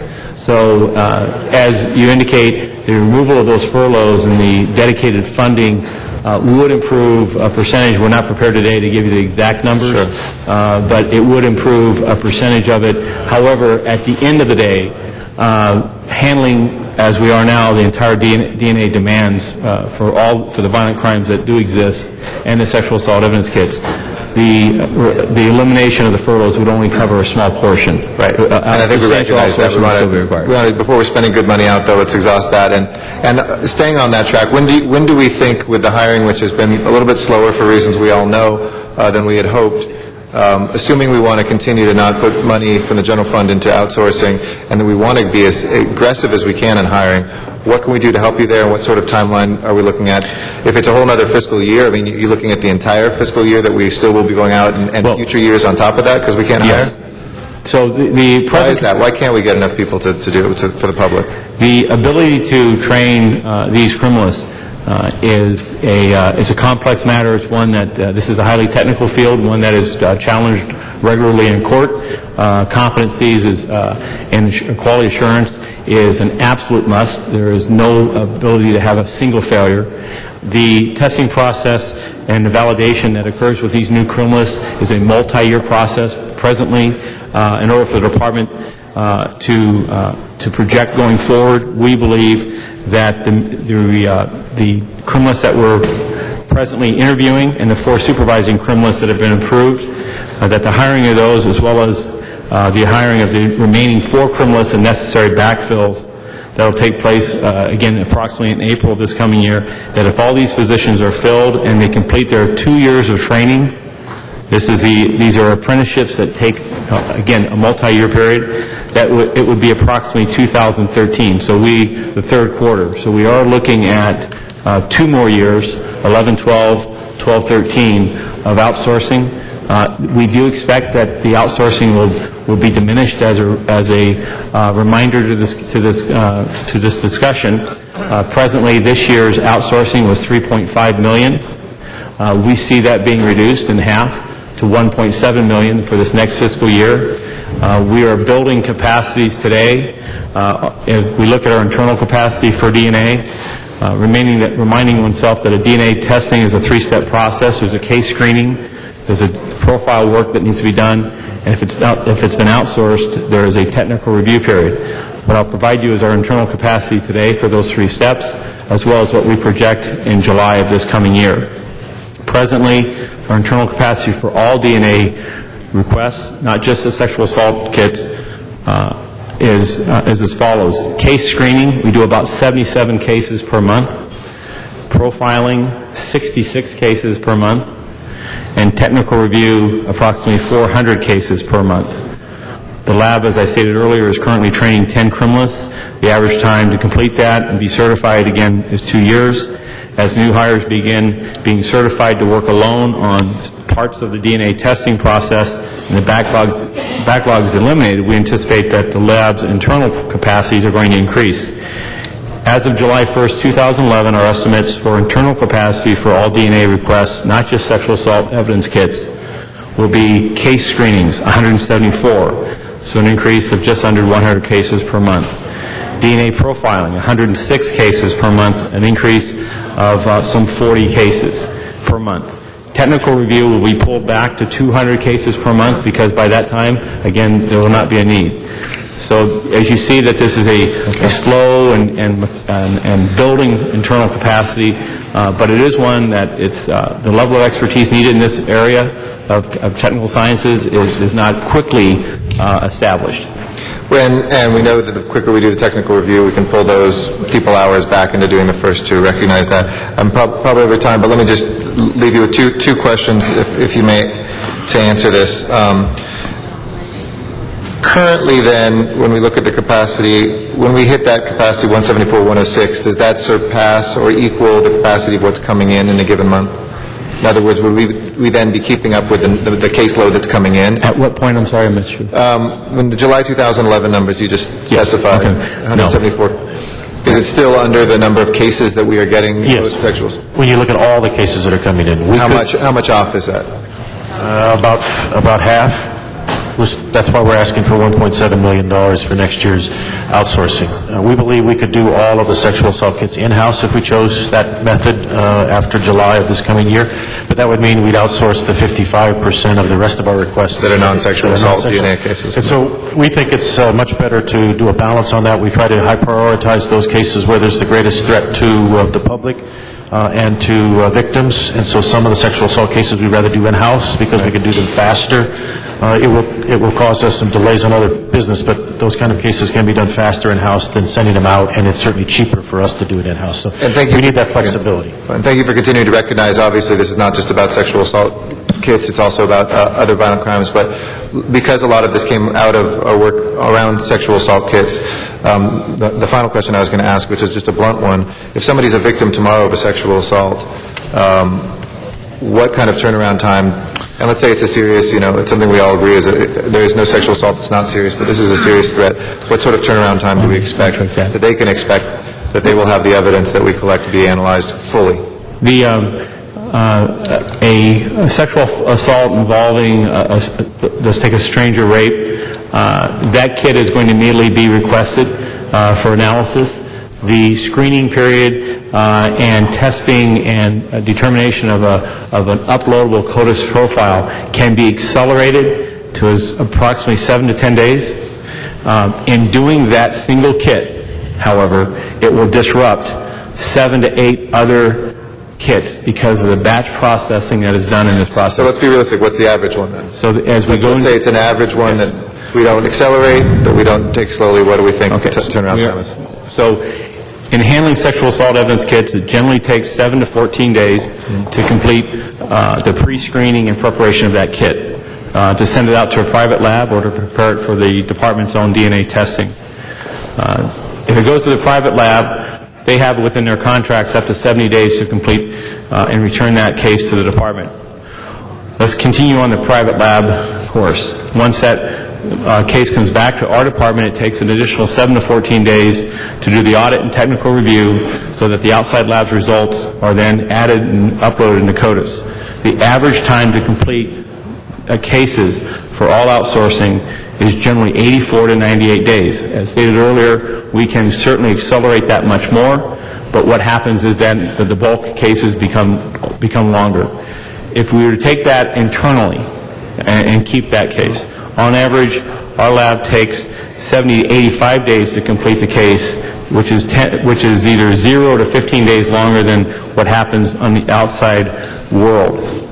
Overall, for an internal case, when you add the pre-screening time, our internal total time to complete a sexual assault evidence kit today as we sit here is 77 to 99 days. As we look at that, we're very unsatisfied with those durations. People look and have expectations that DNA, frankly, can be captured in field and quickly turned and portrayed on a screen in television in a matter of hours. We recognize the reality that that's not the case. However, where we're at internally, our hopes and expectation is to lower these averages as we build internal capacity so that as we reach 2013, should we stay at 112 to 115 cases of sexual assault evidence kits? Should we stay at the current level of violence and or see any reduction in that? That the use of DNA and its analysis, that these times will both improve as well as our ability to maintain all of the kits internally will be achieved. One of the last caveats of this, DNA testing is a constantly evolving field in its complexities but also, frankly, in its speed and efficiencies. With that comes challenges of predicting where we're going to be 2 years from now. But the department is confident that we are going to hold ourselves to we have to manage this with performance benchmarking and with comparison to other agencies. But we're also unknown in that, and this is the demand. As DNA improves, as we talk about the offenders and case-to-case matches that occur, the use of DNA by our prosecutors and by the criminal justice system is also increasing, which of course increases demand. Thank you. Thank you, and appreciate your work on this, and I think none of us can be satisfied till we get to that place, and it's rare in this budget environment. You have people saying, let us help you, so if it's a hiring impediment, maybe we can't do anything about that, but everything else I think we can. Thank you, Mr. Garcetti. Mr. Smith? Thank you. First of all, as Chairman of Public Safety, I want to say to the Los Angeles Police Department how proud I am of what you've accomplished. When we were here a number of years ago and began down this road, there was skepticism in the civil rights movement, whether we were committed to it. There was skepticism in the women's rights movements, if we were committed to it. There was skepticism in the community, whether the council had the guts enough to allocate the resources. And there was a lot of skepticism whether the police department really was committed to doing this or not and getting it done. And then finally, there was skepticism whether or not we would complete it within the time frame we did. And all of those were done. The council had the guts to move the money forward. The department had the ability to take it and use it properly and get it done, and you accomplished it in the time frame you said. We're going to celebrate a victory in a few months, and I'm very proud of you. And I want to particularly point out Yvette St. Owens, who was here from the beginning of this, who oversaw this entire process, and I think there's a lot we can be proud of. We have a lot of things to be proud of these days around this chamber, but this is one of them. And I think LAPD has stood up tall and proud and done this all very well, and I'm just so proud of what you've accomplished, and in a few months we'll celebrate that victory. But the important thing is that now you've laid down the framework for future of LAPD. That now, after we've gotten through this bulge and solved this big, huge problem that we had overhanging our head, now we have a system within LAPD that we'll never get to again unless this council makes huge mistakes and unfunds that system. And so I hope we will keep that in mind as we look at this year's budget. We can never fall into that trap again. So congratulations to all of you, and particularly back to you. Thank you. Thank you, Mr. Smith. Mr. Zine, please. Mr. Dennis Zine. Thank you, Mr. LeBones. I have a question regarding the personnel. We know that it's an emerging field, DNA. We train these people. It takes 2 years to get them up and running. Is there a commitment that they remain, or they get all that training, just like we used to have officers that leave the academy and woof, they go to another agency? How do we keep those folks here and not have the revolving door? Have we done anything, or we had that problem, do we consider that issue? I can tell you this from just talking with some of the folks. The furloughs do have a significant impact. As other agencies begin hiring, we could very well lose folks because they can get full pay at another agency. So it does have an impact, and it could. Have we seen any impact to this point? Yes, we have. We have lost a couple recently. Well, how do we then structure it as we do with police officers?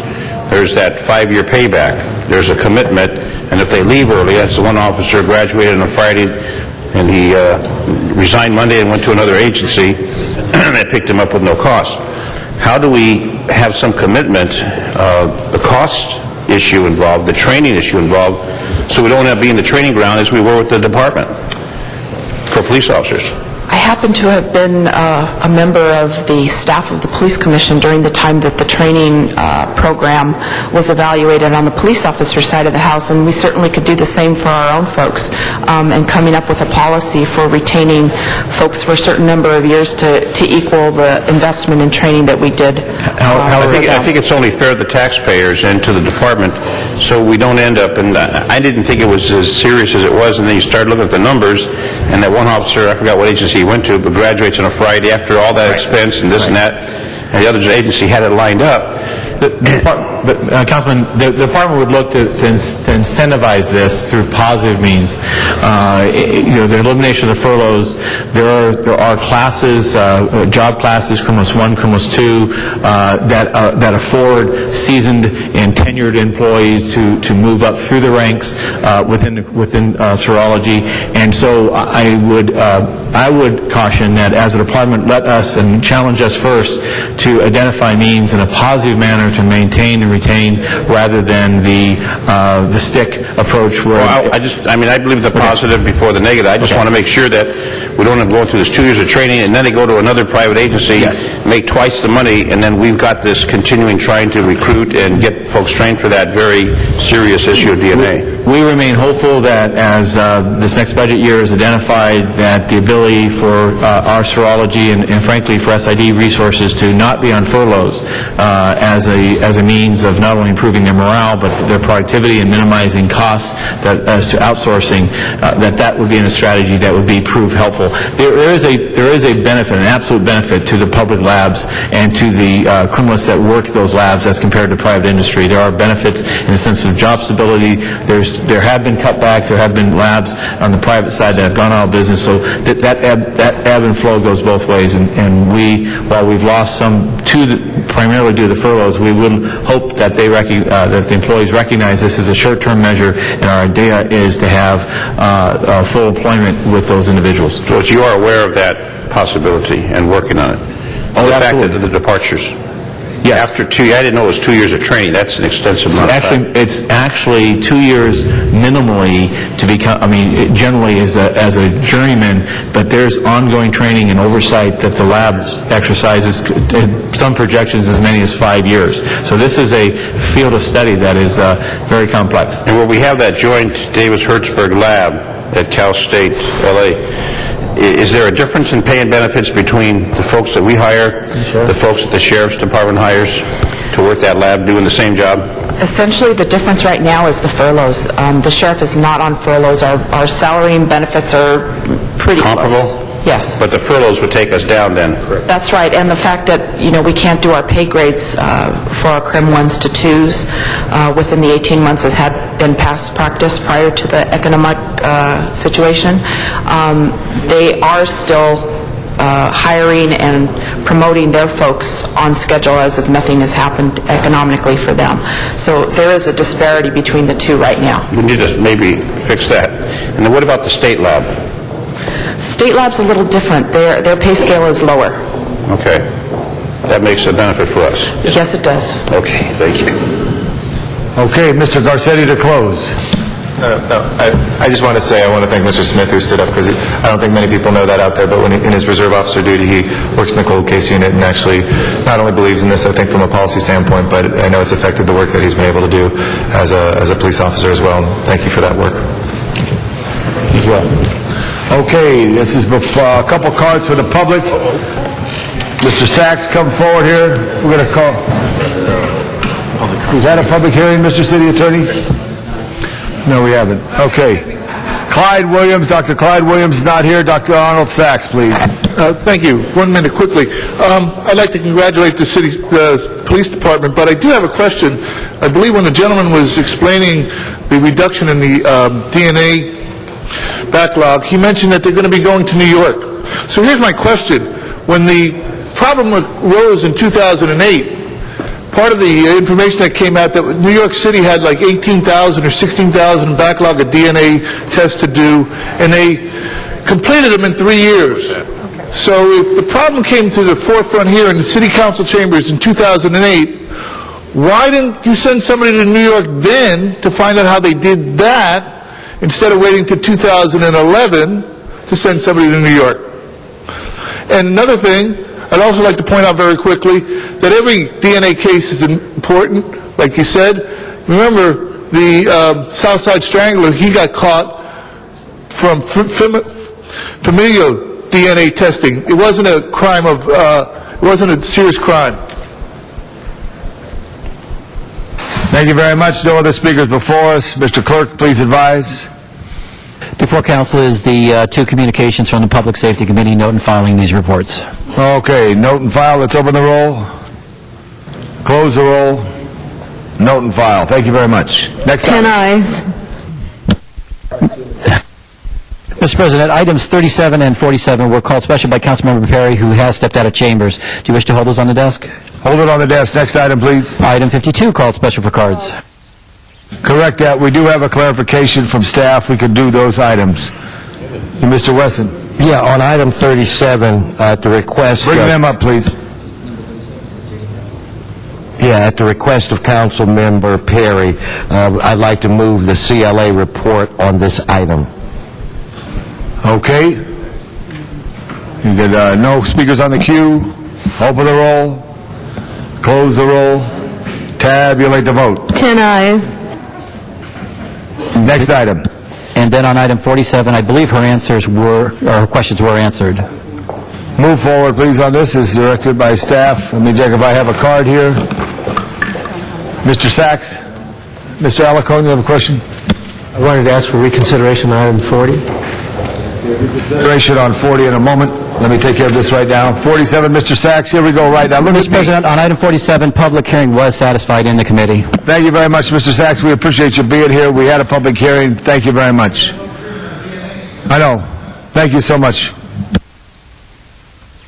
Mr. Clerk, thank you. So on this item we have right now is 47. No speakers on the queue. Open the roll. Close the roll. Tabulate the vote. 10 ayes. Next item. That takes us now, or council now, to item 52 called special for cards. On 52, I have no cards.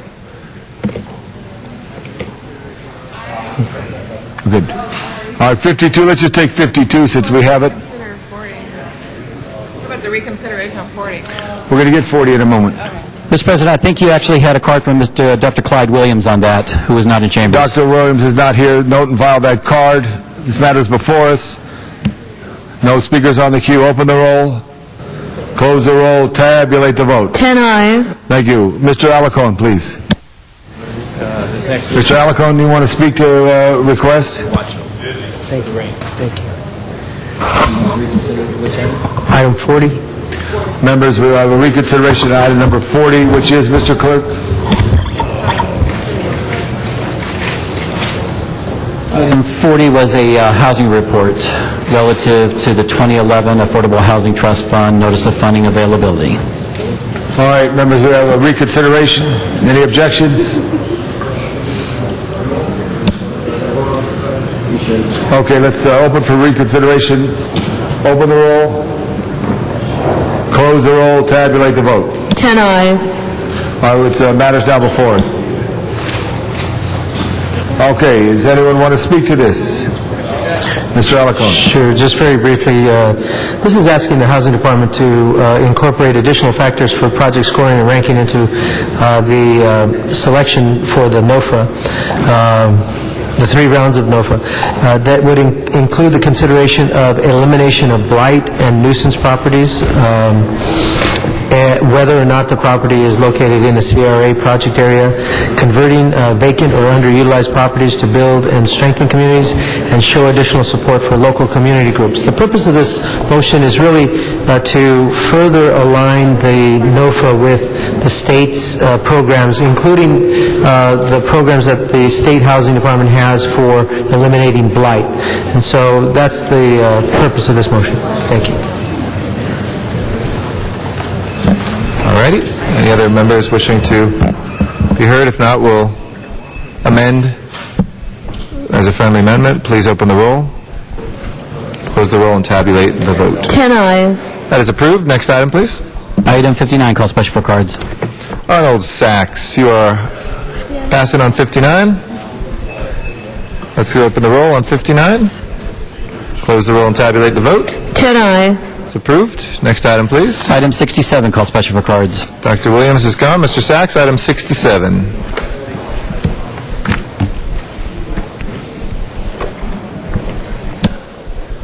Yes, thank you. Item 67, now that you, with your past budget cuts and your personnel losses, that you've lost the personnel to do the annual, the tree trimming in its, by city workers, I was wondering if this would fall under a project labor agreement. You know, listening to your platitudes regarding that agreement was enough to make the marble and the marble columns weep from the stench.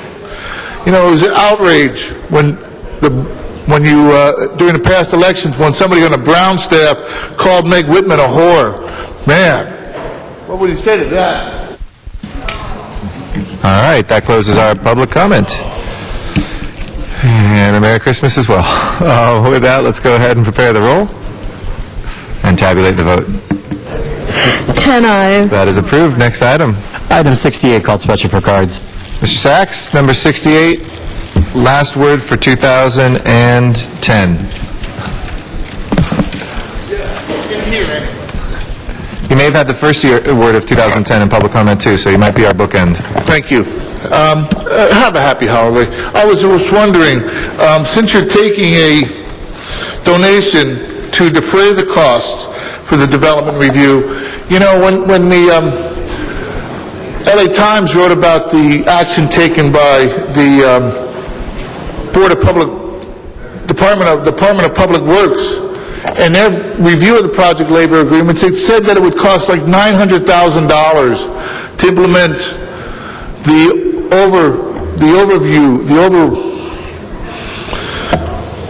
staff to overlook that the implementation of the PLA agreements was properly taken. Will you be getting a donation also for that $900,000? You know, the county held their discussion on Tuesday, and they discussed that, and I think they put it over, or they're going to have somebody come back to discuss, and the fact that when these projects are considered, the affordable wage that's paid, is that inclusive of a living wage that you so ardently push, you know, the one where you get $12 but no health insurance? It's just outrageous how you could spend that time. Luckily, we have 2 weeks. It'll clear the stench from that platitude. It's just so unbelievable. Thank you. But do have a nice holiday. Happy New Year. Mr. Smith, throwing confetti. Thank you, Mr. Sachs. Happy New Year to you, and we will see you in 2011. That is the end of public comment, and this is the last item which we will be voting on for the calendar year of 2010, colleagues. If we can please open the roll. Do anybody want to voice vote for this? All right, let's open the roll, close the roll, and tabulate the vote. 10 eyes. And that is approved, colleagues. That was the 23,468th item you approved this year. And congratulations, colleagues. I don't know, 23,675th. Mr. Zine, if you can please shut that off till the announcements period, when it would be in order. Let me just say, colleagues, I want to thank, on behalf of the council, those folks that make the council work all year long. Seriously, Mr. Zine, shut it off for just a second.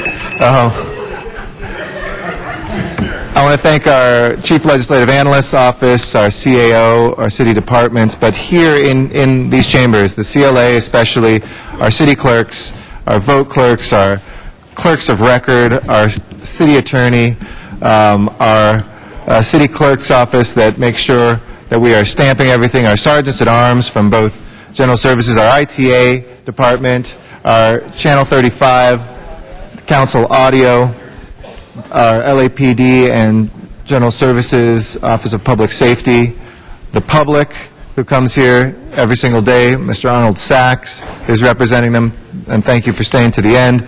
But really, thank you to everybody who makes this council chamber is a place where the most vigorous democracy, I think, in the United States, if not on the face of the earth, gets exercised. And it is oftentimes a messy exercise. It is sometimes a complicated one. But the amount of work you have done this year to close a record deficit, the amount of work that you will continue to need to do to work on that in the coming year, the policies you have done to improve the lives of Angelinos, and the ways in which we have heard constituents come right here and ask for our help and been able to be served has been an inspiration to me, and I want to thank you all very much for a great, great calendar year, and I look forward to a very productive 2011 as well. And now you can turn that back on, Mr. Zine. And we do have a little bit of housekeeping to do, so Mr. Clerk, you'll run through the housekeeping. Council has motions for posting and referral. Excuse me, those are posted and referred. There are excuses on the desk. If we can run through those excuses, Mr. Zine, just go like that for a second. Councilmember Labange requests to be excused to leave at 12 on January 5th for city business. That meets council policy. He's excused. Councilmember Zine requests to arrive at 11 on January 12th for city business. That meets council policy. On a 12-1 vote, on a 9-1 vote, that is not approved. Next item. Off. All right, Mr. Zine Councilmember is Smith requests to be excused. excused March 1st and 2nd for city business. That meets council policy. All right, Mr. Smith is excused. And Council President Garcetti requests to be excused to leave at 11:30 on February 18th for city business. That also meets council policy. All right, I am excused. The desk is clear. All right, colleagues, announcements. Mr. Parks. For the public, that LAPD put up on their website over 180 pieces of evidence, most of them photographs, dealing with the Grim Sleeper. And this is something that we'd ask the public to go on lapdonline.org. And the detectives are really looking to see if you recognize or identify any of those people that are on those photographs or any of the jewelry or different kinds of evidence. And they would like to give a call at 1-877-527-3247. Just since yesterday, they had over 6 million hits on people coming on the website, and the issues that they're looking for is to support these families that may have some victims or missing loved ones. And so I'd ask the public to participate, go online, see if you recognize any of these photographs or information, and let LAPD know, and hopefully bring some of these cases to a conclusion. Thank you. Mr. Smith. Thank you, Mr. President. I just wanted to go on record, and you notated that Mr. Zine and I were dressed alike today. Just for the record, I've seen the cover of the Diabetes Association, an invitation. We do not only not dress alike, I don't know what dress size I wear, but he does. Thank you. Let the record reflect that in a unanimous vote, folks found Mr. Smith to be better dressed than Mr. Zine. Thank you. Mr. Zine. Okay, I just wanted to wish everyone a very happy holiday. And this is the parade hat that I've worn in some of the parades. So a very, very happy holiday to all. Thank you, Mr. Zine, for that cheer and that decorum.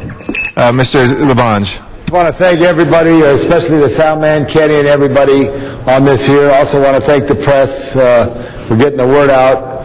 Los Angeles is a dynamic city. The city was founded next year 230 years ago, incorporated 161 years ago. We have made a difference. It's a good city to live in. We all just got to work harder to make it a better city. And I am pleased, Mr. Garcetti, with your leadership in helping us move through all our 22,000 various motions. I also want to thank the people of Los Angeles on behalf of Tina and Jewel, as well as Billy, the elephants at the zoo. They've completed the new pachyderm experience, and I hope all of you visit your Los Angeles Zoo and Botanical Gardens. You'll be very proud of it.